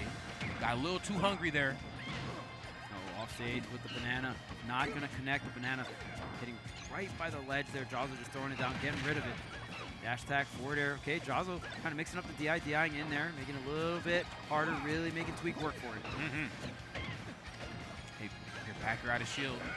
Yeah, definitely making it work for this little lead that he has, because as you can see right here, it can be taken from you in a matter of moments. You see 148% won't be able to survive too many more of those, especially be in a position here, the down tilt, and then catches the banana peel. It is called precision, friends. Look it up. You're going to find a picture of Jazzo. Great stuff. One stock apiece, and honestly, I'm still kind of worried for Tweek right now. 96% certainly ain't nothing to sneeze at, but one misplaced, one misspace interaction, on Tweek's side, he could be in some real trouble here. Okay, focus attack, corner game. Okay, FADC in. Ooh, trades on the down tilt here. There's another down tilt, gets the reset, but just goes for a third down tilt. Not going to convert off of the connection here. There's the banana slip. There's the forward smash. Tweek closing out game number 1, but Jazzo doing a pretty good job bringing Tweek down to the last and final stock, considering how bad this matchup is. Yes, 100%, man. He's just been doing a really great job of just really forcing some of these guys like Light and Tweek to their more unspoken parts, I think, of the match. I think it's very easy sometimes to look at some of the fighting game characters and think what you see is what you get. We certainly know their advantages, and we certainly know their disadvantages. Unless you're Kaji, then we're still kind of working on his. But fact remains the same. Jazzo basically looks unaffected by any of that. So look, I didn't win that first game. It didn't go well, but it still came down to some of those final moments. I think, again, to have 0% as Diddy Kong while my opponent's playing a Rage Ken is still something that I might want to proceed with caution on. So Re-grabbing the banana with the dash attack as well. Okay, nice. Go for the jab. Okay, nice. Okay, focus attack in. Doesn't get anything off of it. Okay, Tweek setting up the banana. One nice thing about Ken is he is one of the quicker ones on his feet when it comes to fighting game characters. So sometimes you can at least pressure Diddy Kong to not set up banana as much, but the neutral is still so heavy in Diddy Kong's in favor that once Diddy Kong wins the neutral anyway, it's like, okay, that's another banana setup. Yep.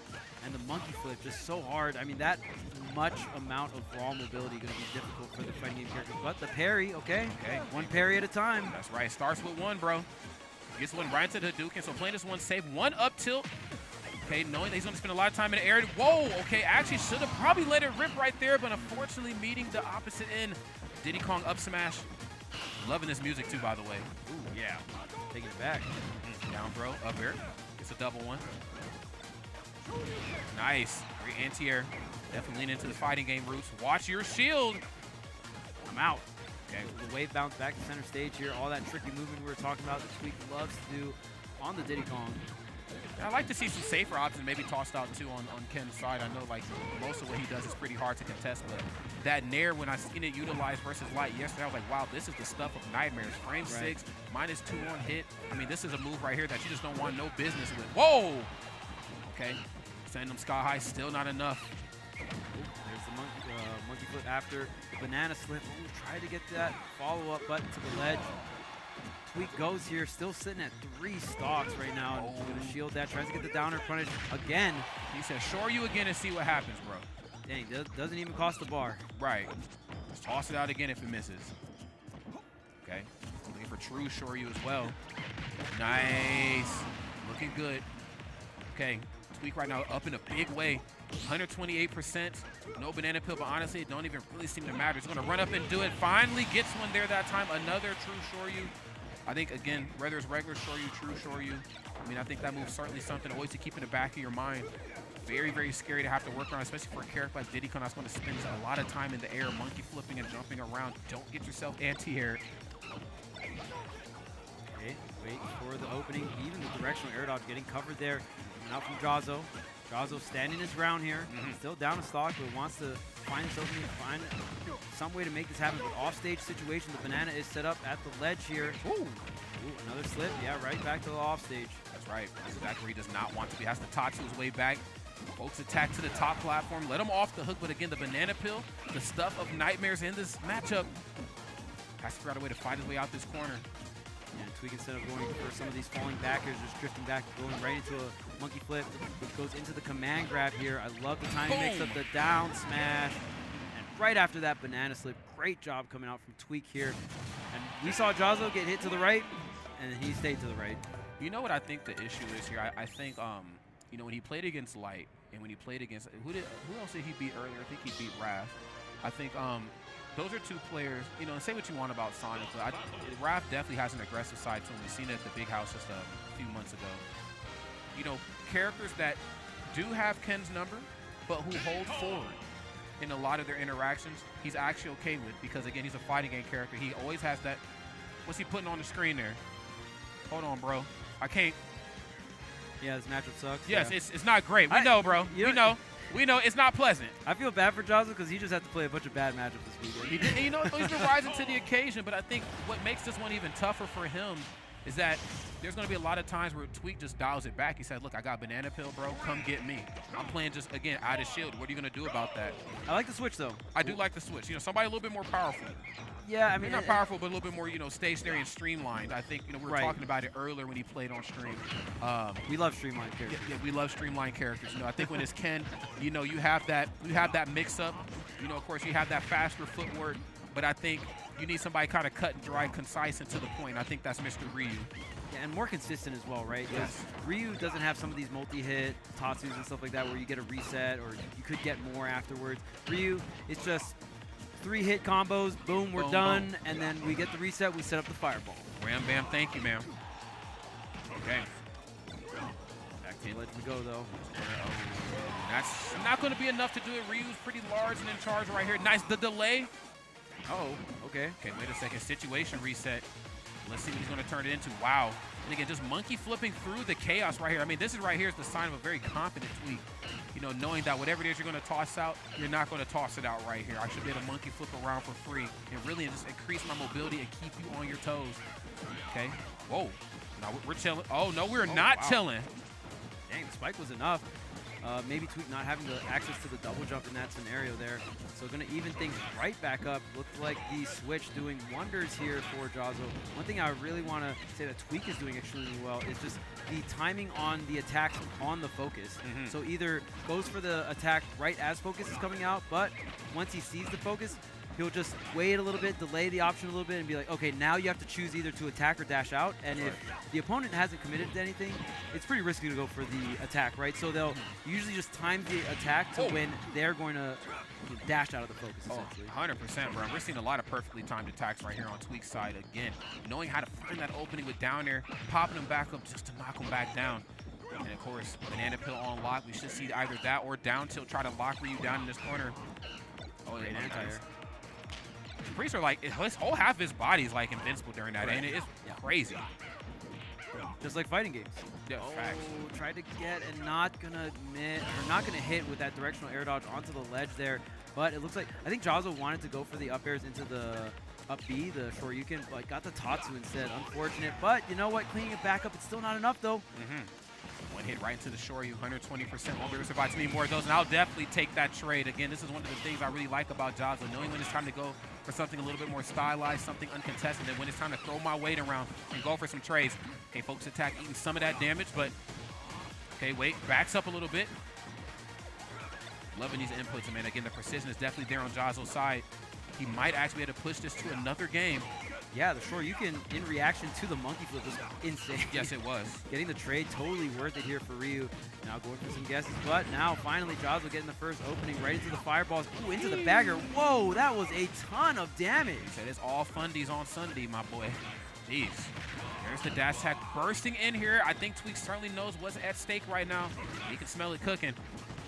Wants to try to keep Jazzo at bay. Ooh, that's the fast fireball.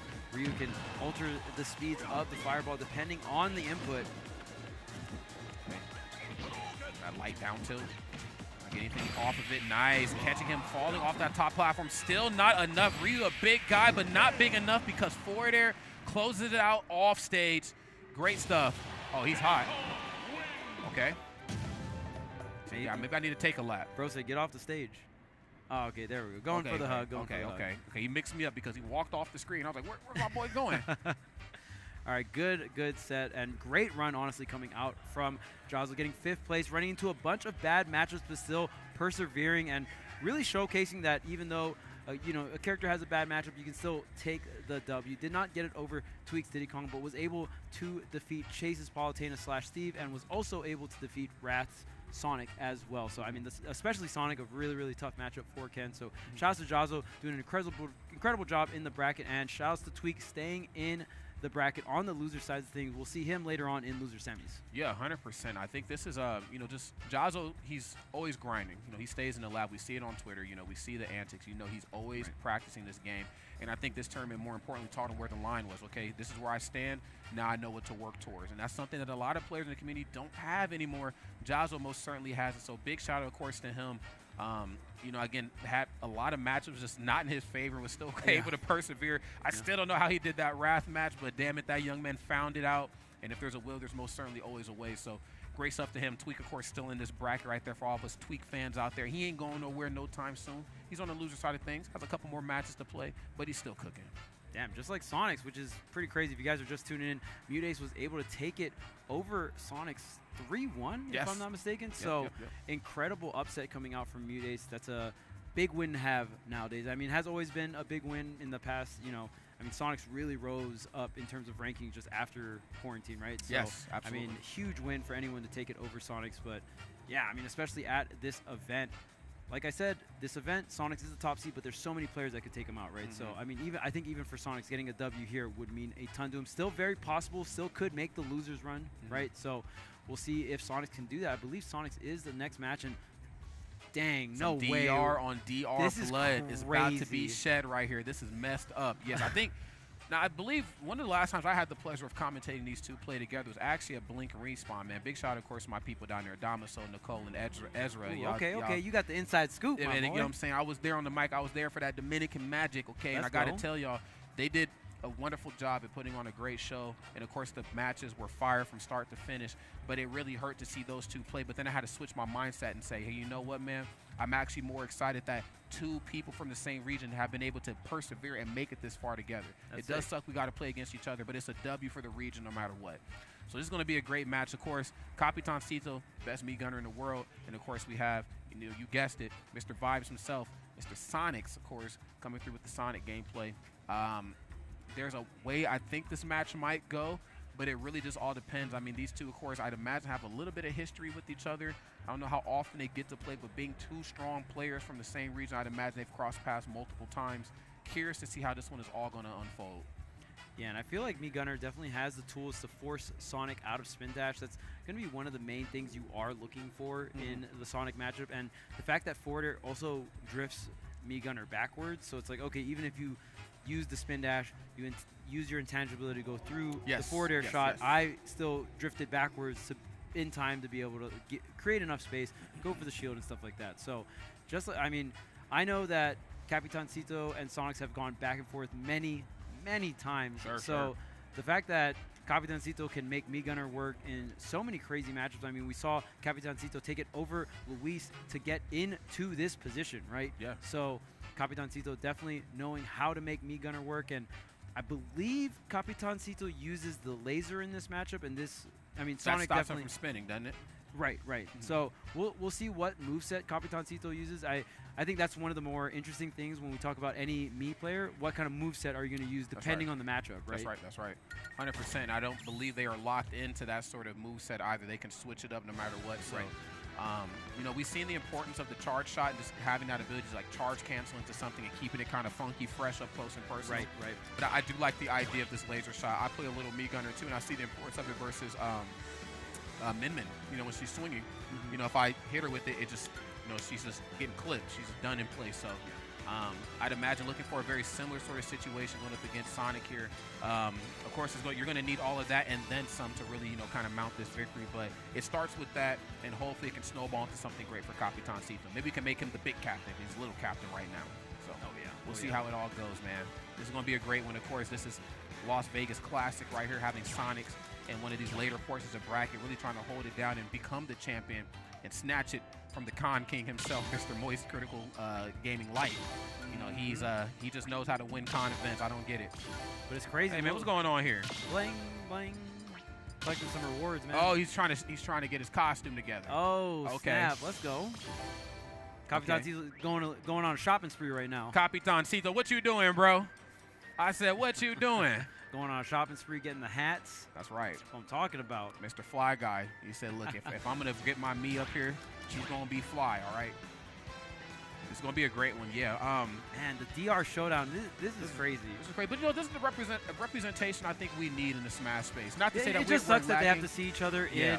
in bracket because they're both from DR. But when the DR is just that nice with it, I mean, eventually they got to play each other, right? That's right, that's You right. know what I mean? You can't manipulate the bracket to the point where it's like, oh, you guys will only see each other in grands or winners finals or something like that. So That's facts, bro. That's facts. You know what I'm saying? There's a lot of great Smash we played all across the world, especially in that part of the country, too. I completely spaced out how, you know, great Puerto Rico is, too. Big shout out to, of course, Mono, Toxin, you know, Jose Pon, all my people down there, too, man. Y'all are great. My people over in Cuba, too, man. Giovanni, you know what I'm saying? Like, you're great. You know, and just, of course, really having that ability to help highlight and exemplify Smash all over the globe. You know, we've seen it a couple years ago, of course, with the Smash World Tour. And then, of course, you know, I think that need for that representation kind of went by the wayside for a few months, but I think the tournaments are starting to realize, you know, we are as strong as the community is, and as long as we keep highlighting new parts of the world, we should be good to go. I'm waiting for the first tournament in Africa, bro. I tweeted about it. I said, bro, take me to Zimbabwe, bro. I'm ready to see something, okay? I'm ready to play. Don't play with me, bro. Come on. So I know there's some TOs out there. Smash is a very highly played game all across the world, and of course, we have events like Level Up truly highlighting the beautiful part of that. yeah, and I mean, you bringing up Smash World Tour, that's the first time I saw players on the come up like Zamba, like Capitancito. That was the first time I saw Capitancito play. Actually, was at the Smash World Tour. Just throughout that event, and I was like, dang, who is this me gunner really doing crazy stuff with the character? So a lot of players that came up during that era still out here today making these top 8s, making these deep runs in the bracket, and we get to watch it all and just really see the gameplay unfold. It's always a treat. Yeah, it most definitely is. I think just kind of looking at the matchup between these two right now, the way I think it's going to go, I'd imagine he's going to run the up special that allows him to drift. Obviously, no hitbox, not recovery, which is going to be huge. Okay, I think this is going to really reinforce the idea that Capitancito wants to stay on stage. But then I also think of those moments where me, Gunner, wants to disengage, use probably the laser shot like you beautifully brought up before, or even use down special. Having like projectiles everywhere, or if not explosives, kind of cuts off some of the movement options that Sonix is going to try to look for, and forcing Sonic to maybe play a little bit more of a grounded game, which ain't bad. You know, Sonic with some of the best buttons in the game. He moves fast on that ground too. Yes, he does. But, you know, me Gunner's no slouch either. We've seen the potency of up tilt. Up smash can scoop from a good distance away. Maybe some of those safer spots away where Sonic kind of wants to stay, or he might think he wants to stay. He might get scooped up. Got down tilt. Back air's -6 on shield. I mean, you got a lot to bring to the table. So let's see how this one all unfolds here whenever Sonix decides to get back right here. I don't know where he's probably in the restroom right now. That's the Sonix Classic, but we'll see. Yeah, we're moving and grooving here. If you guys have never been to a Level Up Expo, make sure to come and check it out. If you're in the area, come swing through right now. If not, make sure to book your tickets for next year. This event is fantastic, man. I mean, this is my 3rd year coming to this event, and I've had a great time every single time, man. And they always elevate the event. They always bring they give more to Smash every year, which is fantastic. Huge. Shouts to any event that believes in Smash Bros. So they commit a lot in terms of the prize pool, bringing the players out, bringing out the production, bringing out the commentators. They do their part, and they do it well. And then there's also a bunch of fun side things to do. You know what I mean? When it comes to any event that you're traveling to, I always say, what are the things you are doing outside of bracket too to make the whole experience more a complete experience, right? Oh, 100%, man. I think, you know, when it just comes down to it, you know, Chanel, Lauren, Colton, I think they put on a phenomenal show every year. They treat us, you know, nothing short of, you know, fantastic. My very first time here, and honestly, bro, as you know, being a commentator, you know, when you come into a new tournament, you know, you always have to worry about, am I stepping on somebody's toes? You know, did I do what I was supposed to do? I don't know if I'm gonna see this event next year, but they, you know, reinforced the idea. You know, you did a great job. We're definitely gonna see you for 2024. Let's keep having some fun, and more importantly, let's keep figuring out ways to grow the Smash space. You know, we have a lot more space than we had last year. That's not even to say we had a little space last year. I mean, I thought last year was huge. We got a whole lot more space. We got a whole, I mean, it's a whole second half of the con basically back to where we're at with production. So, of course, big shout out to, of course, everybody on production too. We got TNS, we got VGBootCamp. Of course, we got Jed, we got Paul, we got CEO Gaming. I mean, we got a lot of the strongest entities in the production space coming together to put this event on its feet. This is huge, bro. Of course, yeah, more for sure. importantly, man, big shout out to Electrolyte, man. Can we talk about it? Hey, man, I've been. Electrolyte. Hey, man, cheers. Cheers, man. Look, you want to live your life right. You want to make it through the night, okay? You want to turn around that fright. You got to have some Electrolyte. Boom. You got to give yourself a little bit of a swig. Can we talk about it? I said cheers. Sir. Yes. Cheers. Look, Sir. man, you know it's funny? I don't drink anymore. This event actually was the last event I had to drink at a year ago. So, you know, I'm turning all that alcohol consumption into electrolyte consumption, electrolyte consumption, excuse me. Yes, sir. Yes, Keeping sir. it lit right here. Yeah, I mean, drinking one of these after a long night, let's just say, next morning, easy peasy. Easy peasy, bro. Easy Okay? peasy. There would be no need for the hangover films if they had some of these, bro. They would have got through all them films easily if they had an electrolyte. It's serious, bro. Oh, yeah. And then, I mean, even after a workout, after a long walk, one of these, easy peasy. Easy peasy, man. All right. Looks like is he Sonix here? has Finally. arrived. I mean, he had a boo-boo. I get it. He had to use the bathroom. I get it. But he's finally back. Let's get it. He said Sonix is timing out IRL. That's OD. Dang. Phil said that he wanted to give him a game loss. For those who don't know, Phil is actually a step above commentary at this event. He's actually staff this year. Let's go. So, yeah, he has the ability to make some changes. Let's go, EE. Yeah, I seen him making those moves, man. I seen him throw a dude out, too. He said, hey, man, your presence is no longer needed. I will see you 2025. I was like, okay, Phil. Dang, not Back. the presents. Presence, man. There's the exit. I'll see you next year. I'll see you, man. Don't let the door hit you. All right, here we go, man. We are finally here. Final match of our block. Capitancito and Sonix. The That's DR right. Showdown. The DR Showdown, man. This is going to be a great one. I'm missing me some DR, man. We got the cowboy hat. Dang, man. Right. He said, this is a me that's going to come pull up in style, I suppose. All right, we'll see which stage picks we got going on here. Both players, well, we know Capitancito's situated. Got the Mii's lined up, ready to roll. Got the controls on deck. Yep. Just need Sonix to go ahead and plug in. Shouts to the rest of the sponsors, man. We got Secret Lab, U.S. Army, TNS, VGBC, Electrolyte, and Zenny, man. We had the Zennies on yesterday, man. Yes, we did. We had the Zennies, man. You couldn't tell me nothing, okay? I said, I can't even see what you're talking about because I got the Zennies on, bro. Here we go. And CLX, of course. Let's get it. CLX. We got a lot of wonderful sponsorships coming through to help put this wonderful event together. And friends, if you want to join the conversation, let us know how you're feeling about Level Up Expo 2024. Hashtag Level Up Expo. Hashtag that thing now. Let Charles and myself and the rest of the big, wonderful space that is the Smash community know how you're feeling about the events. Okay, or you can hit us up on Twitter as well, too, man. I've actually been spending a lot less time on the internet here these days, so. But congrats. I know. I'm trying to get my mind right and my heart strong, man. I was born with the anxious mind and a heavy heart, but that's okay because I'm ready for some Super Smash Bros. Ultimate. Let's get it. Here we go. Capitancito, yes, rocking the laser shot. This is smart. This is going to stop him from just spinning in place. Okay, but we still got the missile as well. All right. Oh, there's the laser. Goes for a little flinch just like that. Reminds me of Fox Laser in Smash 64. Yeah, I remember that, man. I can hear the noise in my head. That pew, pew, pew, pink laser, bro. Hey, man, different times back in the days. Okay, Mii Gunner cut from some of the best cloths in the world, of course. Has the laser shot, has Samus's up smash, but better. No charge shot ain't bad either. It's a pretty damn good nair as well. Nice, loving that. Mixing up the trajectory right there. Of course, we've seen it earlier with forward air, but of course, we've seen the importance of back air in the corner.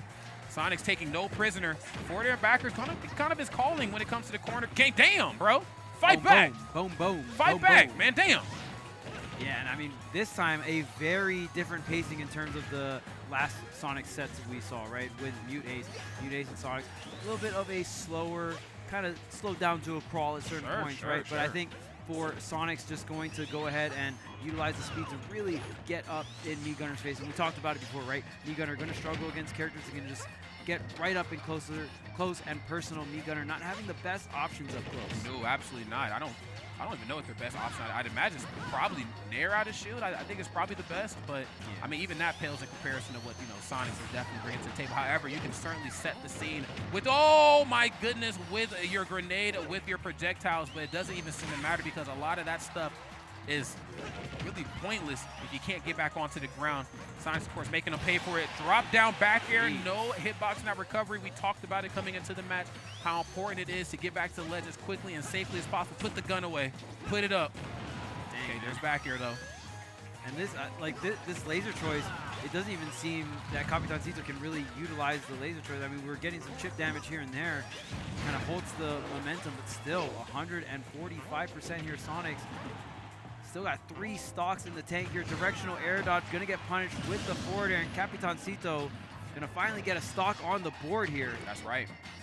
Wants to probably get a little bit more aggressive, but I think it's ill-advised versus Sonic, of course. They have much better options out of shield than you do, and you know, you do have a pretty good grab. I will give Me Gunner that. Definitely one of their sleeper options, but I mean, he's the fastest thing in the game.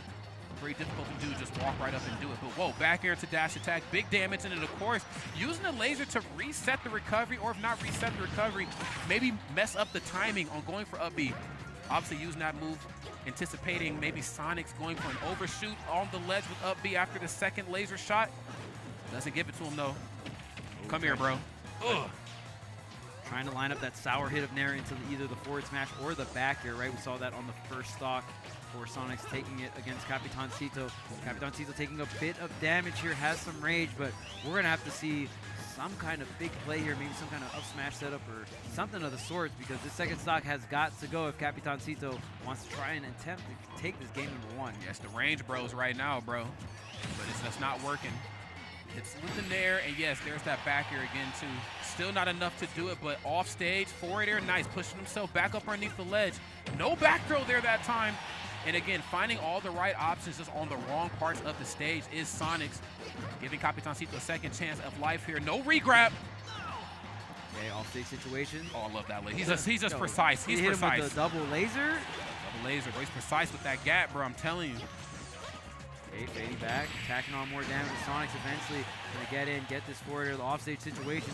I don't know how much more times he can survive that. The back throw will surely do it at 182. And Sonix with quite the dominating game 1 here. That's right. Playing like he has something to prove here. You know, Sonix, when he's upset, I think we know it, the stream knows it, the world knows it. You know, he's definitely wearing it. But the thing is, though, you're going up against somebody that you have a lot of history with. That was one game, as we know. But Capitancito, once he gets the lead, becomes a very difficult opponent to deal with as well, too. Same could be said for Sonic, but the lead is very, very important. How long you hold on to it, I think, in a matchup with 2 characters like this.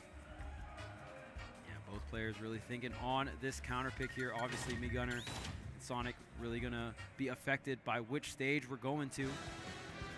And honestly, Sonix has to play, like, there were times where Sonix backed out, but for the most part, a lot of approaching short hop forward airs. Yeah. I mean, Sonix doesn't gain much from sitting back because Capitancito can, one, just chip him away with the lasers, get some free damage, right? Set up the missiles, set up the projectiles, set up the downbeat bomb. So Sonix is gonna be trying to play this mid-range of like, okay, I want to bait him into thinking he can throw out these fares or thinking he can throw out these projectiles, maybe hop on over, maybe get this burst forward area, and while you're trying to set up the projectile.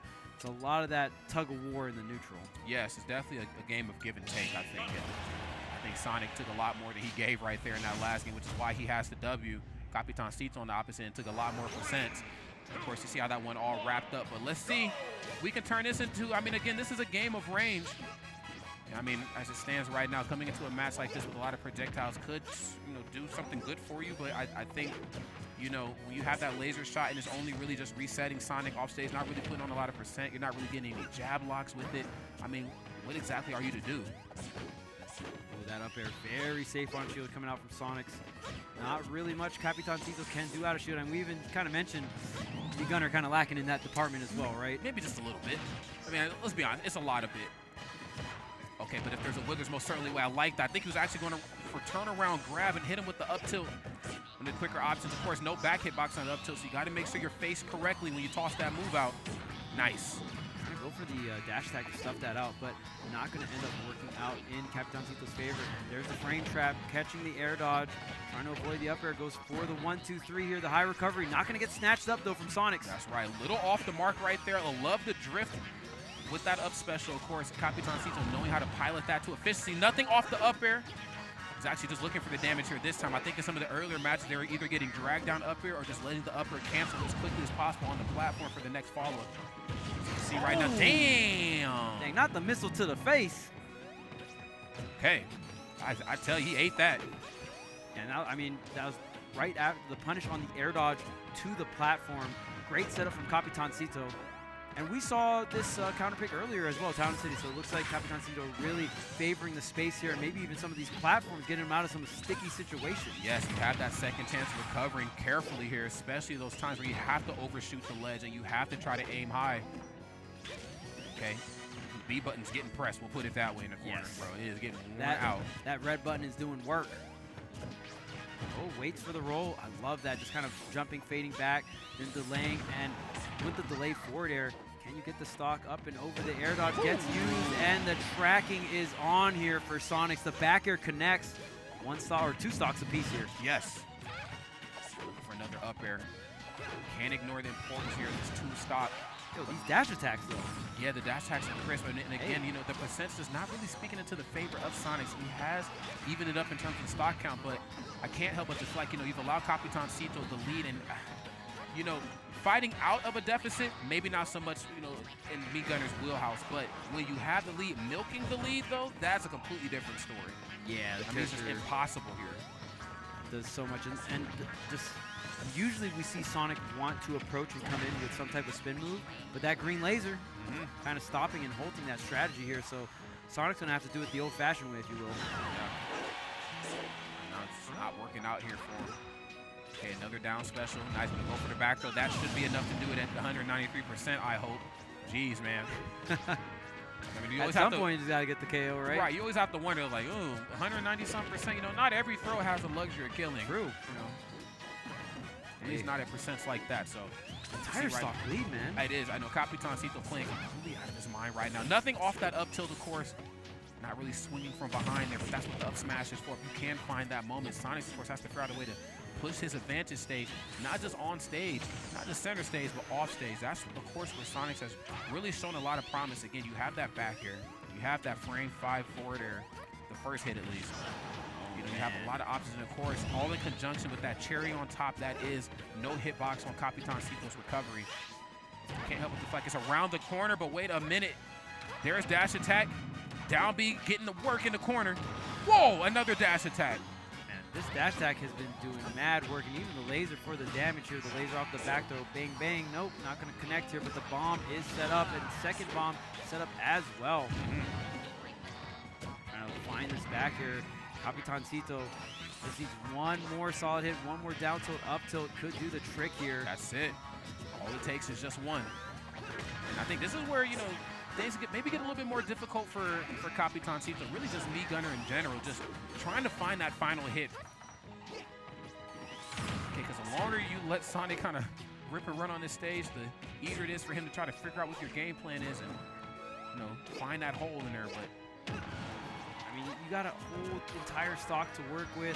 Sonic sitting at now 175. When it gets to the point where the grab will get the KO, that's going to be really dangerous. But Capitancito going for the trusty up tilt anti-air to end that game number 2. And I mean, kind of dominant performances on both ends here, games number 1 and 2. That's right. Now 1-1 apiece here, and man, we got a set. Both showing the importance of getting a lead and really maintaining it. Yeah. Pacing, I think, is everything. Sometimes both sides come out swinging. Sometimes one side allows the other one to swing first. They just play well out of shield, or maybe not out of shield if you're Me Gunner, but when you play a little bit more of a defensively sound game, it's okay to disengage. It's okay to press that B button. It's going to get pressed a million more times. Might as well start it up as quickly as possible.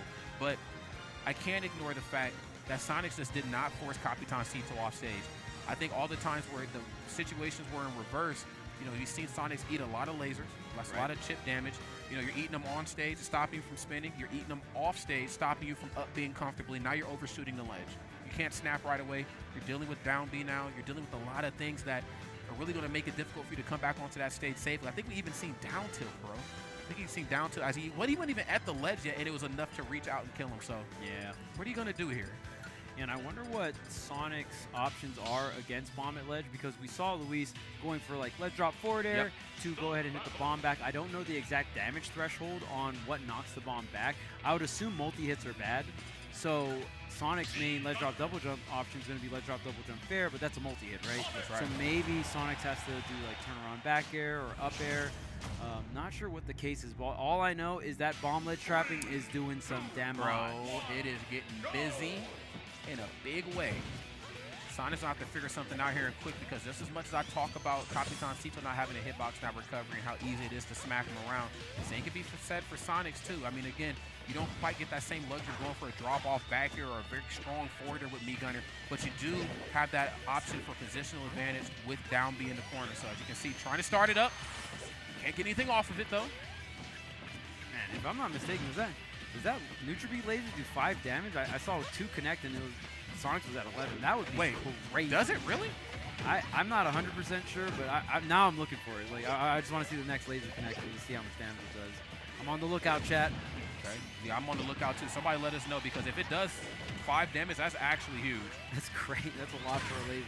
That is, and now I really understand even more the importance of using laser over the charge shot. Okay, nice. Narrowly escaping the F smash and dash. Bro, you talked about moves that are getting used a lot in Me Gunner's toolkit. It's the down B, and then of course it is the scramble on the way back up. Yeah. 2 dash attack every time. Even if it misses, there's a good chance it crosses up.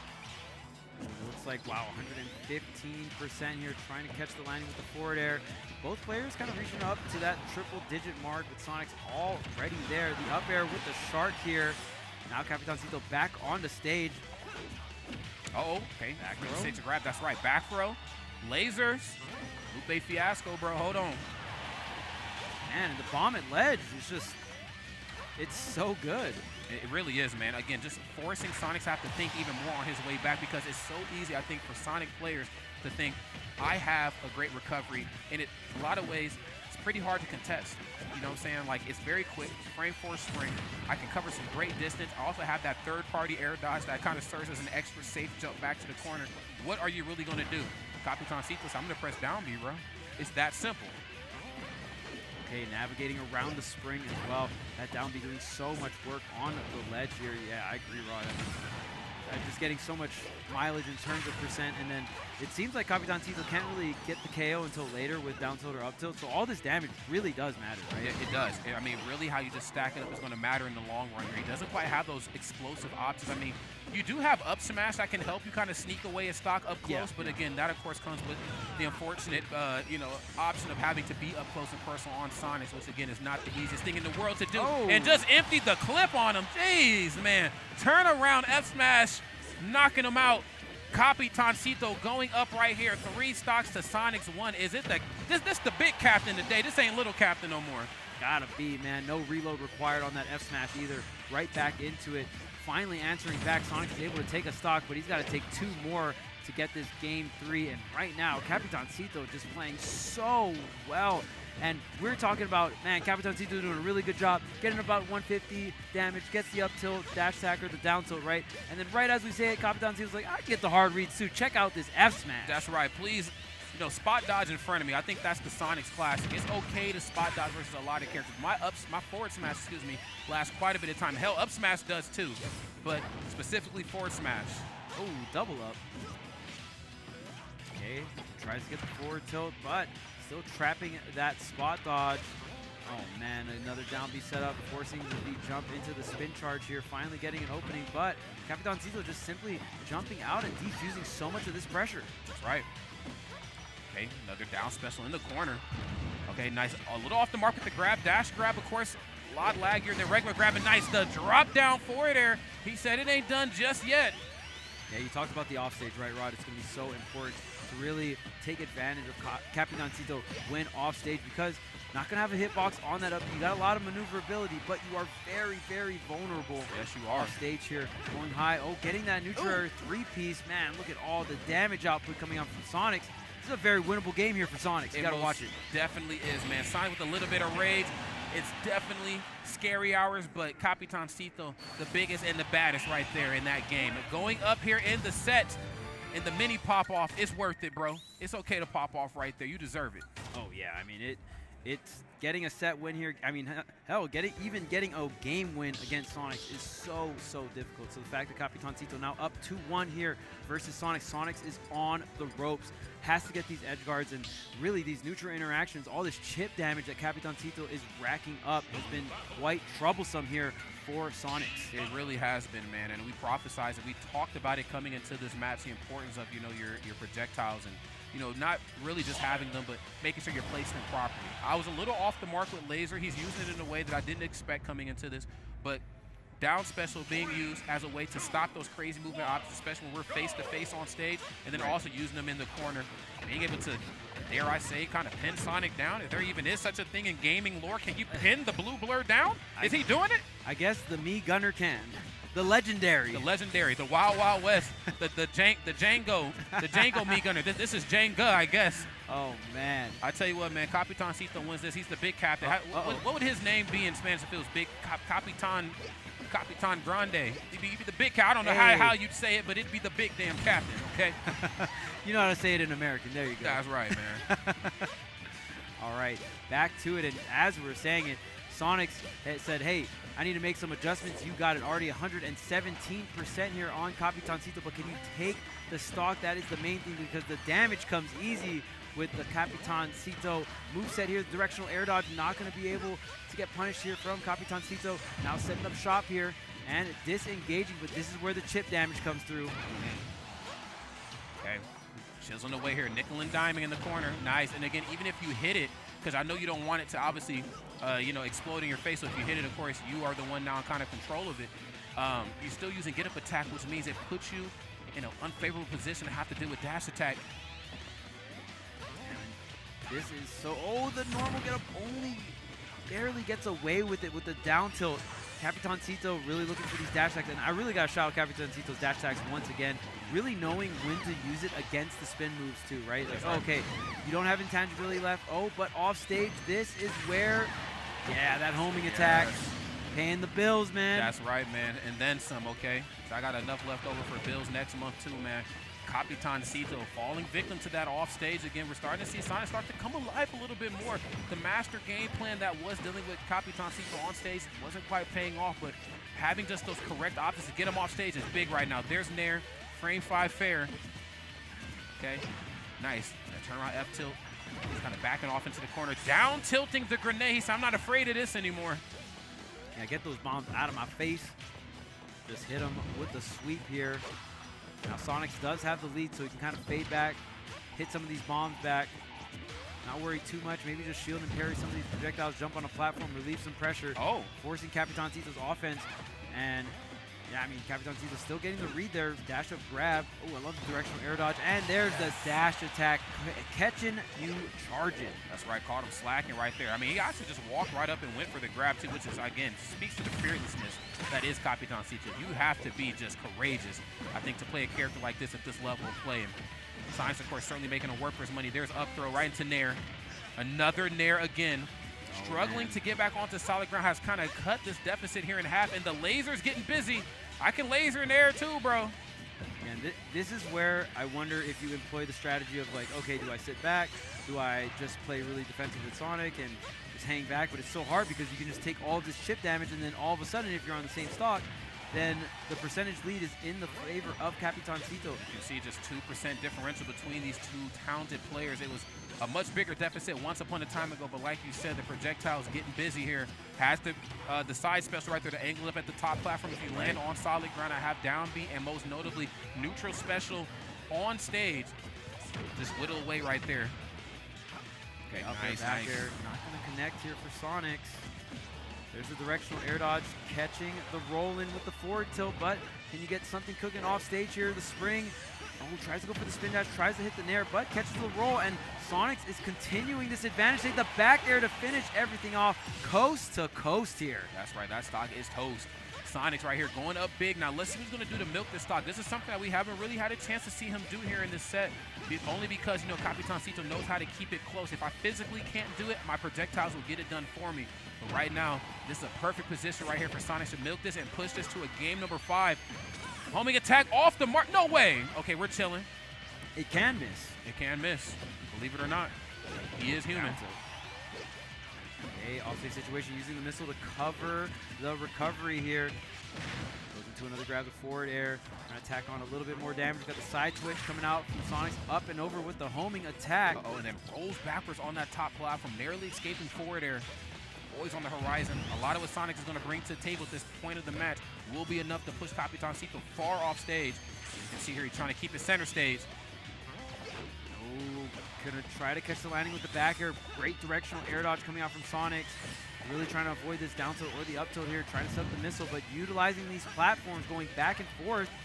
There's the up tilt, but missing the mark here. A lot of, oh yes, narrowly escaping that off the mark like you said, but can't quite find this anti-air option. There's the back air though. Great option right there to use, even if it misses. It's -6 on shield. Up and over? Yeah. Come on, bro. Matt's starting to hit the unspoken parts here. 130. The forbidden 6%, time. the forbidden time, yes, and then a minute 30 on the clock. Back throw, still not enough. Wow, can't be too happy about that. And one more that should do the trick here, the re-grab. Yeah. Oh, damn, wait a minute now.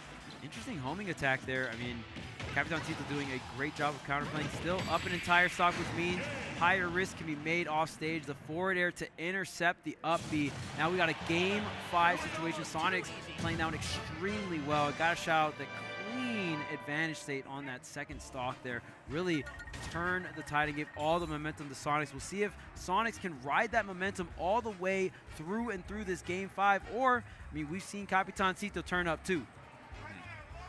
Yeah, we're going to have to see what the turnaround is going to have to be here. I think both of these two guys have been playing so well.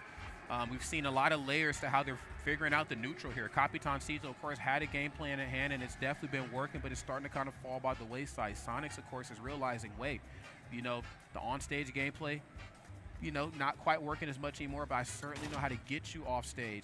I think, again, those forward airs, you know, that we see in the early parts of the match are really good at putting on percent, but when it starts hitting those darker red percents, that's when Capitancito is being forced off stage even further, and that is exactly where Sonix wants him. What are we going to see here for this game 5, Charles? Yeah, I mean, I think exactly that, Rod. I think Sonix is going to take the angle of, hey, man, you want to see me off stage? We can step outside. Yeah. See me off stage, you know what I'm saying? See me off stage, bro. But we'll see, we'll see. I mean, Capitancito really has to control the neutral. That's the main thing, right? Because Sonix still has to win neutral to set up those offstage scenarios. Yes. So I think it really comes down to how is Sonix hopping over these projectiles. Kalos is the pick here. I think this is a great pick for both characters. A lot of real estate. Yeah, but I think for Capitancito, having that platform is going to be a huge, huge key just for recovering, right? Yeah. Having access to that high recovery, going up being high onto that platform is going to make the recovery routes have a lot more depth. Yeah, oh, no doubt about it, man. And then on top of that, too, I'm thinking of, like, again, just being able to ride that wall, like talking about the last time we seen Capitancito play on stream. Using the projectiles a little bit easier, I think, for Sonix to read, too. I mean, I think when it's closer quarter combat, kind of hard to deal with laser, kind of hard to deal with neutral special, but now that if I stand on one side of the screen, I can see it coming. Whoa, but did you see this coming? There's that up smash. And that's a very early stock to start things off here. Yes, it is. Bro, not even a minute in, Charles. Damn. That is insane. And off the homing attack on shield. Homing attack on shield, not the safest thing, but I had no idea that Capitancito could just rip that up smash. That up smash being pretty quick and having a good amount of range to catch that bounce back that Sonix has. But Sonix instantly answering back here. 2 stocks apiece for this game 5. That's right. The big captain is present right now. But Sonix ain't going to give him that dub here for free. Definitely going to make him work for it here in loser's quarters. Double back here. Of course, no platforms to really hide from unless you're on the far left and right sides of the stage. Good read off the mark with the pivot grab, though. Obviously, Meegunner not blessed with the best footwork in the world. So you got to use what you got. Yeah, sometimes just getting out is the gift, right? Yeah, man, who you telling? No main line about that. Whoa! Get out of this, though. There is the knuckle sandwich. The schoolyard bully windup is that F smash, tilting it down. And, of course, tilting Capitancito. As you can see right now, Sonix, of course, up 2 stocks right here to Capitancito's 1. What is the turnaround going to be? Yeah, that is tough. And, I mean, I don't think Sonix has hit any of those 2 frames as of the entire set. There's the up smash out of shield for the punish. Watch where you home and attack. But that, oh man, that forward smash is such an early stock. Capitancito also got an early stock on that first stock with the up smash out of shield on the homing attack around 100. So we'll see if Capitancito can stop the bleeding, because right now, kind of taking some chip damage, 23%, homing attack charging all the way up. There's the back air. Back air, need to see another one of those. The platforms kind of feel like they're your friend here on Kalos, but Meegunner's here to let you know it's not. Drag down up air, doesn't get the up tilt though. always have to be ready, to try to work around up air. A lot of long-lasting moves in Meat Gunner's toolkit. Okay, there's up throw. Nair quick, 46%. Smart to hold shield. You knew that forwarder was on to the ready. Can't stress enough how good that move is in Sonic's kit. Oh, wait a minute. No follow-up after the spin move. Maybe a quick little trade here back and forth, but Sonic's just going to opt to get back to center stage. Really wants to make sure it has the stage control, doesn't overextend. Wants to go for these safe neutral options to set up the off stage here, and look at all of this damage he's racking up right now. That's right. He tried to mix him up with his forwarder, using that to kind of change his trajectory a little bit, but unfortunately it was all for naught. Sonix right now has a very commanding lead. Laser right here. Hold up a second. He's down throw. Put the gun away. Oh, into the back here. No, not enough percent. Hold up. Now wait a damn minute. Hold on. Capitancito barely squeezing through with the neutral air dodge. Gets the up tilt reversal. Got a lot of damage to catch up on, Rod, but it is possible. If the stocks are even, it's always possible. It's always possible indeed. Capitancito's playing out of his mind right now, but he has to lean into that great gameplay we've seen earlier just a little bit more to get this done. Sonix, of course, knows exactly what's at stake here. Has lead. Of course, eating a lot of chip damage here. Okay, faced the wrong way for up tilt, and a deep forwarder gets it done. Sonix putting the captain away.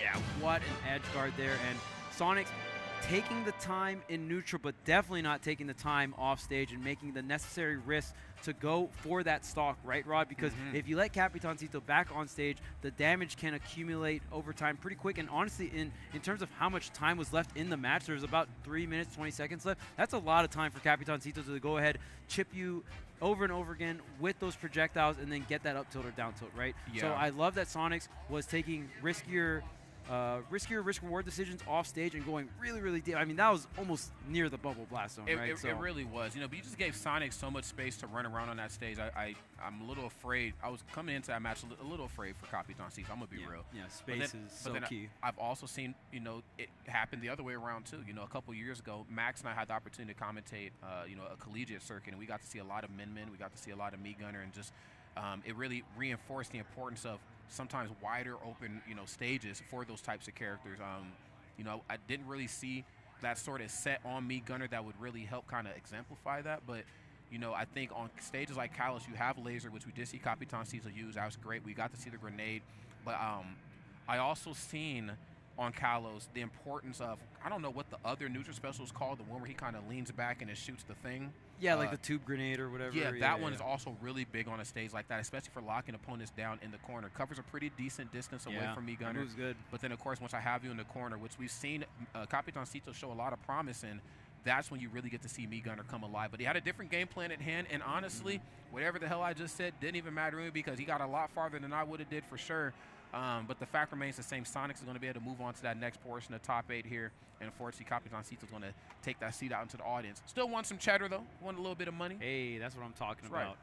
And, man, the Smash action has been amazing so far, just like how amazing the Smash action is going to be at MomoCon coming up. Make sure you guys check that out. Super Smash Bros. Ultimate will be there alongside a bunch of other games, a 5K pot bonus as well. We got some Mario Kart 8 Deluxe. We got Tekken 8. We got Street Fighter 6. We got Mortal Kombat. We got Guilty Gear Strive and Splatoon 3. You guys can check out all the information you need at MomoCon.com. And if you guys want to sign up for the bracket, the tournaments, all that different stuff to do there, start.gg/MomoCon. It's going down May 24th through 27th in Georgia. That's right, man. If you ain't going to MomoCon, I don't know what type of stuff you on, bro. You got to come down there into Atlanta with us where the players play and have some fun with us. All right, man. Look, MomoCon never disappoints. Never. Big pop bonus, big convention, so much stuff to do. It's one of the few events where I'm like, you know what? Bring the whole family. Okay, you know, sometimes it's a little sweaty at a lot of our events, but that's one like Level Up Expo. Bring the family. Yeah, have a great time, okay? It's always a good time. That's absolutely a good time. And honestly, this has been a great time as well, Charles. Now, I believe before we get up out, we actually got to take a peek at the bracket, man. We're going to talk about the journey that these players have been on and that they are going to partake in here pretty soon. So, of course, we have MuteAce, you know, beating Sonix 3-1, dropping him down to the loser side. Light with the 3-0 victory. A very handy butt kicking right there, you know, on Tweek's behalf. Then, of course, we have winners finals, which is going to be MuteAce and Light. That one's going to be a match for the ages. But coming down onto the loser side of bracket, Jazzo with the 3-0 on Chase, Capitancito and Louis Money Of course, we seen how that one all wrapped up 3-2 on Capitancito's behalf. Tweek, Jazzo, as great as Jazzo was playing this weekend, Tweek said the buck stops with me right here. And then, of course, we have the Dominican showdown. A lot of blood was shed right there, but when it was all said and done, Capitancito fell, you know, 2 games right there to 3 on Sonix side. Yeah, and of course, to go ahead and finish off the tournament, we have our amazing players already lined up, but we're going to toss it to some amazing casters. The Black Plague is going to finish this one off. TKEE on the way. But Rod, it was an amazing block, man. Always a good time with you, brother. That's right. Always a good time, and even a better time because we had that electro lit, man. One time for the one time, man. Let's crack one of these open, man. One more time. Here we go. To an awesome block. To an awesome block, man. It's been electro lit. We're going to throw it to a quick break. When we come back, man, we got some more Smash Ultimate Top 4 action coming your way right after this. I am a body moving, dancing and breathing, then pushing it. I love bobbing and weaving, reaching my limit, then pushing it. I know at the end of the day, where tonight is tomorrow, that I showed up, reaching my limit. No matter what I'm doing, I'll move, sweat, replenish. Electrolyte, instant hydration.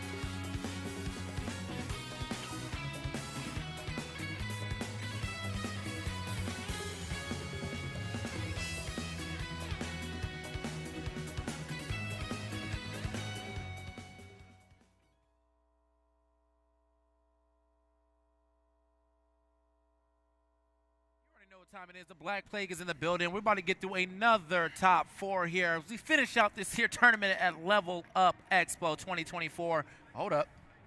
Hey, I heard a little something out there for a second. I was like, hold up. Hey, I was like, hold up. We got a little couple fans out there, bro. I appreciate it. What's up, man? Y'all know what time it is. TK Breezy here, EE here as we get into this top 4. We got Light. We got MuteAce coming up next for this winners finals. It's going to be a good time. Hope you guys are having a good time watching. Yeah, no doubt about that, man. I'm very excited for this one. I mean, the way this bracket kind of shaped up, there were a couple different routes that we could have got here for, but it was, I mean, Light taking it convincingly over my man Tweek, took it 3-0 as you take a look at the bracket right there. And then MuteAce with the 3-1 victory over Sonix, including TK, a timeout in the final game. So that was pretty a little different to see on the end of Peach. You know what I'm saying? That's traditionally not what Peach does, but that's what leads us to our winners finals, will be MuteAce and Light. It'll be a good showdown. And then loser semis will be Tweek versus Sonix. Always look forward to watching them tear it up. So that'll be, we got basically just 4 elite players left in this top 4, and that's what you like to see. Yeah, and I think, I mean, honestly, the action is going to be very, very, very nice between these two. I think I like, obviously love watching Light play. I mean, it's one of my guys. MuteAce on the other side of things, one of my other guys, you know. Greatest Peach known. We always see some crazy combos whenever MuteAce, you know, is in the groove. But on the other side of things, we always see, like, just playing. I mean, he's been playing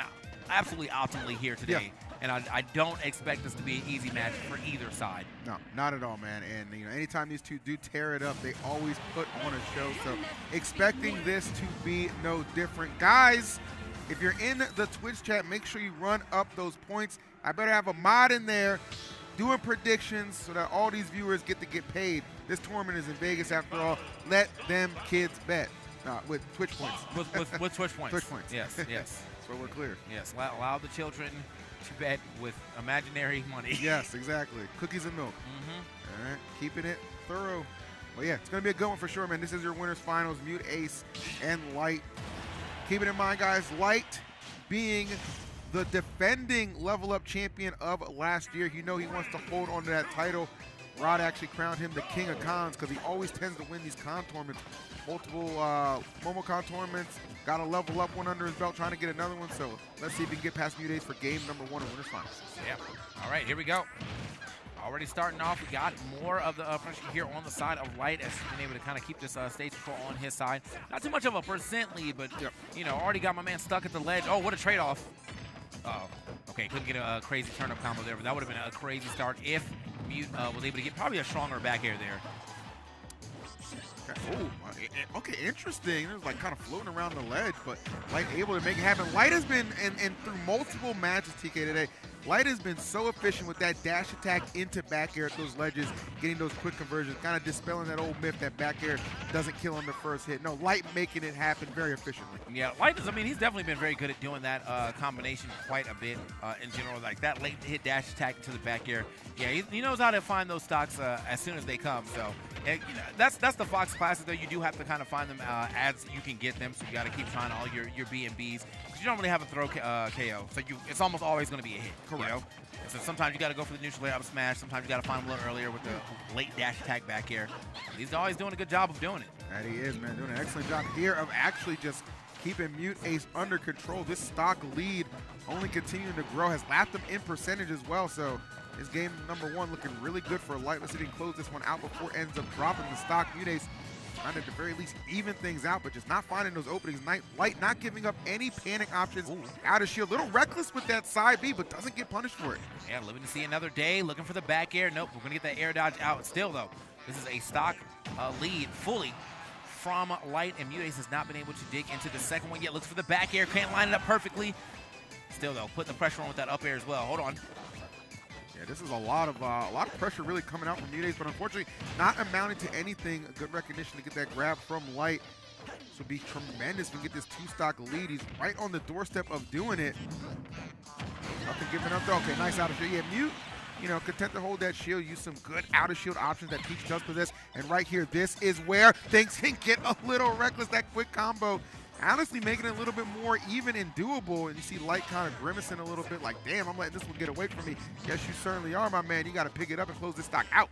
Yeah, got a little wild with the dash attack. You already saw the turnip in hand, so you should have known what kind of punish you could have received right there. And it looked like we didn't even go the full way, you know? That stopped at 60%. That could have been a lot more. Oh, okay, the soft hit in there. Okay. All right, my man trying to get off stage. He's actually trying to he's trying to reinvent Fox. Fox don't normally be off stage in this game. It's so difficult to KO at some points, but even MuteAce susceptible to making a mistake like that. Laggy option going to lead to a great punish from Light, but here comes MuteAce. Considering the position he was in, incredible. Evens this out. If you turn the clock back about a minute ago, you think Light had this well in hand, but no, we are back on even footing for the final stock of game number 1, and MuteAce starting to get in that kitchen and cook. No turnip in hand there. Couldn't get anything too crazy off that, but still got the stage position. Thought he was going to try to go around and pull another one. Oh, watch that shield! Watch that shield! Okay, yeah, had to let it go. I was like, you good. You have it. You can have it. Yes. You're way more, in that position is way better. Just take the hits than have the shield broke. Right. Man, this one's coming down to the wire. Love the back and forth action. Can never count out MuteAce. Dragged himself all the way back from certain defeat for this first game. Literally 6% between them right now. All right, still on the other side, only 5% now between them on the other side, but 82%, 77. No one's really getting a stock here yet unless it's like a crazy good swing at an opportune spot. I think an up smash might be able to do it for both sides now. Oh, okay. Try to get the jab as the follow-up. Nice DIing out. Oh, that's going to be game. Yeah, all right. Can't miss that tech. Yes. Cannot miss that tech. You already know, my man, like, Charles was talking about this earlier. He was like, yeah, that's how you know when Light is really on the money. My man is getting all his tech chases. Yep. And yeah, as soon as he missed that tech, jab, up smash. And even if he techs in time, sometimes just use a checkmate situation if Light realizes he didn't get the jab lock, so he can just up smash immediately after the first jab. 100%. Great stuff from Light. And MuteAce as well, again, just to make that come down to a last hit situation was fantastic. Great effort from Mute. And one thing about Mute, man, losing that game 1 has never deterred Mute whether or not he is going to win a set or not. So don't think for a second this one's over. We still got a long way to go in our winners finals here at Level Up Expo 2024. And 10K prize pot guaranteed for these folks. So they are fighting for a lot of money, TK. Yeah, money, pride, but, you know, more importantly, money. Anyway. Welcome to Smash. You know, pride is one thing, but pride ain't going to pay the bills, all right? You know what I mean? Yeah. You can be first place all day, every day. Your electric company do not care. All right, let's go. I would say that for Light, but he's currently homeless. So I don't know if that really applies for him. So, hey, man, go do your thing, bro. Do your thing. We got game 2 popping off here on Town and City. Nice catch from MuteAce. That should be a stock absolutely full on commitment. Going to get that first stock. Looking pretty good. All right, both ones getting back to the stage. All right, I'm out of there. Nice little back jump to get away from that. Potentially, if you try to get aggressive, there could have been punished with an up smash, especially if it was a forward air out of shield. Okay, Light with the quick walk, the smooth walk up. What are we gonna do here? Ooh, nice. Yeah, okay. Hanging on the ledge a little too long. Yep. Yeah, that invincibility will run out. Great recognition from Light. See what we can do here. Trying to get those fairs that connect, some sort of aerials. Like the aggressive landing as well. Now it's the turnabout in Peach's hand, actually. Okay. Nice. Up there yet again. All right, try to keep that pressure going on with those up airs, but no, Light able to get that fast fall neutral air in the mix. 94% though here on the Light. This is a lot of damage he's already taken whilst not really delivering a lot of that damage back. Ooh. Oh my lord. Okay, good tech. Yeah, and then had the Nair out there waiting just in case as well, just to keep him off of him. These trades will definitely be benefiting Mute at this point in time, so gotta be a little careful. Oh, yep. Like follow-ups. Getting any little damage we can. A lot of grabs here. This is one thing you'll recognize too. Mute, because Peach has, you know, those out-of-shield options, Mute gets really comfortable in that shield sometimes. Could enable some opportunities for Light to really get in there and get some grabs at some opportune times too. And how about that turnaround up smash to get the stock? That was clean right there from Light, and turn this thing all the way around 142. So a lot of options could definitely take on past that blast zone. It's all only if they actually connect. Well, that's going to be a one good one for sure. The spot dodge up smash, easily taking that stock. Now another pretty even game developing between us. Oh, wait a minute. Uh-oh, turnip combo. Ooh. Ugh. Absolutely. G86. I'm telling you, bro. It gets filthy out here. Okay, jab lock. Oh, follow up. Yep, nice. Go fair, drag him down. Nice on the hunt. Light, oh my goodness. I thought he was for sure just going to drop an F smash right there on that platform, but no, goes for the grab. Maybe the F smash wasn't going to connect if it was a little too slow, but yeah. Still, that's a lot of damage he was able to get back in 2 or 3 different interactions. Now we got another even game developing between us one more time. Light looking for the ender here, potential neutral air up smash. Now looking for down air up smash. Oh! The up smash actually trades coming in from MuteAce as the down air hits, but it's only a small hit there, so great trade actually for MuteAce. It kind of felt like Light got a little predictable there down the stretch, and MuteAce was like, okay, you're going to come up from above again, got this up smash waiting for you, and sure enough, pulls the trigger and finds success. 1-1 right now in Winners Finals. Yeah, he was definitely laying into his shield. Like he wanted to get that neutral air up smash. He wanted to get that down air up smash. He wanted something, right, to lead into an up smash. And I think that was a very good bet there from MuteAce to be like, you know what, I think you're jumping again. I think you're jumping. I think you're throwing something out. Just good recognition from MuteAce, understanding Light's trying to get this matchup, get this 2-0 lead, and really whittle down that shield, just put him in a situation to set him up for that up smash, but not having it. Great timing, and again, a great set unfolding here for Winners Finals. Tell your friends, man, if you're not watching this, I don't know what the hell you're doing. Spend your Sunday the right way. With the boys. You got us, you got them on the sticks. You got 2 more competitors on the losing side of things. As we keep it moving here, 3rd game. Light and MuteAce. We take it right back to Town and City. No big opener yet until just right there, but still, because he had to throw that turnip away, couldn't get much more than that. Still 48% respectable damage off of one opening. Yeah, both these characters are capable of just like, a combo game goes to the moon for sure. So anytime you see those openings presented, you can assure yourself some big damage will tend to follow. I mean, the big plays right now. What a catch on that back air. MuteAce, unbelievable at the moment. Okay, ooh, interesting. Goes for the dare instead of the fair. Lair gets himself a couple of shots in there as well too. A little extra damage off the laser. Yeah, I love the use of the lasers too, man. It's just like all that little additional damage can really be the difference between a KO and just like one of those false finishes. And Light knowing just that as the up smash will collect that first stock and put MuteAce in a position to have to make the comeback. That's the false finish king right there. Please say it. Never mind. Anyway, moving forward. Moving forward. Get a little wild today, baby. I'm in Vegas, bro. You know the commentary. Got to get a little wild. It stays here. All right. See if Light can keep up the pressure. He's looking really good right there. Goes for the trump. Gonna settle for the up tilt, though. That was really clean. This corner pressure really starting to mount and taxing MuteAce so much for just trying to get back to stage. Finally, he's able to do just that and collect the stock with the up air. Great timing. And not too much of a deficit considering how much damage we know Peach can accumulate quickly. Okay, man, so where are you trying to go? You can't get back here just yet. Boom. Okay, a couple more shots delivered to a raw up smash. Definitely will be able to take if you can find it very close to finding the connection of the neutral air up smash. Yeah. Nice. Oh. Uh-oh. Oh, no. Get this juvenile combo. Let's get it. Come on now. Oh, just dash forward. So hair off right there.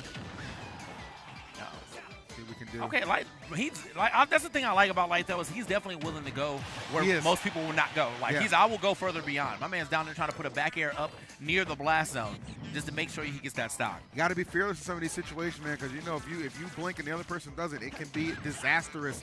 And now trying to extend this lead. Oh, my goodness. MuteAce with a turnip in hand, though. So lethal and terrifying. But Light actually just kind of swinging out of disadvantage. Oh, I thought he might have been trying to go for a shine or something crazy like that. Maybe thought better of it, just trying to recover back to the stage. Understand, I got the lead. Let me keep it intact as long as I can. Okay, I'm back there. Hold up. Got another forward air to go ahead and push him across the screen. The up air, not going to be enough. The second one, still not going to be enough. Wow. Surprising. I'm actually very surprised he survived that second one. I don't know what the heck happened there. All right, but that back air is going to do it. You can't survive this forever, bro. I was very surprised to see that. What was going on there? Huh? Oh, nice. Okay, using that parasail actually to get off for the ledge only momentarily. Okay, back into the mix as well. Hold on. 90% here on to MuteAce. Definitely hurting a little bit. Gotta watch his offense, or his defense really. Ends up getting hit with a neutral air right now. I think that could be neutral air out smash for the game. Oh, Light just above his dome with that back air. Gotta be careful. MuteAce proven to be just one of the hardest people to just get that final KO on. Light has got to know this. Gotta be careful. Don't want to approach the shield too much. Remember having that final game on the last one with that up smash out of shield. You don't want history to repeat itself, but Mute's so clutch in so many instances, and this could be another one looming. Ooh, okay. Turn up actually did hit, but luckily hitbox on top of Light's up B. Yeah, okay. It's going to be enough. Was not sure, and it was getting a little scary, man. I'm telling you, sometimes MuteAce does tap into that ultra instinct, bro. That man is like, I am unhittable. I know I'm at 190%, but ain't nobody hitting me. Ain't nobody taking me past that blast zone. Luckily, that back air was just enough. And you're seeing how evenly matched these two are, man. Like at any given point, you get to that last stock, last hit situation, you're just like, you don't know who is going to win it because they are just both that talented. Big shouts to MuteAce too. MuteAce actually was our fill-in, or replacement, I should say, for Leo, who was unable to make it, and MuteAce certainly making the most of this opportunity to find himself in winners finals. Still a chance to actually claim victory here. Got to win 2 in a row. Meanwhile, Light on match point. And let's see who's going to take care of business in Game 4. Talent City being the theme of this set, TK. They love it. Yeah. I mean, you know what? Anything that's going to get me off of PS2, bro. I'm with it. That's fair. You know, we've seen enough of that. It's been like 9 years y'all still on this stage. What's going on here? All right. Ooh, that was just a raw up there, too, to get that second one. That was nice.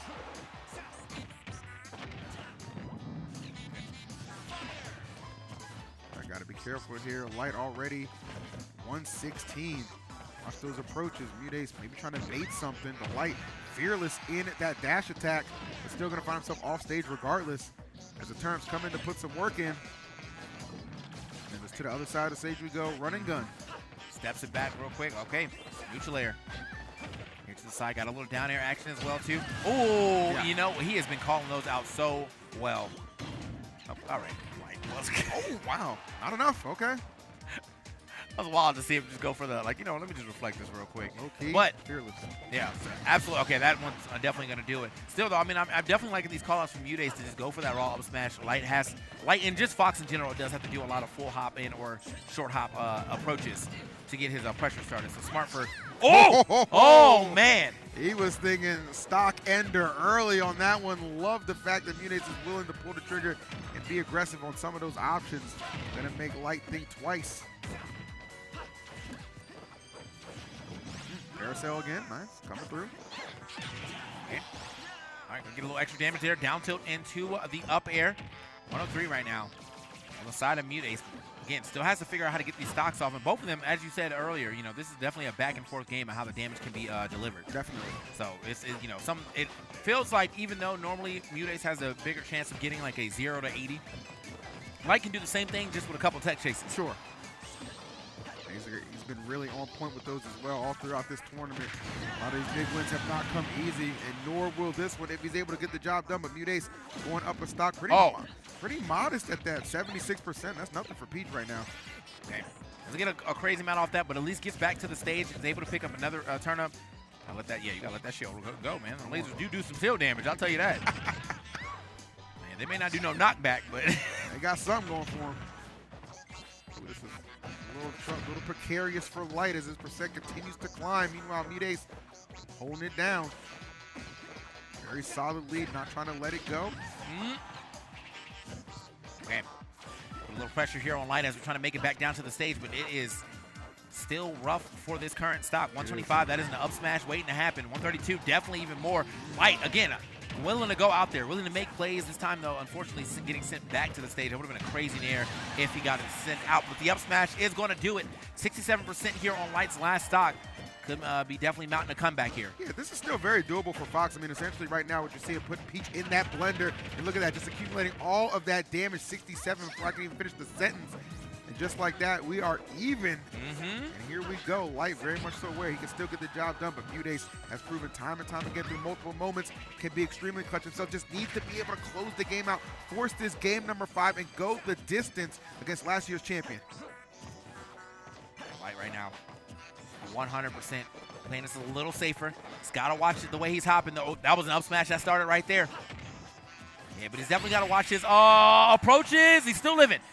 That was a clean attempt at a back air, though, for the steal. What?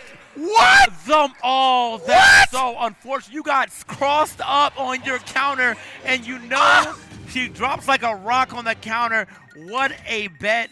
An unfortunate ending right there for Mute. Because it was the right idea. It was definitely the right idea. It was the absolutely correct option because Mute kind of kept that in the back pocket. We hadn't seen that up until that point, and then the one time it's just like, it gets like, I guess the back end of it, and it doesn't connect fully to send Light into the blast zone and send it to game 5. No, Light skating by the skin of his teeth. Unfortunate end for MuteAce, but not for lack of effort, that's for damn sure. Yeah, that was, what an interaction. So didn't get the turnaround on the, counter, which would definitely, I feel like if that counter hit, I was probably going to be an untechable. So even if he hit the stage, I think it might have been it regardless. But because of that, hits front side, goes past him. Toad's going this way. You know what? Blame Toad. Blame Toad. That's the easiest thing to do. Okay. Blame Toad. I like it. Hashtag it. Blame Toad, bro. I like it. Dang, that is really unfortunate. That was a great set. Otherwise, a little anticlimactic ending, but, you know, sometimes it just do be like that. I feel bad for you because, again, I feel like you kept that in the back pocket for so long, and for it not to come out when you're most needed to get to that game 5, man, that's tough. Yeah. All right, well, unfortunately for him, that doesn't mean he has to take a trip down to the loop side of things. That does put Light a little closer into becoming the two-time Level Up Expo champion. But we got to see what happens now as we go through the next part of our matches. We got Tweek and Sonix playing up against each other. You know, two very big and great players of their characters. Going to see a Diddy on the screen. Obviously going to see the Sonic on the screen. Sonix, easily the best Sonic in the world. Tweek, honestly, probably easily the best Diddy in the world. Yeah, I don't think anybody's going to disagree with that. I mean, there are certainly a lot of talented individuals who play those characters for sure, but, you know, sitting at the top of the mountain and respectively for each of their characters is definitely Sonix and Tweek, so another clash between them, always entertaining, you know, a little bit, you know, kind of a callback LMBM. It was Tweek was able to get the W there. Then you look at Genesis top 8, Sonix was able to win there in losers, so now they meet once again here on the Level Up stage, and I'm expecting a great matchup between these two. Always a fun time. Yeah. And that's, I mean, and also there's the potential, you know, don't think it's going to happen, but there is potential for a certain Final Fantasy VII villain to show up as well. You need to stop. All right. That's enough of My that. fault. I got enough of that. I got enough of that. My fault. I got enough of that last week, okay? Put that stuff away, Tweek. Do you hear me? Do you hear me? I don't want to hear Tweek talk. He's talking to you now, boy. Put that stuff away. I don't want to see it. He said, lights out, no Ceph's out. Like, get him out of here. I'm done with it, man. I'm done. And Sonix, who is here by way of defeating Capitancito in losers. Fortunate, if you ask me. And I like Sonix. They should have gave his ass a game loss as long as he was taking it. I'm talking to you, Sonix. I said it. I'm talking to you, Sonix. Taking a bit. down and play the damn game.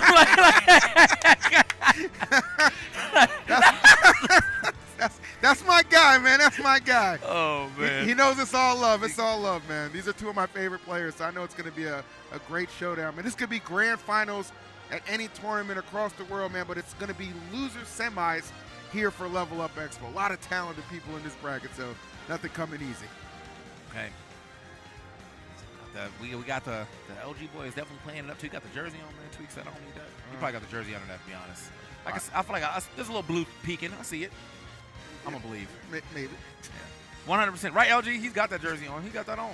Stop drawing attention to it. I'm going to draw attention to it.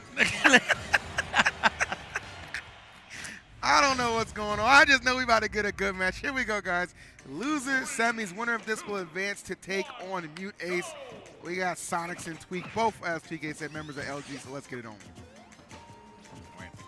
So, yeah, man, for the first part, there might be a little bit of, a slower, methodical neutral here. But it kind of has to be done. One of the things that Sonix wants to do, obviously, is avoid the banana. And two, if the banana does come out, actually take it from Tweek. That makes it a lot easier for Sonix to keep the neutral on his side if Tweek can't even, try to get a long-range punish with a banana throw or something like that. Yeah. As you see, Tweek has not pulled out the banana yet, so he's playing banana-less Diddy so that way he can pull it out safely. There it is.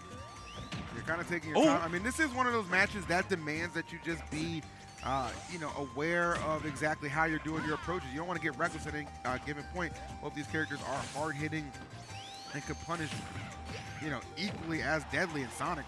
Well, I'll tell you, he can really put the screws to Diddy, especially get some off stage. But here's Tweek's chance right here, trying to command the on stage. I like that monkey flip, actually. Let's follow it up with the dash tag. Nobody home just yet. A lot of scrapping going on in the first minute of this contest, though. Got to give it up. Tweek has not been able to play too much. Okay. Going to wait out just here too. Maybe wants to get like a nice little opener so that way he can push Sonix away before he tries to pull a banana. Because, yeah, Sonix can definitely get over there in time. I like that high on the platform banana pull. Yep. 104 to the 71, though. So Tweek is slowly but surely getting himself back into this game. Nice. Nice homing attack. Yeah, Tweek knows to take his time at all points given. Cannot rush anything against Sonix. Oh, wow. Okay, a little bit of a rare error there. Just let that banana hit. Also some good percentage. Forward tilt not going to connect on that one. They're getting down to the wire. Oh, man, just need to slight a bit more percent here. These high blast zones right here, not going to help him out on Battlefield. But either way, he's already threatening to KO him. Ooh, almost close with that up tilt as well. All right. Tries to go for that forward smash, not going to connect. The back air, however, will get the job done. That 133, however, so it shouldn't take too much for Tweek to execute and get rid of this stock if he can properly get the setup. For Sonix knows how to stress you out, put some distance between. Never in a hurry, man. I'm a little worried, too, because I'm thinking about, like, the fact that, he just lost all that rage and he didn't get that stock earlier while he had it. And we've been at 131 cents, but should be enough regardless. 145 at the end of that hit. Good up smash out of shield, actually, there from Tweek. Go ahead and catch Sonix as he was sliding by. Only taking 32% too, so not a big lead for Sonix to build when he's able to do stuff like that when he does get a stock lead. Yeah, 100%. And I said, the vibes, but the vibes did not pass Tweek's vibe check this time around. Yeah, sometimes those vibes get a little frustrating. I can deal with. That's just how it is. Tweek, slowly but surely, again, he's been here plenty of times. He knows exactly how Sonix plays in. It's one thing to know how somebody plays, another thing to be able to do anything about it. It can go both ways, but right now Sonix with the advantage. Tweek pulling out the banana, looking for an opening, trying to create one. Just spinning all over the stage, getting these little ticky-tack hits, but they certainly do add up. Bananas in hand as well, looking to threaten a little bit. Not too far out to get the forward air, but not for Sonix, who comes back with one. Moving.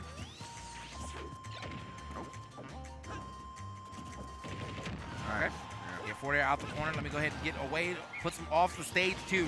Tweek having to throw something. This could be an issue, and that's in the way of Tweek's, flight path. That was a very good spring there from Sonix. Yeah, back on the springs, in fact, too, to make sure that edge guard was completed. Well done to Sonix. This is a strong lead he's taken into the second half of this game. Clock winding down. Not any danger of a timeout just yet for sure. Oh my lord, but you got to get some damage on the board here, Tweek. You're taking a lot right now, but not dishing too much back. Man is definitely getting kicked right now. Hold up. All right, makes it to the other side. All right, trying to run away from that to the up air.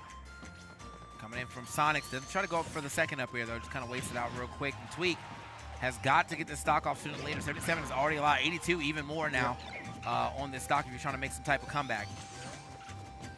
And Sonix playing damn near flawless at the moment. I think that's what's the problem here that you're seeing. For Tweek not finding those openings, Sonix with the spin-based gameplay momentarily, but the up smash puts a stop to that 2-minute mark we have entered. Well, I thought he was going to try to spring ride that one up too, but yeah, 113 off the stage here for Tweek. Good recovery though. Oh, he was trying to end it all right there. I don't even think that could have ended it all, but you know, sometimes you got to send a message. You do, exactly, bro. Well, message received loud and clear, at least for game number 1. Sonix takes it.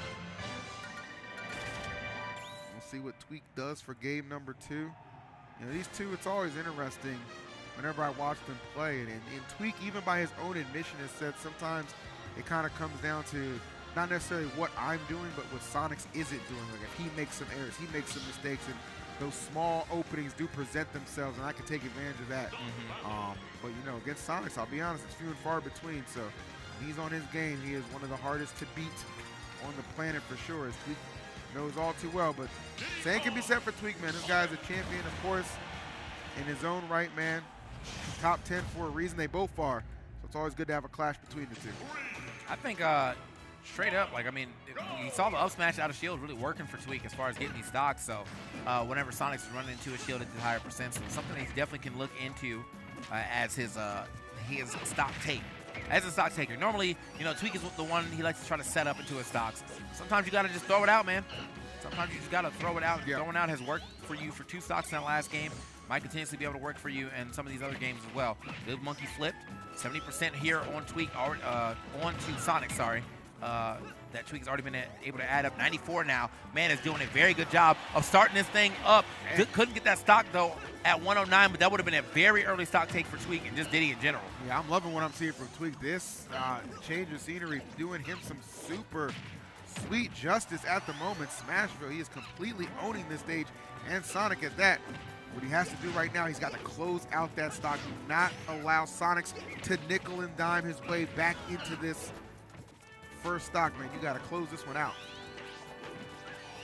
And even if that means just slowing it down to a cross, so he has to continuously come to you and get some good counter hits. Can't let this one go. Definitely don't let it go, bro. You have a solid lead here, but this also means you have quite a bit of rage to deal with on the side of Sonic. And F Smash could be absolute doom here if he finds it here at the edge. 80%. Okay, good recovery right there. Good flight path from Tweek to get back to the stage.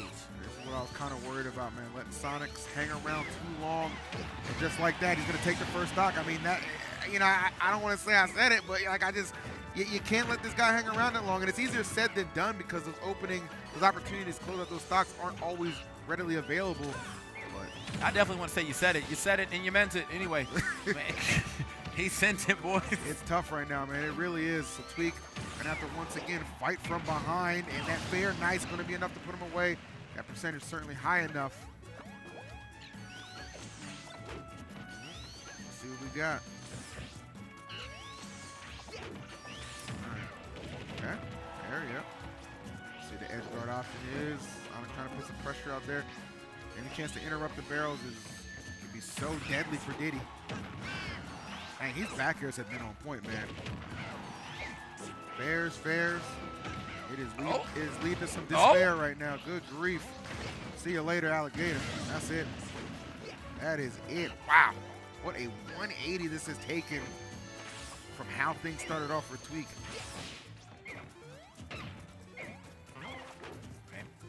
Tweek has, I mean, just straight up, like, what is it, like 150? Yeah. On that first stock, and now he's down on full stock right now. This That's how you get back into a game. This is how you play. This is how you know that Sonix is like that type of player, though. He can take all that damage and be like, "It's fine, man. I know it looks bad right now at the beginning of this game, but all that matters is what the end screen says." Yeah. And with the way that he's playing, it looks like the end screen might say, "And the winner is Sonic again." You know. And as good as those, as good as Sonix is playing on stage too, man, it's really been the edge guarding that has been the hallmark of this success he's finding against Tweek right now. These springs have been insane. Like, he has really just been positioning and dropping those correctly, perfectly timing on all that stuff. Forcing Tweek. Again, continuously play from behind. That might be enough to do it. Yeah. Kind of similar, I think, how to one of those games that their Genesis set ended right there with Sonix going up 2-0 against Tweek. He has to go back to the drawing board for game number 3. I'm just saying, bro, the Sephiroth is still there. Somebody cut his mic. I've had enough. I'd rather see Banjo. Hello, is this thing on? Like, all right. Well, you know what? To be honest, I'm a believer in the Banjo now too. After watching Battle of BC, I don't think that's going to happen. But well, let's see. Let's see. oh, he's thinking. It'll like his character selection here will tell me a lot whether he's still in it to win it or he's just like, all right.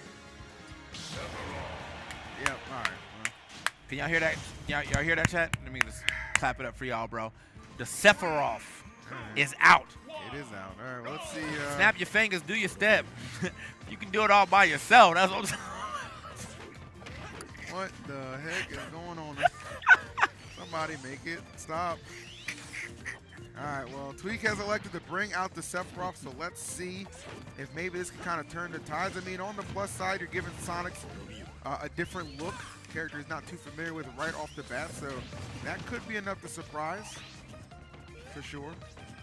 You know, and if you can get Sonix kind of letting his guard down, thinking it's a done deal, that too could help out. Yeah, we'll go with that. Yeah. All right. Hey, look, bro. Percent lead. Percent lead. He does have it.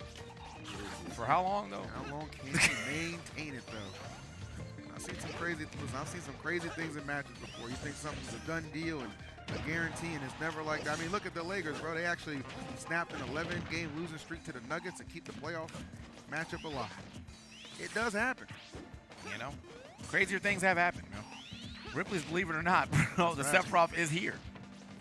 I believe right now it might be Tweek's best option to at least catch Sonix off guard. He was just playing immaculate in that Diddy matchup for sure. Oh, nice. Okay. Getting the spring. Putting it out there. Setup's got to be a little bit different when approaching Sephiroth, though. Especially with that distance advantage he will have with that long sword. But fortunately, does not have the speed to contend with Sonic. That's for damn sure. I mean, no one in this game has the speed to contend with Sonic, really. I mean, like, Fox is kind of there, Falcon's kind of there, Sheik can be kind of there, but yeah, as far as like straight up numbers, come on, let's be real. It's the fastest thing alive. Oh, well, that was a big idea. Big idea. Ambitious, you know. Some will say Tweek is a dreamer. So. It's looking like a nightmare right now, I must confess. Nonetheless, he's still in this thing. He's not down too far. Gotta not let Sonix, I was gonna say, pretty much do that exact thing. Nice usage of spring, just an additional damage. So kind of aiming that up to send him off the stage. Oh, okay, hold on, wait a minute. Y'all thought he was finished? We got Giga Blast, man. Like, he about to get it. Surely some dreams and nightmares right now, bro. I don't know who's gonna be the one to take this for sure yet, bro. Hold up. 81% though. It's looking still a little bad for Tweek, but yep.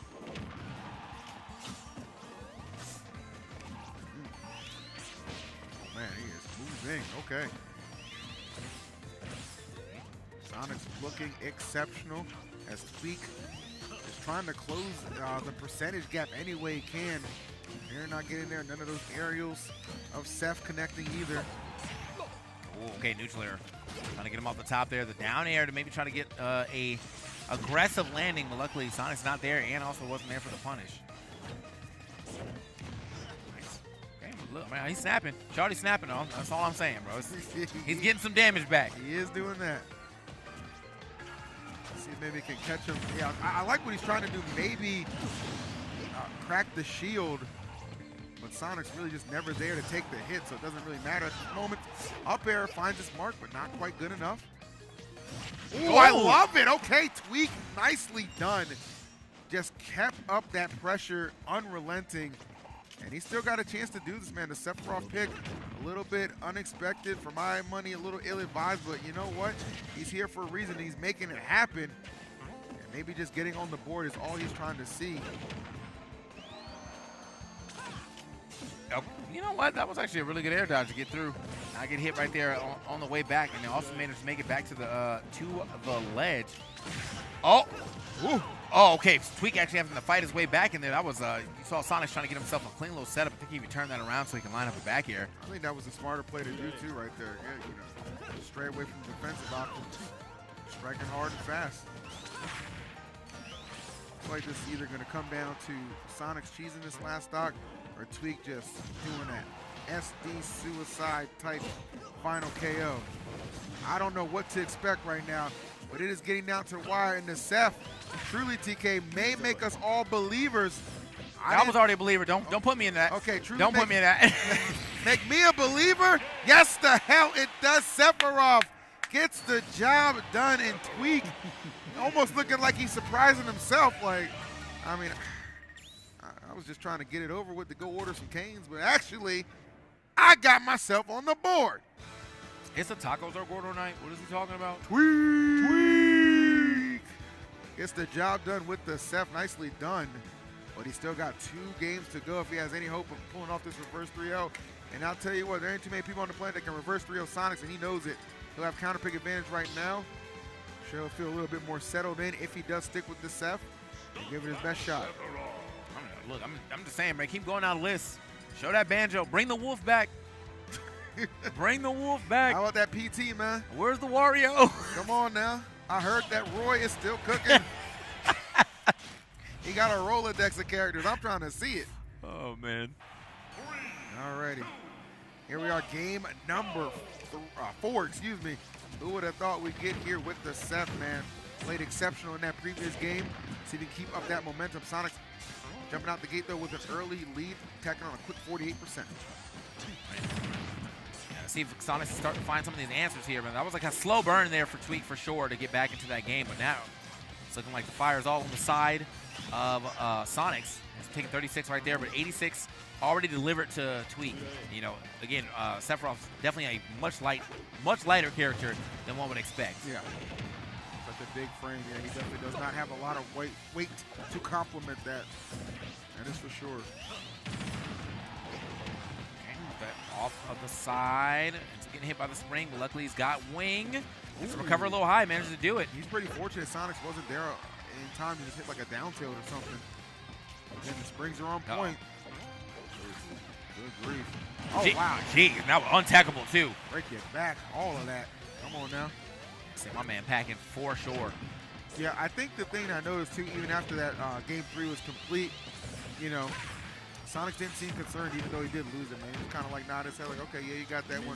Felt like he already had the game plan on how to correct those deficiencies lined up in his head. And definitely putting on a show right now. As Tweek got to crawl his way out of a pretty difficult deficit to do with Sephiroth against the Sonic. Yeah.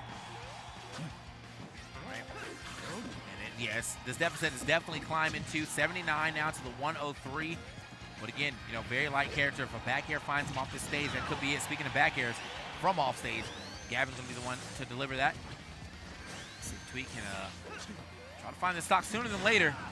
The up air, not going to be enough, but he's still, you know, just poking away. He just can't find that final hit to put him past the blast zone. Yeah. The thing that can be very frustrating, trying to put away that first stock of Sonix. He does a great job switching between offense and defense, keeping you guessing. With that check, want to finally put it away. The call still 105% on this second stock. Let's see, that was a couple of good nairs. You gotta my boy is swinging. Like, somebody gonna get hit by one of these. You kind of just gotta accept, you know, when you're Seth, you're just trying to take the damage where you can get it. It's not a solid combo strings from this character. Ooh, that might do it. Yeah, the fair. And Tweek shaking his head down to his final stock. Probably none too happy about this. Okay. But, I mean, got to give it up to the fact that, like, that was a very good defensive punish there from Sonix. To know that Tweek was going to try to poke through the or poke his way back to the stage. Got the parry into the immediate runoff forward air to get that last stock. And now, Tweek kind of struggling to find some more damage here whilst on the receiving end on quite a bit of damage. Already at 98. Ooh. All right, big play, and I'm not sure it's going to come right now. It's just so far in the lead is Sonix. Going to take a lot. I would like to see Tweek at least get to the last stock, and then anything can still happen for sure. Yeah, I mean, that's definitely facts. I mean, that's kind of how that last game definitely went, too. Right. So it just needs one good hit here. I think with the amount of damage he has up right now, an F tilt could do it for sure. Maybe an up tilt, or not maybe an up tilt, definitely an up tilt, and maybe an up air. Trying to catch Sonix coming in, but Sonix is being pretty wary. He's just like, I really got no reason to do anything reckless here. I can just threaten with some moves. I don't have to full on commit to anything. It's a little antsy there though, which does give Tweek a slight chance to strike. A strike he does. TK final stock. I mean, I'm not one to say it's over. Not the most likely comeback, but it is still a possibility on the board right now. I mean, it definitely is a possibility. Tweek would kind of have to steal this game away, and this could be the setup for it. Okay, no, gets the jabs out in time. That was actually a really smart awareness there from Sonix to know he could get a attack out in time and still block the 2 orbs. Oh, the damage starting to rack up a little bit. It is just one of those situations where, like, the rage could be the factor. Hold on now. If he gets him off stage and pulls out some shenanigans.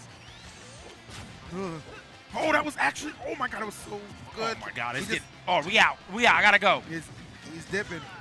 This is nuts. Hold Tweek, what?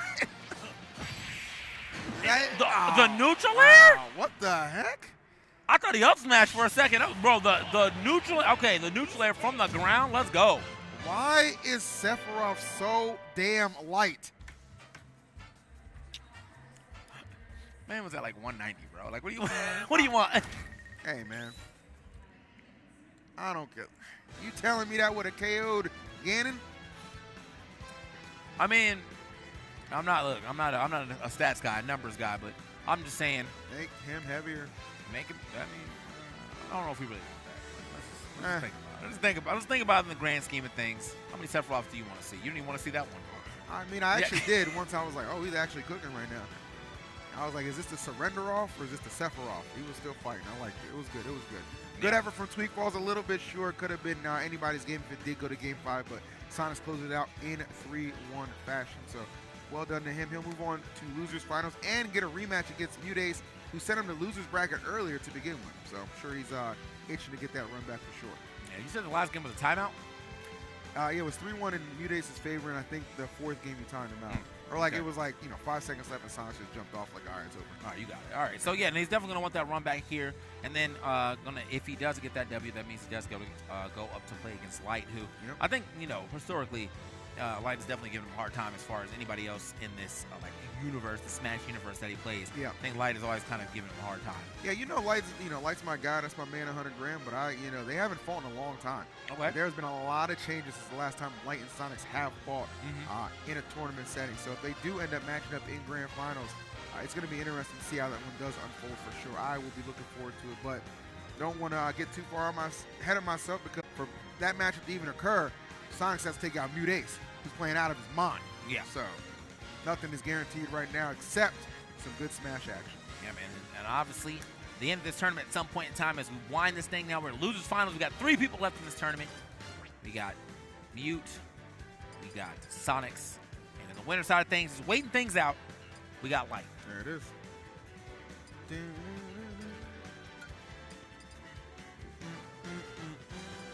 you get that hat from, though? That's a nice hat. I don't know if he got that. Was that from here? I don't think I saw him show up to the venue with it. I don't even know if I can wear bucket hats, to be honest. I like bucket hats. I have a big round head, though. I mean, it's the hair. It's not the hat. Oh, yeah. So, I know he got a lot of hair, too, but he got smoother hair, so he can, pull it back in the ponytail. I got that. I hear you. Got that 4C, you know what I'm saying? Yeah. You don't know nothing about that. Yeah, you and Black Man. I don't know where I was going with that. What? The sponsors, brother, the sponsors. The sponsors. Oh, man. Good losers finals. If you're just tuning in and wondering what the heck has been going on at this tournament, a lot has been going on, and it's made for a very good time. And also grand finals right now. Light is sitting in grand finals awaiting the winner of this one. That's how we will close out the tournament. All right, bro. I don't know who put this on, but thank you for dropping that Heat Hate Shadow. It's one of my favorite songs. There you go. All right, chat. Who you betting? Is it for Mute? Is it for Sonix? And how much did you put up? I saw someone say they put their life savings up on Mute. Oh, man. I assume that's in chat points, but, you know, it be what it be. You never know, man. Theres some diehard fans out there. True. Doing a lot. I said, all right, man. I said, all right, man. Here we go. Into our losers finals here. Sonix coming through with the Sonic. And then obviously on the other side of things, we're going to have MuteAce coming through with the Peach. MuteAce already getting 1 W on Sonic, but he's going to need another one. And I'm going to need these frames to come back. There we go. Thank you, Priest. Hey, what the heck? This is before the combo started. Lord help us if he gets a turnip going.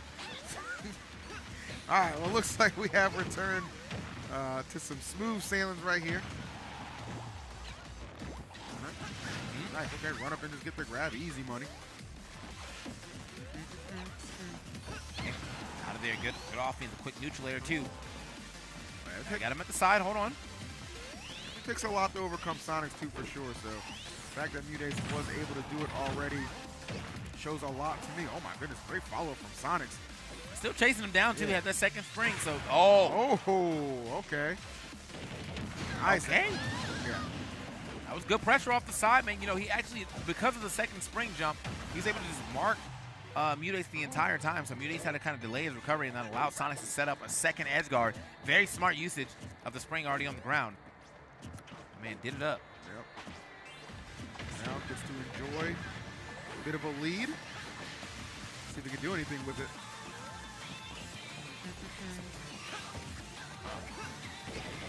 Okay. Go forward air action. Still, we got to get the stock off of Sonix sooner than later. 118 right now. There it is. Boom. Now he's trying to slide over him. No, that was a very far-reaching forward air. It's very high up. Got a good amount of power passes. Oh, I thought that was about to be an issue right there, too. Yeah, that footstool was absolute comedy. I like Sonix definitely not shying away from applying some off-stage pressure to MuteAce. And maybe that's because when MuteAce is on stage, the pressure he's dishing out is incredible as well, as we see a quick 51 put on. Ooh. Okay. Strike from above, nice. Gets those up airs. Man, trying to make it back to the stage. Hold on. Back air action. Wow. What are we doing here? Okay, Mute with the aggressive return to the stage. Mans is not shying away. Playing a little intense neutral right here in the middle, but no. Sonix is able to find himself a spin dash, a little follow-up as well, too. Pushed him off the stage. And he turned this into something. He does turn in some spin shot forward air.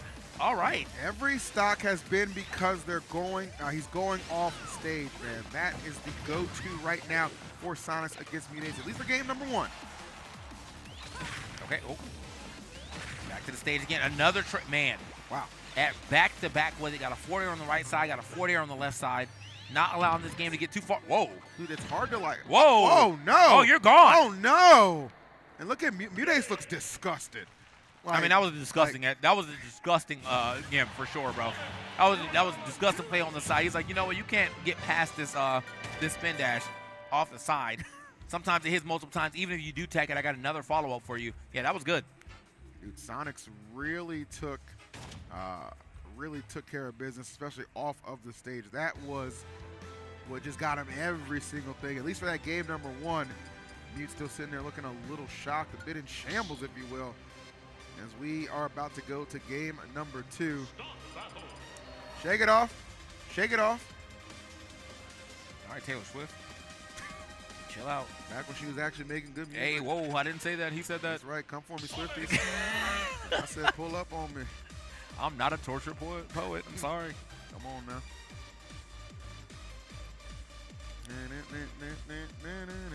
Now this is a good song. All right, here we go. Game number 2. Let's get it. 2, 1. She really was talking about nothing. I don't know. Anyway, let's go ahead and get into it. Game 2 on Small Battlefield. Small Battlefield, yes, sir. About to get it on right now. MuteAce obviously not satisfied with how that first one went down. See if he can change his fortune up for the second one. Oh. I think these combinations from Sonix. I feel like he's been on the money, but MuteAce, great retaliation on his part too. Nice dash attack. What he can do here. Dang, hard to keep him off that stage. Now you got Sonix right there. Continues to be a threat. Love the options, even if it's not connecting. It's just terrifying in general. He knows just that. Look for these big time setups. They're not quite there, but the back air from MuteAce is going to find its mark. Back and forth they go, man. These exchanges are nutty. No. 98 to 114, bro. I'm talking about right down the middle. It's back and forth with it. They're not playing with each other. Now we got turnip in hand. Let's see. Pull anything off? No, just going to keep Sonix off the stage. That's fine. Nicely done. Great execution. Timing is everything, and MuteAce definitely has that. His timing, he's got patience, he got it all, bro. Yeah. Anything about time. Anything about time, he got it. Right. Nice. Punishing Sonix for trying to be aggressive on that return 2 times, actually. Can we get a third? Oh, the turnip drop was perfect. Immaculate. Good Lord. Let him breathe, Mute, please. I mean, I'm telling you, you can tell he was a little tight about the way that last game ended, shoot, and he brought it right into this match. I like the double neutral air, though, potential right there from Sonix. Can't Doesn't get him up the top yet. Nice. Wow, this has really just swung into the favor of MuteAce heavily, but Sonix says, all right, let me get off this stage here. I got the back air waiting for you. That'll be enough to take care of the stock, but look at the deficit MuteAce has put Sonix in 130. Good luck. Trying to make a play right now. Difficulty continues to mount, but Sonix seemingly unbothered actually. Put some pressure on there, gonna get thrown off the stage. And here's where a lot of that damage has been accumulated, trying to get back to the stage, Mute knowing just that, but Sonix not folding at all. 150 and fearless as he runs him down. Trying to collect this stock. I mean, it's not impossible for some shenanigans from Sonix to definitely bring this back. I think the way he's playing with it definitely showing. Oh my Lord, oh, we're doing a lot right there, getting caught up. Still on the other side, man. This is definitely looking a little rough right here. For Sonix, he's definitely been getting knocked left and right, but 188, man, you were surviving much longer than you should have. Okay, well, not for long. I mean, how would you get back to the ledge, hovering, just waiting for you to drop that air dodge? You know what's going to get there no other way, so. And with 188 or almost 200% on your life, there's no way that was not going to be an untechable too. And that's big fact. Oh, nice catch on the second air dodge. Beautifully done. That is insane. Wow, what a comeback from Sonix. It did not look likely. It seemed like MuteAce might have had this one well in hand, but you can absolutely never count out one of the gods of this game, if you will. Yeah, we've seen Sonix make quite a bit of comebacks like this, though, where he might go down 2 stocks in quick fashion and then be like, you know what? All I need is one. Just one. All I need is one.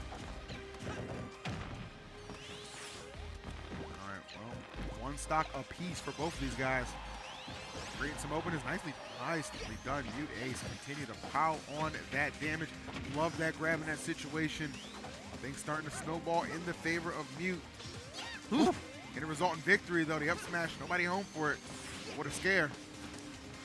97 right now. It looks like we're going to try to get a little more damage added on to the other side for Sonix, but Sonix has done a decent job of doing that right now. Added about 30 just off that interaction alone. 47 to 97 now, though. And if he can continuously slow this game down, it would be hard for MuteAce to catch Sonix. Yeah. You know, and to find a side. It's more likely Sonix has to make a mistake, and MuteAce has to capitalize on that. Big time. Then, oh, wow.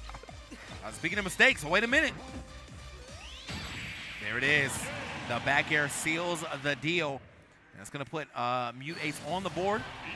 That's right. Yeah. I don't know if that's what he said, but I'm just going to assume that's what he said. Felt like that. Yep, that's Felt right. like that.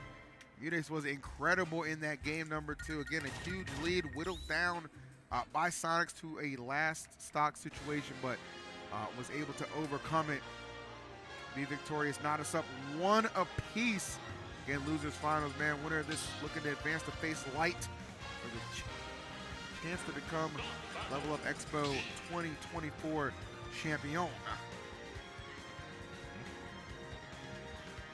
You're thinking about it. He's like, all right, bro, that was a bit much. It was.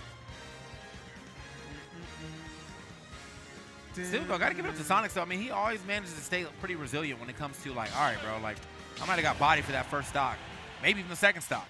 But I can definitely bring this back to a very close game, and he was very close to doing that. I mean, it was still a close game, just not like last stock, last hit type situation. But he brought it back from a pretty huge deficit on that first stock. So, MuteAce, Sonix into game 3. Yep. Okay, couldn't get the full combo that he was looking for there, but we're still going to find some good damage, all things considered. 76 off rip in 15 seconds at that. That's a little hard to do on Sonic. Yeah, to Stadium we go for this game 3 showdown. And look at that, MuteAce yet to even be touched. Sonix getting put through the ringer right now, able to dodge that grab there, but good grief, man. You gotta give me something, bro. Give me something. Yeah, but hit him once. Lord have mercy, Jeez. bro. Perfect stock right there.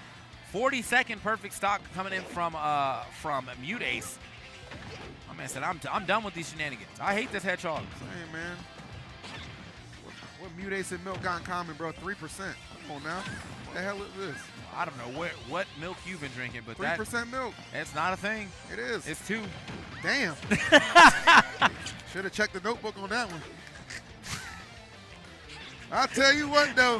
he drank it up because he's coming through them Wheaties or whatever he had for breakfast is working. He's kicking his ass right now, TK. He's kicking his ass. All right, he's back in the mix, bro. He finally watched the commercial, said milk is good for the body. So there it is. He said I went whole milk on that one. Well, either way, man, he's going to hold the lead, too. He's got 55% advantage right now. Sonix doing a good job overcoming what was looking like one of those insurmountable deficits that could really just swing a game so far in your favor. But hey, this is still very doable. Trading some out-of-shield options right there. 55% here, though. Let's go. Can't really get too much. I don't think you can get any crazy like turnip combos with the percentage he already has. But you can definitely still find some, down throw shenanigans to add up the damage a little more. But as you can see, Sonix, he's definitely setting the vibes, just like that Chaos DJ. The vibes are definitely not immaculate. Anyway, I said what I said. He said, I will not be back. I would not be listening to KK Slider in the club. Like, what is that? Oh, my Lord. They say he's not having it right now. Oh, right, Sonix might not be having his MuteAce victory lap he's trying to go on. Let's see what we can do here. Okay, Parasailing safely back. Nice, I like that. And I had both sides covered the jab. Great answer. Sonix is moving. He's taking the lead slightly. What a tough game number 3 these two are playing. Trying to get that advantage right now. Mute slowing it down, takes out the turnip. And that's why I like to, it's okay to just slow it down a little bit and take a breather. You got to have the patience. I mean, because you already know Sonix has the patience. This is his character. He's allowed to set the pace like that. So you got to sometimes be okay with or comfortable at playing at the pace that Sonix sets. Seems like MuteAce doing a pretty good job at that 116 now, but he just has to find that big final hit. It's going to be a forward air, a back air, maybe even an up smash. Good get up attack. It was fantastic. You could put this, I mean, he needs to put this stock away without letting Sonix make the comeback, which he is prone to do. We've seen it several times. And just like that, some shades of it starting to show up already. Okay, good spot, or good air dodge to the ledge. Ends up getting himself a roll on in and to an extra roll too, but trying to chase Sonix down, a little hard to do. 151 to this 96, both of them in danger of losing this stock. Sonix a little more. With the rage on his side too, if he found a Randy F smash, it would probably take the stock from anywhere on this stage. See what we got.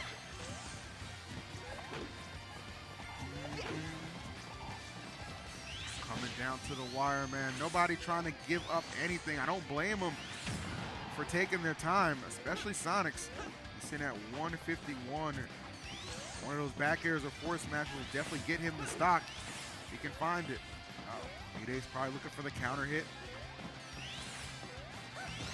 Nice. And there okay. it is. Yeah. Finally finds it. Yeah, and caught him as he was trying to land. The up air is going to do it with the amount of rage he had too and the amount of damage that he had. Now Mute, though, he is indeed hurting the neutral air. Going to send him the other way, though. Now Sonix. Oh! Wow. There it is. Yeah, man. Just go ahead and hit him with the step back F smash. Damn, okay, Sonix. I see you. Put in that work. Nice parry. That was very, very good. Interesting spot to wind up in.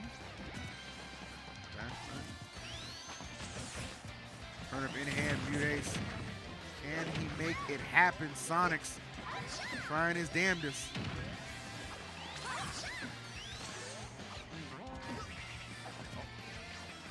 Oh, okay.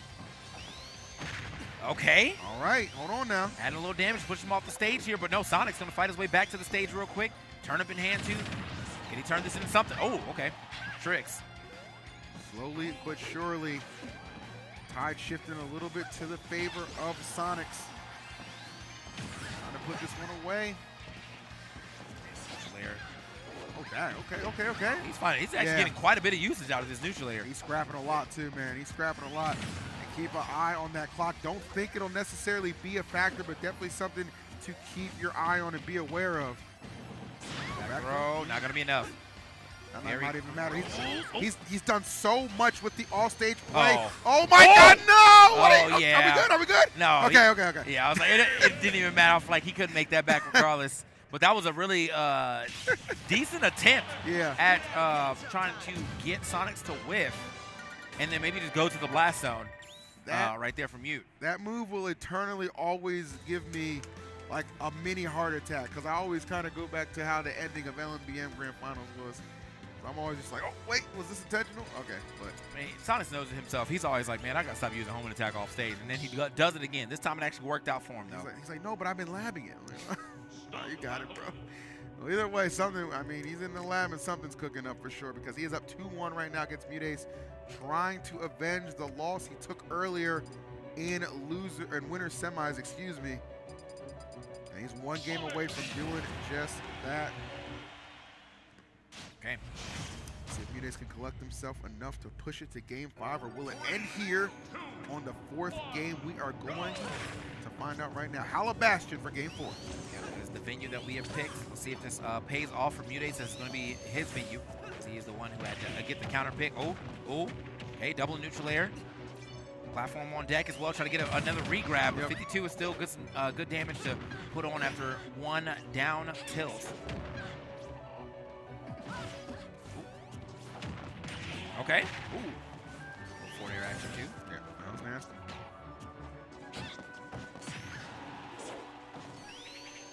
All right.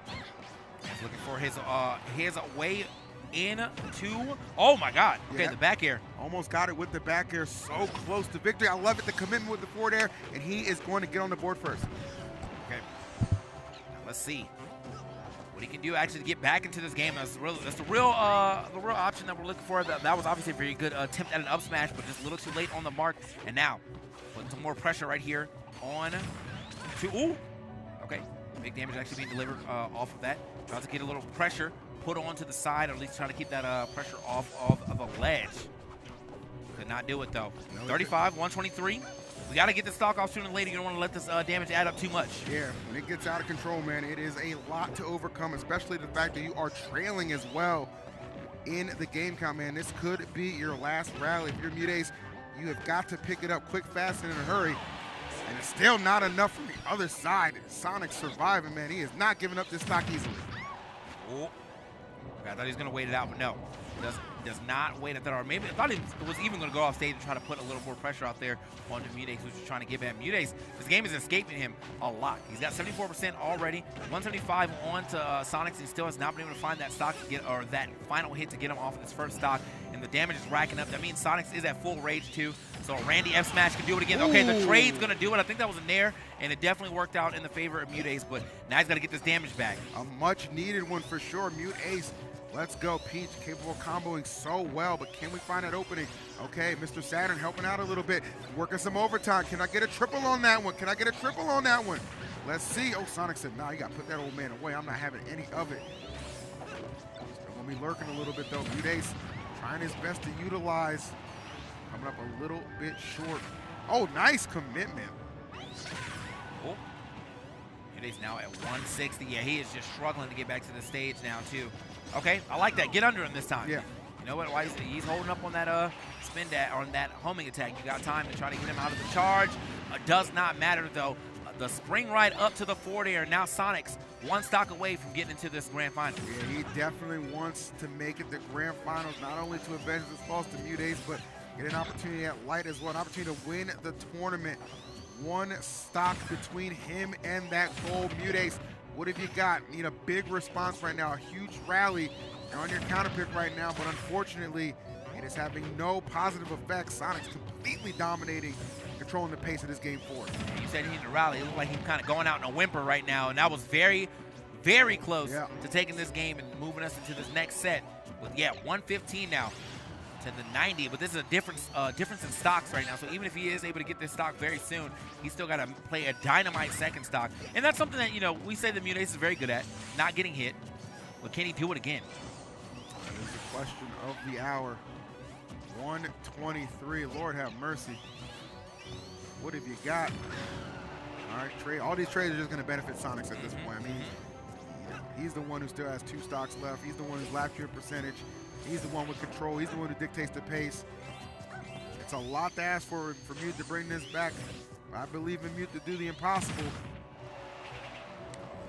I just don't know. Though. He has got to start here, though. He's got to get this stock off if he wants a chance. 132, can't get the back air for back air.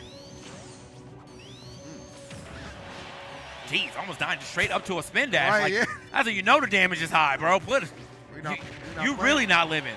Oh my! I would have left. My forward air not killing from almost the middle of the stage. All right, he does get the stock regardless, but 158, and he has got to turn this turnip combo into a lot. It's got to be a nasty P stream, bro. I'm calling one of them training combo ones you see on Twitter that get all them retweets. You got to do something like that right now to bring this one back. He got to get one of them. Yeah, Peach can do that. Send them packing. As he does a standard get up after already re-grabbing the ledge. That was it. Good stuff to Sonix. Taking that one pretty handle. Oh, we say, yeah, come through, bro. Oh, there. Now you want to rush people? Yeah, you got the nerve. Okay. That's kind of crazy.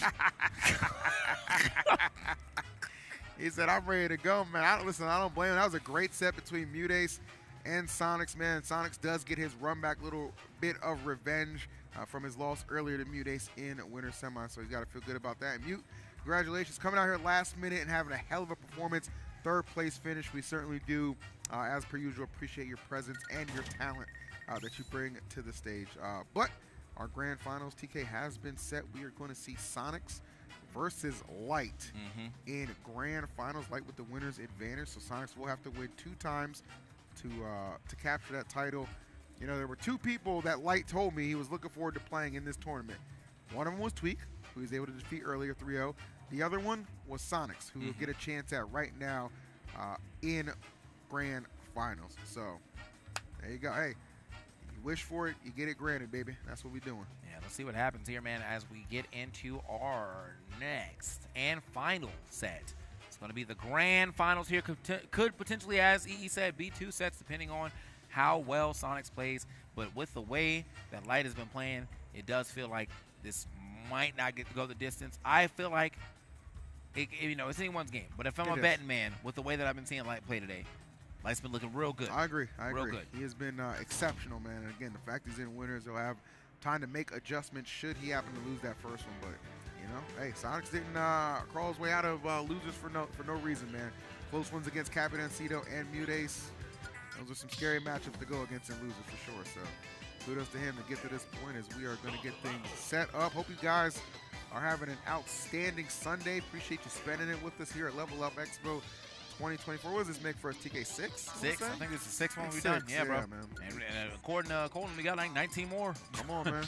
He said job security. I said send the contract. That's what I'm talking about. Yeah, man. So it's always a good time here. Smash only continue to get bigger and better here at Level Up Expo. $10,000 pot guaranteed here. These two are about to fight for their lion's share of it, because there is significant difference between first and second, as there should be for sure. So always award the winner handsomely. All right. Sonix, Light, stepping up, ready to do this thing. But before we get into that, let's talk about another tournament that's coming up for you guys in the future that you could be going to. That's right, that's MomoCon. Hey, we got a nice little pot bonus over there too, but it's going to have a lot of other games too. Mario Kart 8, Tekken 8, Street Fighter 6, Mortal Kombat 1, Guilty Gear, and Splatoon.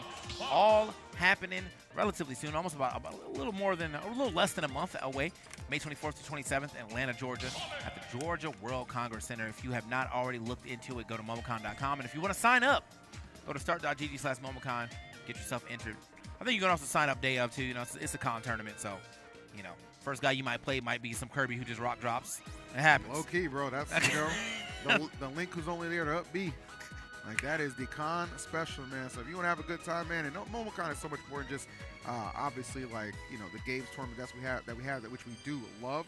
But man, if you love cosplay, if you love culture, you love music. Good food, good atmosphere. Atlanta MomoCon is the place for you. That's another event I've been going to since 2015, I want to say. So I got some years in that too, man. So, always a good time. But all right, it is time, bruh. Grand Finals has arrived. Sonix and Light. It has been a long time since we've seen these two boys duke it out in bracket. I am eager to see the result of it. I mean, again, how the way Light is playing right now could be a pretty decisive Light W. But Sonix, never want to count him out by any means. As I've seen this man make the comebacks from the absolute depths. You are playing against another momentum-based player too. Though.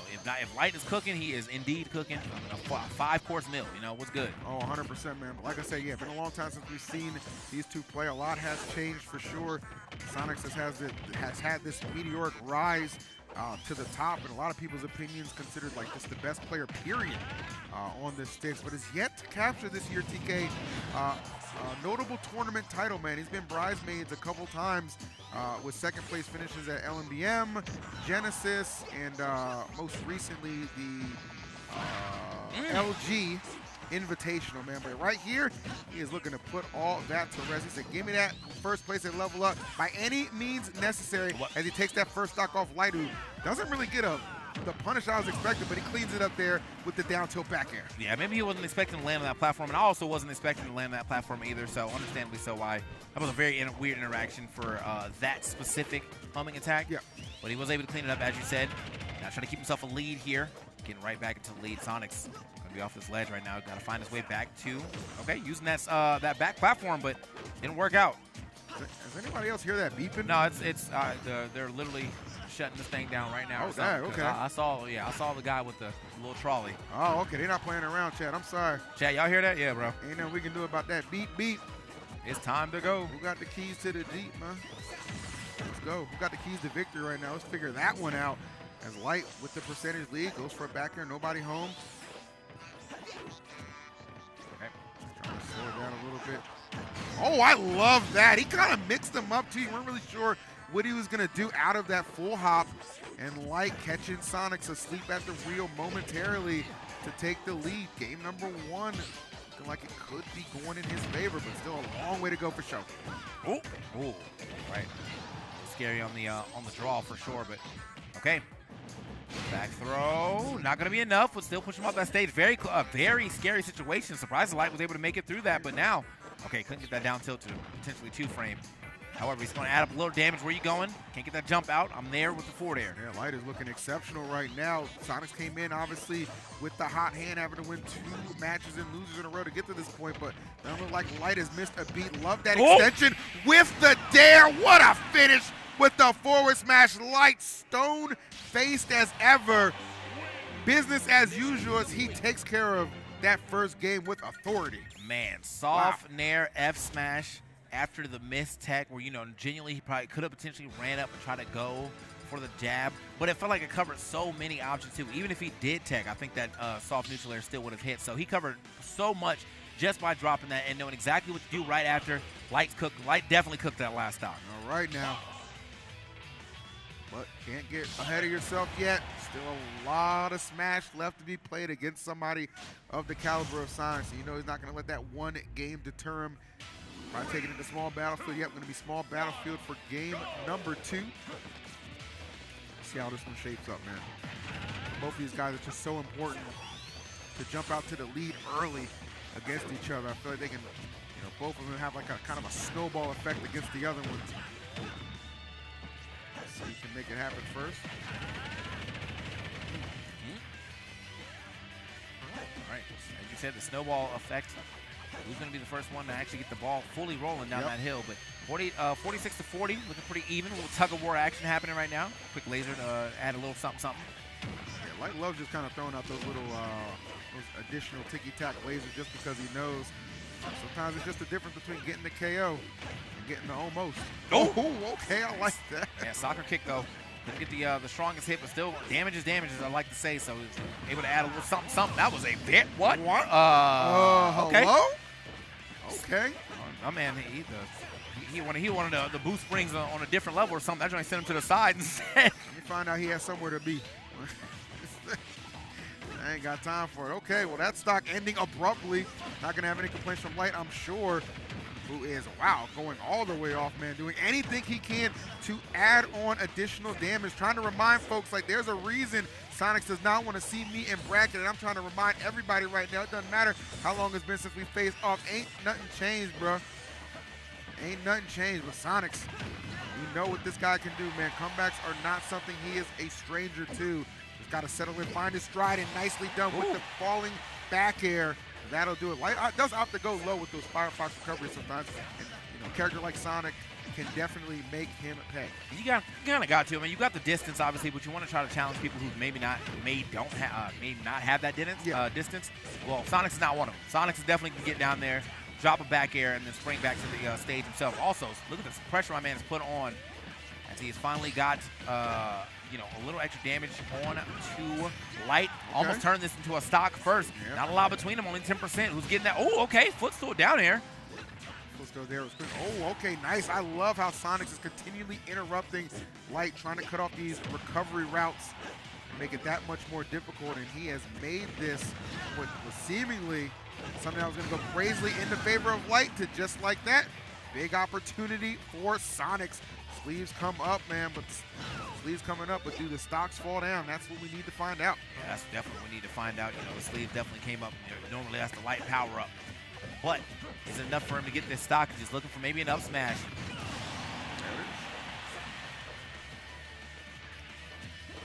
All right, final stock right now for game number 2. How will this end? Nobody in too much of a hurry to exchange anything. Late hit dash attack right there. Like, gonna be able to make it back to the stage one more time.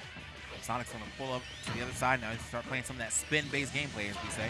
Oh man, nice! I love that Firefox to interrupt. That's such a clever, clever way to do things.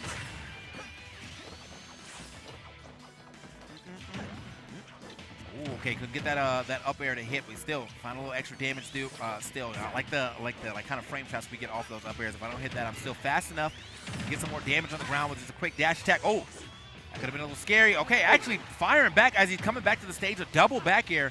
Second one gonna connect. I love that from Sonix.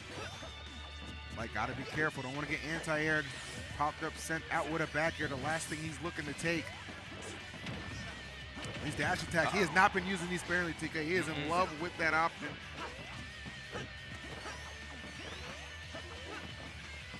All right. This is absolutely insane work right now. Being done up from both players. The neutral air, not going to be enough. Light tries to stall it out a little bit with using that shine up there. Mixing up his landing, but who's going to get that final hit? Oh, he tried no way. He back. was. I don't think that's. I think that's going to do it. Yeah. Yeah, it is. Okay. The hesitation, right there, bro. Yeah. The hesitation cost him everything. I think he knew too when he hesitated on that up smash. kind of sat up a little bit like, oof, yep. He said he hesitated on up smash and immediately said, "What do you ban?" Well, uh-oh. What do you? Yo, hold on. Check his bag, bro. No. Oh, it's just the water. It's just the water. It's okay. the water, man. All right. Staying hydrated. I tell you what you need to do though. You need to get an electrolyte. That's what you need. That's what you need. He said, "Oh, you know what? I'm sick of Sonic, bro. Y'all better clear out right now." Air to block, man. I said air it. Get down, Mr. President. Oh, my goodness. Oh, man, that's funny. All right, so Sonic's great performance in game number 2 really had to mount that comeback and did just that. Not going to allow Light to jump out to a 2-0 lead. Can't say I'm surprised, man. Both these guys very evenly matched, and of course we know Sonix get eager to get a big tournament under his belt in first place for the year, man. A couple of them have eluded him thus far. Will level up be another one of those situations? Can he make some magic happen? Still a long way to go for this one. Let's get it. Get it. 3, 2, 1, go!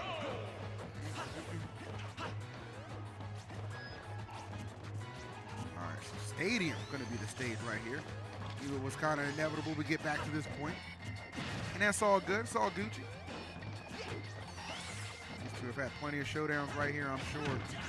Not going to have any complaints right now. Oh, my goodness. Maybe some complaints from Light, though. He just took a ton of damage from Sonix, absolutely unloading and beasting. And what the hell is that on the screen? All right. I don't want to see what's in your hard drive, my man. Let's keep it to Smash. Oh. Thank you very much. Thank you very much. All right. And the action. Bro, what does he say? What did he say? Like, moving, but the action is still going. Hopefully not like that police search, but let's go ahead. Man, a few too many furries at this convention, but that's all good right now because we got two of them on stage who are duking it. This Fox and this Hedgehog putting on a hell of a show. Good grief. Like trying to find that nair. Really at this point just trying to find any additional damage he can get. Bring this one a little bit closer. Let's see. Careful now. Okay. Oh, geez. Okay, there we go. Double tap right there. I always love seeing that the spring ride setup. That's a clean Sonic setup. That's a fact. All right. 107 though. Now 2%. Like that milk that he was talking about earlier. It's true, man. It's out there. It's possible. Somebody send me the pic. Got the lead right now. Sonix looking solid at the moment. Light having to play from behind, gets yoked up. Not taking too much off of that, however. Sonix very smart to slow the pace down once he gets that lead too. Be the classic Light trying to find these very minimum, not too often intervals to just kind of strike and get this KO. His final blow. Sonix is running around him, man, running circles. That's going to be very taxing, man, mentally especially. You got to keep it up. Got to keep fighting. The vibes are definitely starting to get set right now, but that's only because Light has to find this stock, not let it get too far away from him. But it's potentially happening right now. You can see Sonix definitely willing to slow this thing all the way down. Yep, as he should. Yeah, you got the lead. This is the thing that Sonic can do. Sonic is very good at setting the pace of this game. He can either go super aggressive, or he can chill out real quick, and it's hard for a lot of people in this game to catch him. I think Fox, one of the faster characters, so he can try to at least slightly match pace, but it is not happening right now.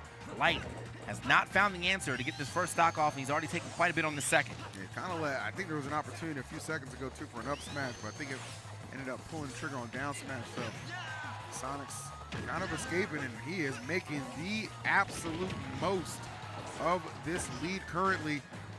Still Light unable to KO. I don't know what it's going to take right now. Just a game of cat and mouse. Sonix one more time, but he is big chilling. Finally finds an up air, but at 112, this is a very unhealthy stock here from Light, which means Sonix is definitely come back in, maybe find himself a clean back here right near the edge, or into the stage. It was untackable too. Yeah. It's definitely untackable right there. So that is how you continue to keep this lead alive for you. Light trying to fight his way now through 2 stocks on just 1. Yeah, this is a very tough deficit that Light is going to have to face and overcome.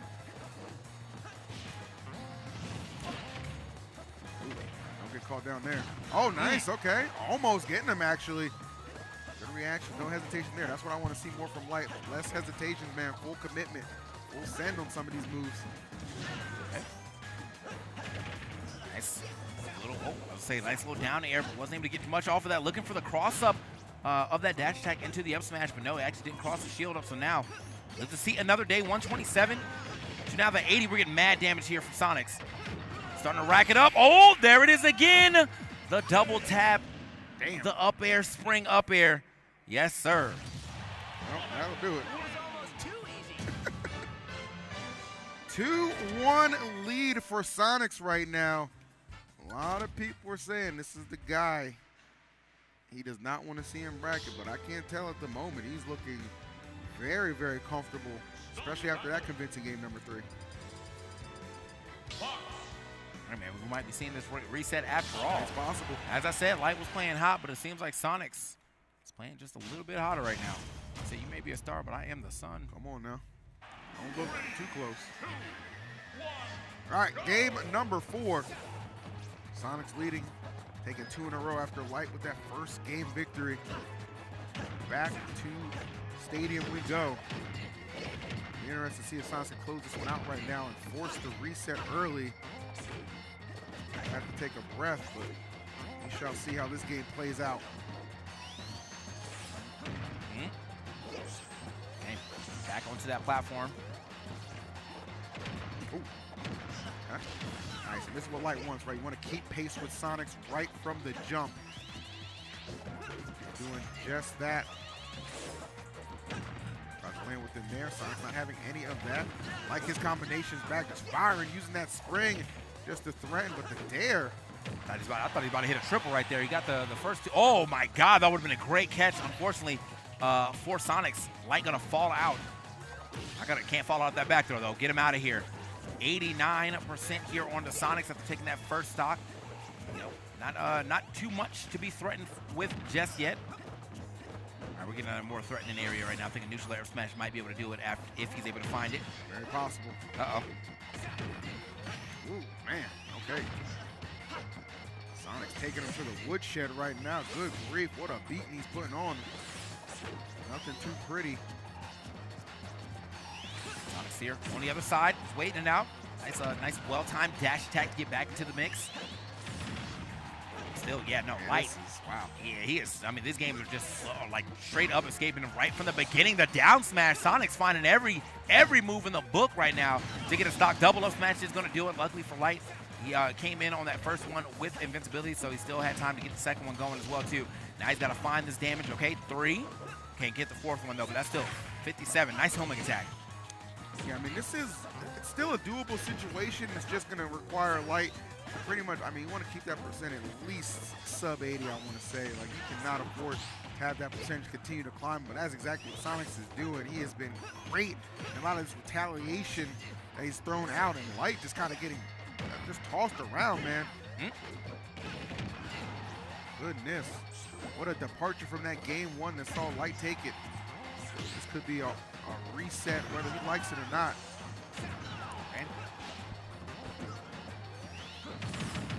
Dang, oh, hello? I didn't know it had that many hits. Come with me, Eli. Back air across the screen. That is going to be the reset. Quick with it. Man, a 2-stock. Yeah, we got to have some thinking. Yeah. Come on, get out there, Coach EE. Do something. Well, Cosmos, you're up. Help him.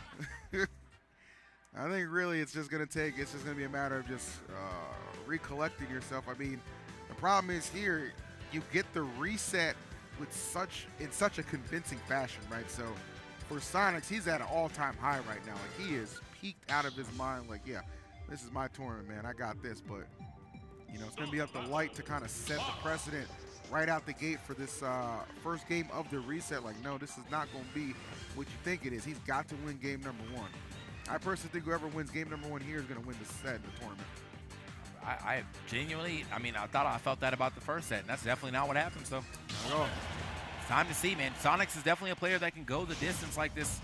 You know, you got to have that stamina. Yep. The sleeves can't go any higher. The sleeves are already in orbit. That's right. What can you do? Nothing else to do. but game on, man. I do recall a similar situation a couple weeks ago, maybe a month at this point, but I think it was GamerCon, and Light had to go against Jackal, and Jackal was able to get that reset on him. Light took a couple breaths, recollected himself, and he ended up taking the second set pretty convincingly, actually. So definitely something he is capable of doing, though. Sonix, of course, a different caliber of player and a different matchup, man. One that Light historically has done well against and won. But the thing about the old days is they're the old days. Let's go. Ooh, okay, but blast from the pass. Nair up smash gets it done. Here we are.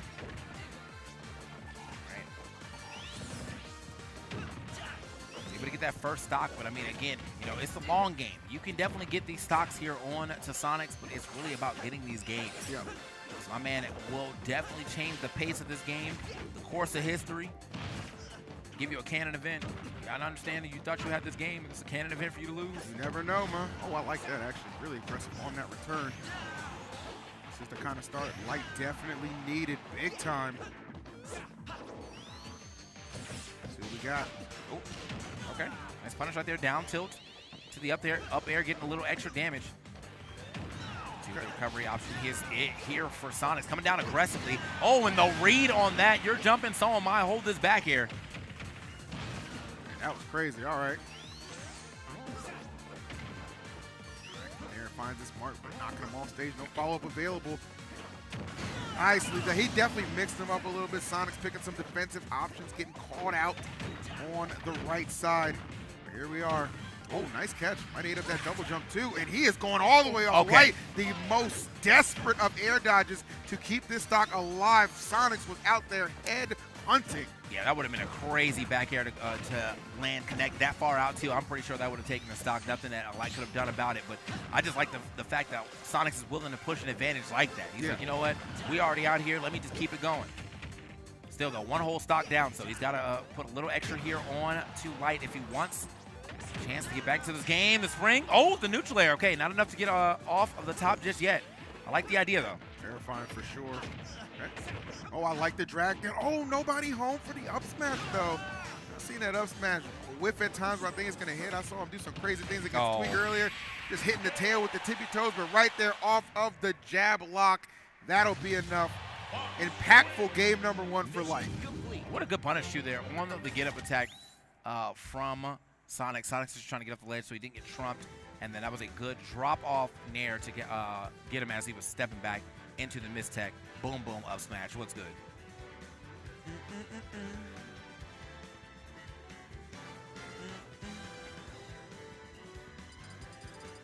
Sonix definitely be down to scrap for sure, though, in these matches. When he gets that little bit of advantage, he can run out. The thing about Sonix is he is just able to control the pace of the match so well. Like, if he wants to slow it down, he can. If he wants to scrap it up, he can. Yeah. Unfortunately, though, he is playing against one of the best scrappers here in this Smash universe, and that is Fox. That is Light. You are telling no lies. Game number one, though, although going to Light, I mean, we kind of saw that happen in set number one, and we know how the rest of that set ended, man. Sonix took control of the set and won it 3 in a row. Will he be able to do the same this time, claiming the championship as well? Let's figure it out together right now, as Bastion is going to be the spot of battle for game 2, and Light already off to a strong start. Put on a mean 80%. I think Sonix can't do the exact same thing when he gets going. Ooh, but that nair up smash, not going to KO, but sending a message absolutely out the gate. Sheesh.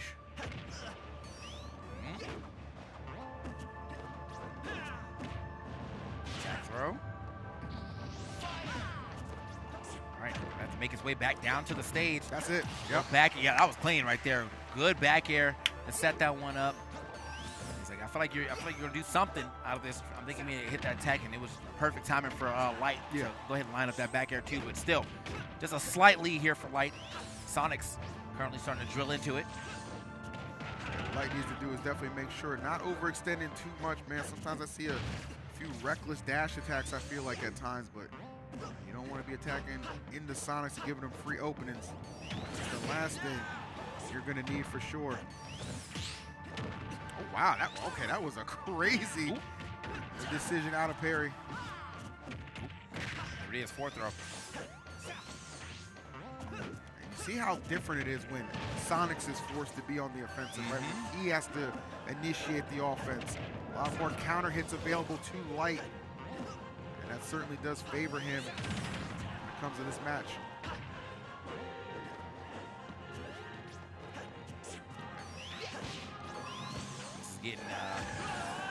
It's getting a little scary here for Sonix. He's not been able to get that stock, and there it is. Finally finds him at 85%.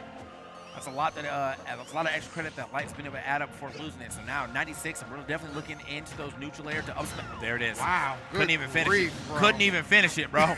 Neutral layer to up smash percentages. He said, absolutely, I'm right there. He said, I see my opening. I'm going all the way through that window. Terrific play. Oh, what a forward smash, though. Oh, my, is he dead? Very close. Oh, wait, okay, we're still putting the pressure out here. How does he get back to the stage? Oh, does not line up that back air well enough. That, I mean, if he had let that stock go, that would have been nuts. Sonix, to his credit, right place, right time, and he's there again with that back air. We said, what lead, bruh? What lead? Non-existent right now. That is the Sonix way, bro. I mean, it always looks like it could be very, very terrible for him. And okay, hold on. He's getting creative. That was nasty. He's getting creative. That was nasty. I give it up. I give it up. Oh. Light is in danger, really letting this one slip away. Okay, yeah, Sonix is the momentum has definitely shifted to his side. Now Light having to chase him down just a little bit. Sonix so good at being able to flip the switch on you. I'm in there and then I'm out there. Oh, 100%. That's why at no given point can you ever count Sonix out of a matchup, man. This guy just strikes like no other. The creativity is there, as is the patience and the offense to boot. Oh, great setup. Okay. Just Light trying to land. My goodness.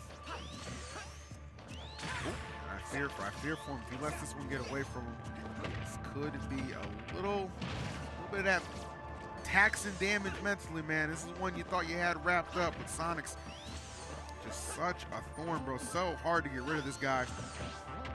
Okay, nice spring actually to get out that scenario, and you can see Light doing everything he can to kind of line these neutral layers up into an option. The back air, though, off this neutral layer through the platform. I'm actually kind of surprised that hit. That hit kind of high or low, kind of low in that back air, but it was enough to send him back. And now 1-1 in the situation on the Grand Finals reset. Yeah. It definitely escaped him. That game 100% escaped him. Felt like that was a generous hit, man, because it definitely, I was not expecting it to hit, but nonetheless, Sonix knew, threw it out there, and was able to connect. That is insanity. 1-1 and comeback victory for Sonix at that. Light had that so well in hand before it slipped away, but nonetheless, still one apiece on the board, anybody's tournament regardless.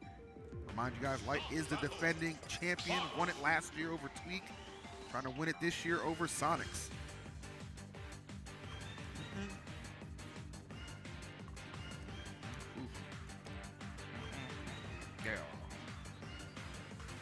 All right, Light and Sonix. 1-1 in the building right now.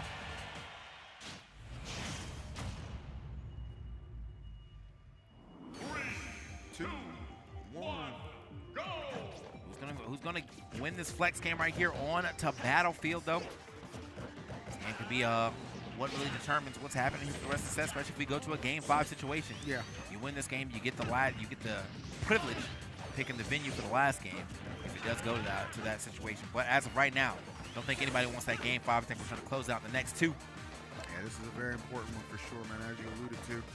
But nonetheless, man, I mean, just the way these two are playing, it does have all the makings of going to a Game 5 one way or another, but you definitely want to go in there with that slight advantage for the counter pick.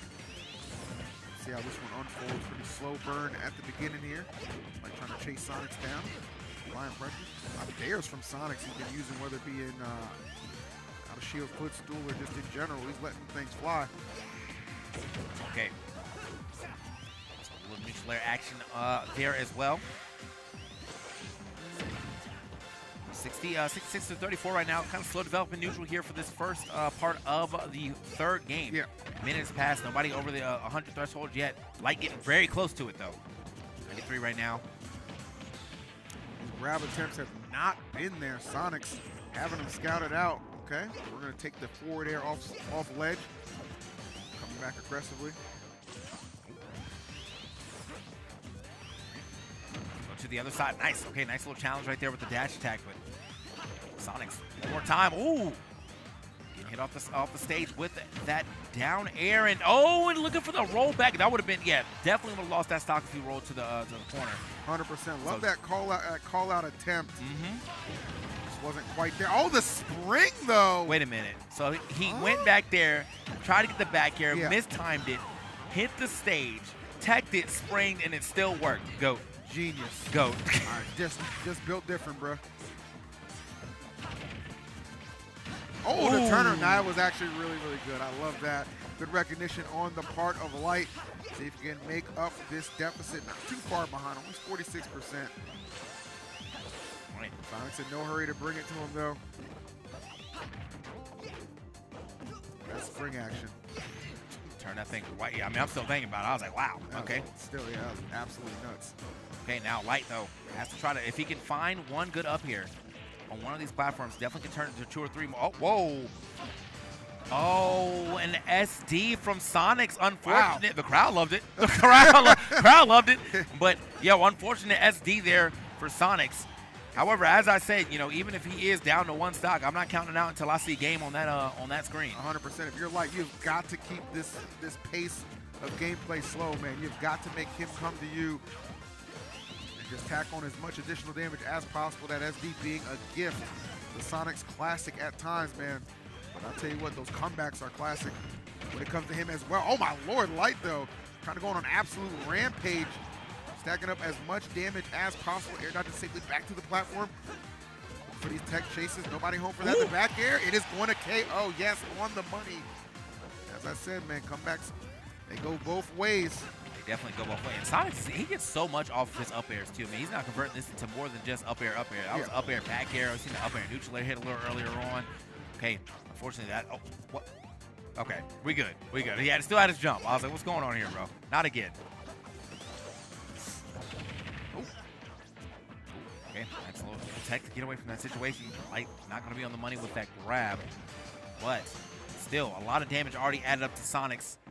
We are 1 up smash, 1 neutral, 1 confirm into an up smash, or honestly a raw up smash would do it too. There's a lot of different ways this one can end for Light. Got to pick his opening, not get too antsy.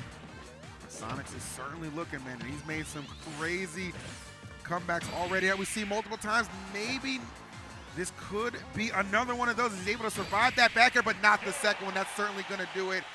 And Light kind of acknowledging the fact, all right, caught a little bit of a break right there, but didn't let it go to waste, even with the SD. So 2-1 lead for Light.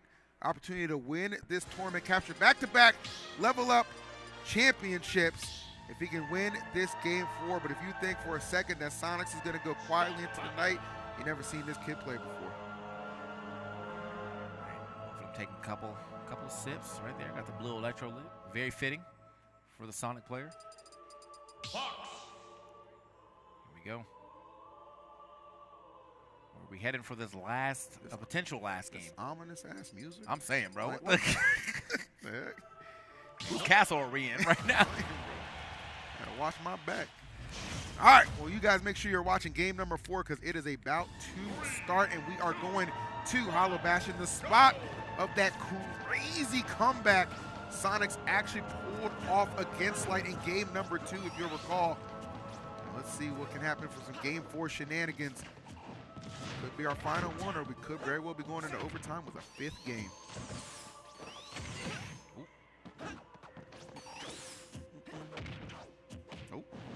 Back throw. Oh, no. All right, you got to get back to the stage here. He's definitely very good at that timing. Just going to be off the mark this time around with that F smash. He's still looking for it one more time. Light finally getting a chance to slide by, get a couple up tilts in there. What a footstool. That was insane. Okay, I mean, on purpose, I'm going to say it was. Sonix. Intended. All right. There, this is a scrap fest right now, man. It's back and forth. Sonix had a pretty big opener. Light has been able to keep it relatively close.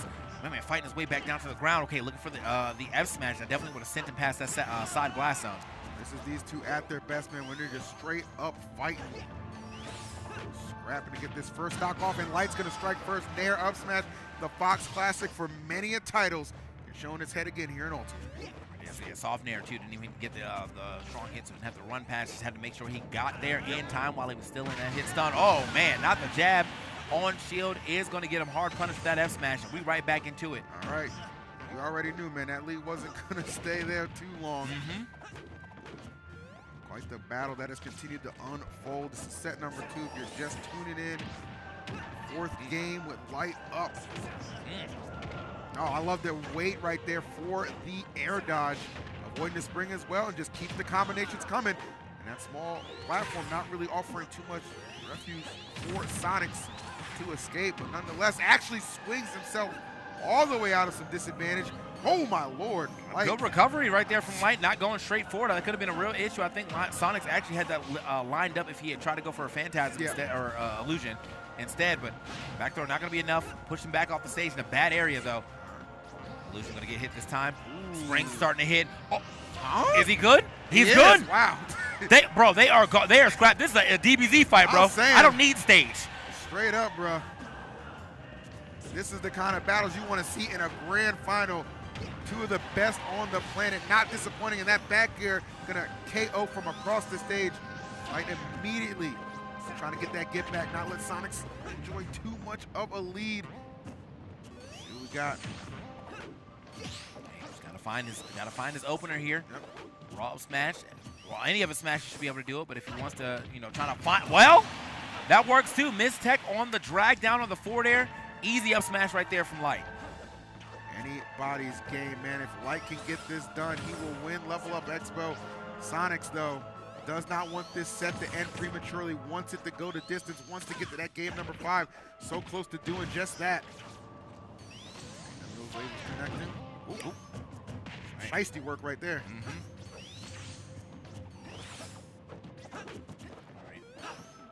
Each other out right now. Who's going to be able to get that first hit? Start turning this to a little bit of advantage. There's going to be from Light, actually. Couldn't get the forward air. Still got a little 2-piece there. Keep this game relatively close. Only 4% between them right now. Jab combo right there coming out from Sonix. Nice. Smart. Wait for that. Ooh. Ooh, okay. Sonix definitely mixing them up right there. Hard to follow. Oh, wait for that grab, but not going to take too much off of it. Sonix definitely, I like the fact he's still coming down very aggressively. Not allowing Light to think, all right, I'm scared or anything like that. I will come down with the hitbox. Light's got to watch it out. Is that going to be enough? Not enough yet, but that was a great attempt at trying to steal this game away. That neutral air up smash, almost enough. The next one definitely will do it. He definitely sniffed the blast zones on that one, but would not succumb just yet. Sonix trying to make this last gas count. Light hoping to win it. 134. My gosh, slowed himself down. Oh, the spring again. The spring again. Okay, that was good. Good usage of the Firefox to get through, but he is going to go past that top blast zone, and we're seeing a game 5. It seemed inevitable. It seemed unavoidable when he survived the nair up smash. Sonix was just like, I still got a chance at this, and he didn't let it slip away. Game number 5 is on the way. My goodness, you couldn't script out a better grand finals between these two. Been so long since their last encounter in bracket, and they are not disappointing in the first one of 2024. Again, Light is trying to be the 2-time level up champion, but Sonix has said, I'm making it hard for you. You ain't gonna walk away with this joint for free. Right now. Last game, that is because he was able to win the flex game doesn't mean it is on the stage that he chose, the venue that he wants to go to. Sonix, though, every time able to make sure the game doesn't look too bad. Even on the SD game, he was still able to get down to a respectable game. So now, last game between Light and Sonix on Battlefield. Who can get this W? Who's walking away level up 2024 champion? That is the question that will be answered here on the spot of the final meeting. Battlefield, man. So many classic exchanges between these two all throughout the tournament. It's too hard to call right now, man. I just know either way, I'm entertained, so bring it on, man. May the best player win. Light trying to let you know that's going to be me with that easy double up air, back air combination.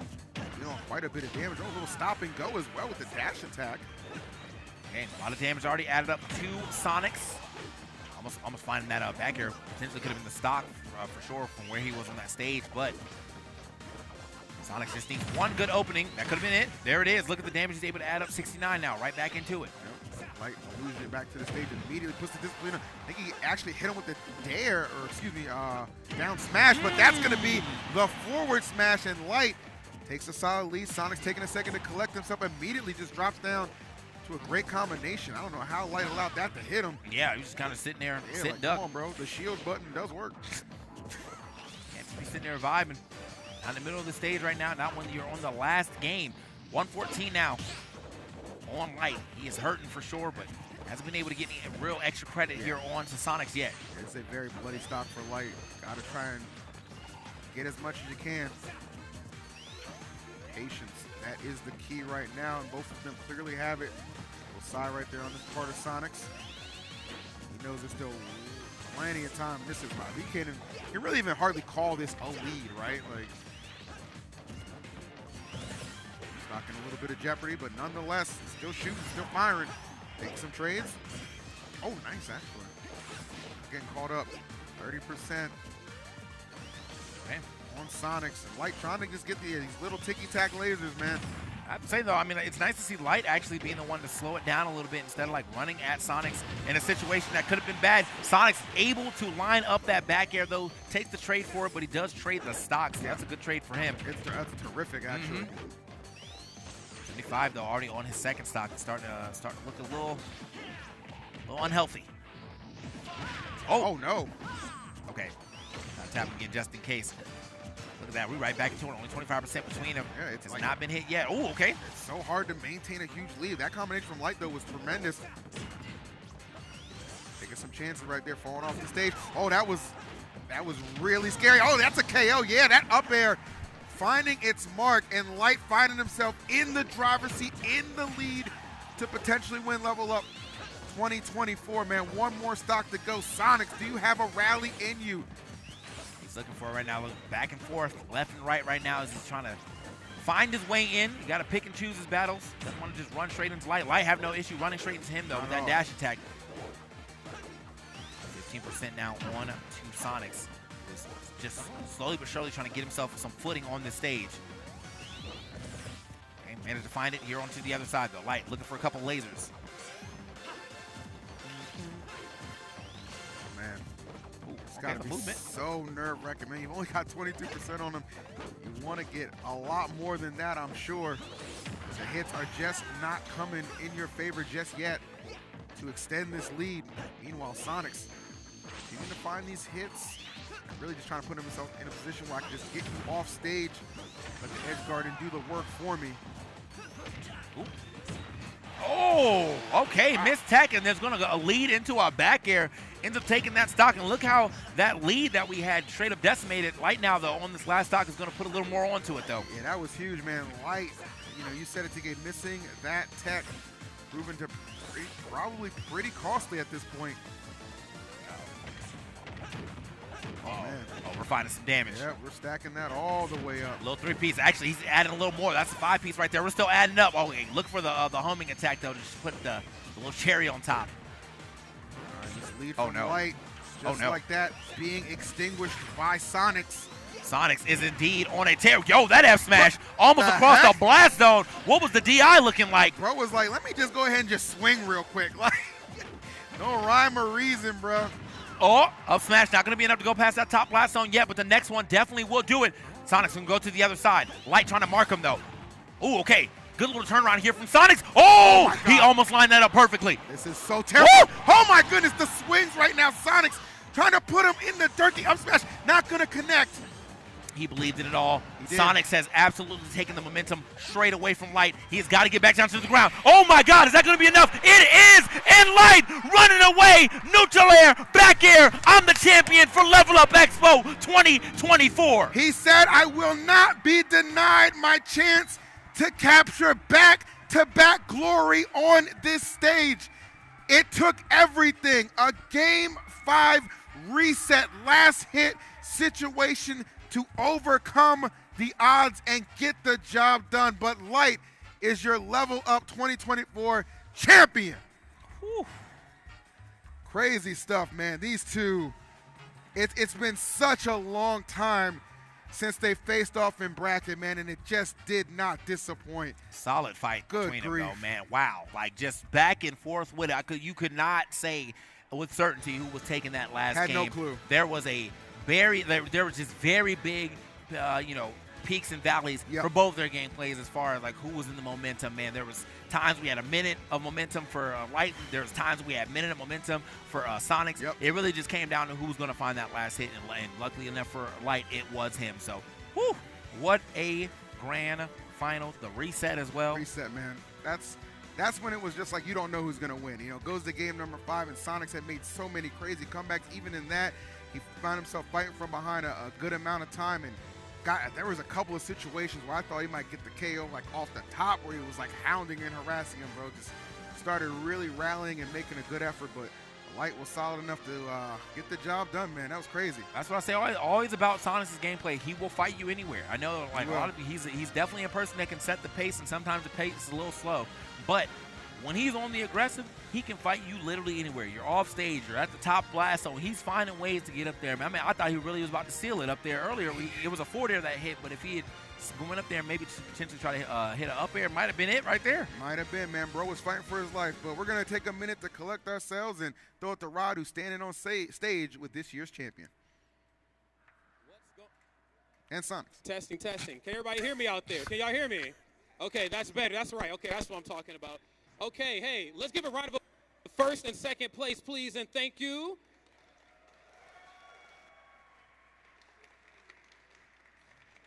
As you all know, very difficult thing to come out here and compete at the level that they did for 3 days straight, but these two gentlemen made it look very, very easy. Mr. Sonix, of course, I want to ask you a couple questions too here. First, take your trophy, first place.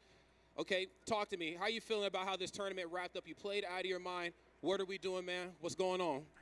I mean, I feel pretty good. I think I did my thing, especially after losing relatively early in winners. But I'm happy with how I played, and I'm excited for my next tournaments.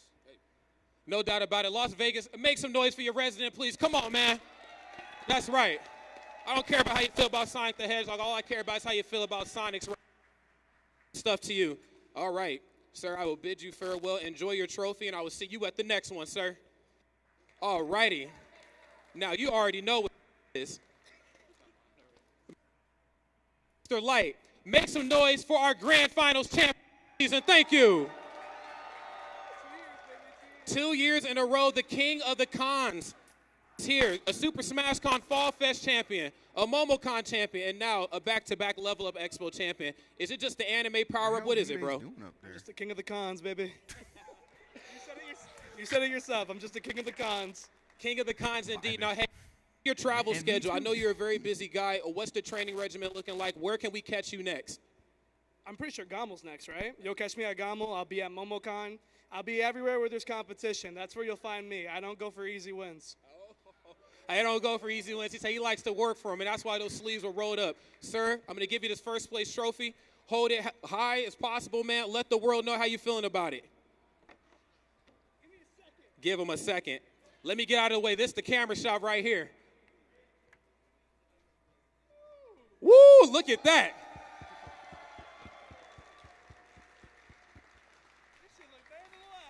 He said it looks better than the last. That's what we like to hear. We are leveling up here. Level Up Expo 2024. I bid you a farewell and good night. Thank you all for coming. We're going to throw a production. I will see you guys next year. Peace. I really wish I heard what he said, but it sounded good, though. And listen, he it looked sounded happy. good, though. Bro looked happy. Bro was having a great time on that stage. And as we had a great time back here getting you guys to a top 4. And big shout-outs to our top 8 commentators as well as our stage hosts, Rod and Charles, always holding it down on the ones and twos. And honestly, the shout-outs to the rest of our commentators who all showed up, man. We had a good time here at Level Up Expo. But that is going to be it for us and it for the Expo. Don't worry, though. There will be another one. And honestly, quite a bit more from what I was told. From what we told, this is going to be around for a long time. So we look forward to seeing all the awesome Smash fans back for next year's action. Thank you so much for hanging around, whether you're in the audience or in the Twitch chat. We appreciate you so much. You guys have a wonderful rest of your evening, and we'll see you on the Hey, next don't one. forget, bro.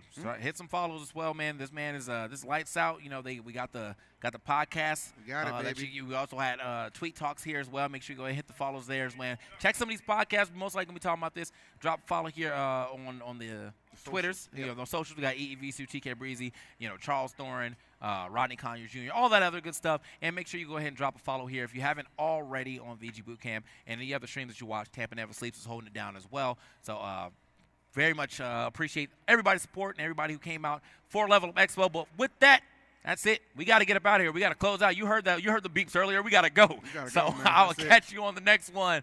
Peace. See ya. I am a body moving, dancing and breathing, then pushing it. I love bobbing and weaving, reaching my limit, then pushing it. I know at the end of the day, where tonight is tomorrow, that I showed up, reaching my limit. No matter what I'm doing, I'll move, sweat, replenish. Electrolyte, instant hydration.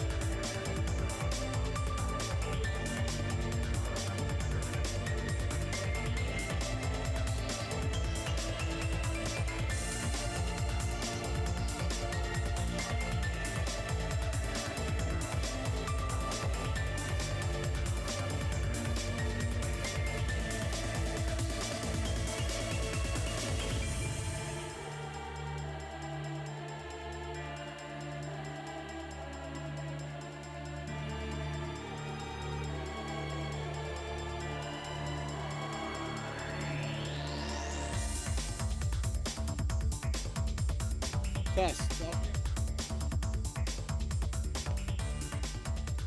Hey guys, thank you so much for coming to Level Up. But we need everyone out of here in the next 3 minutes if you're not working the event. But thank you so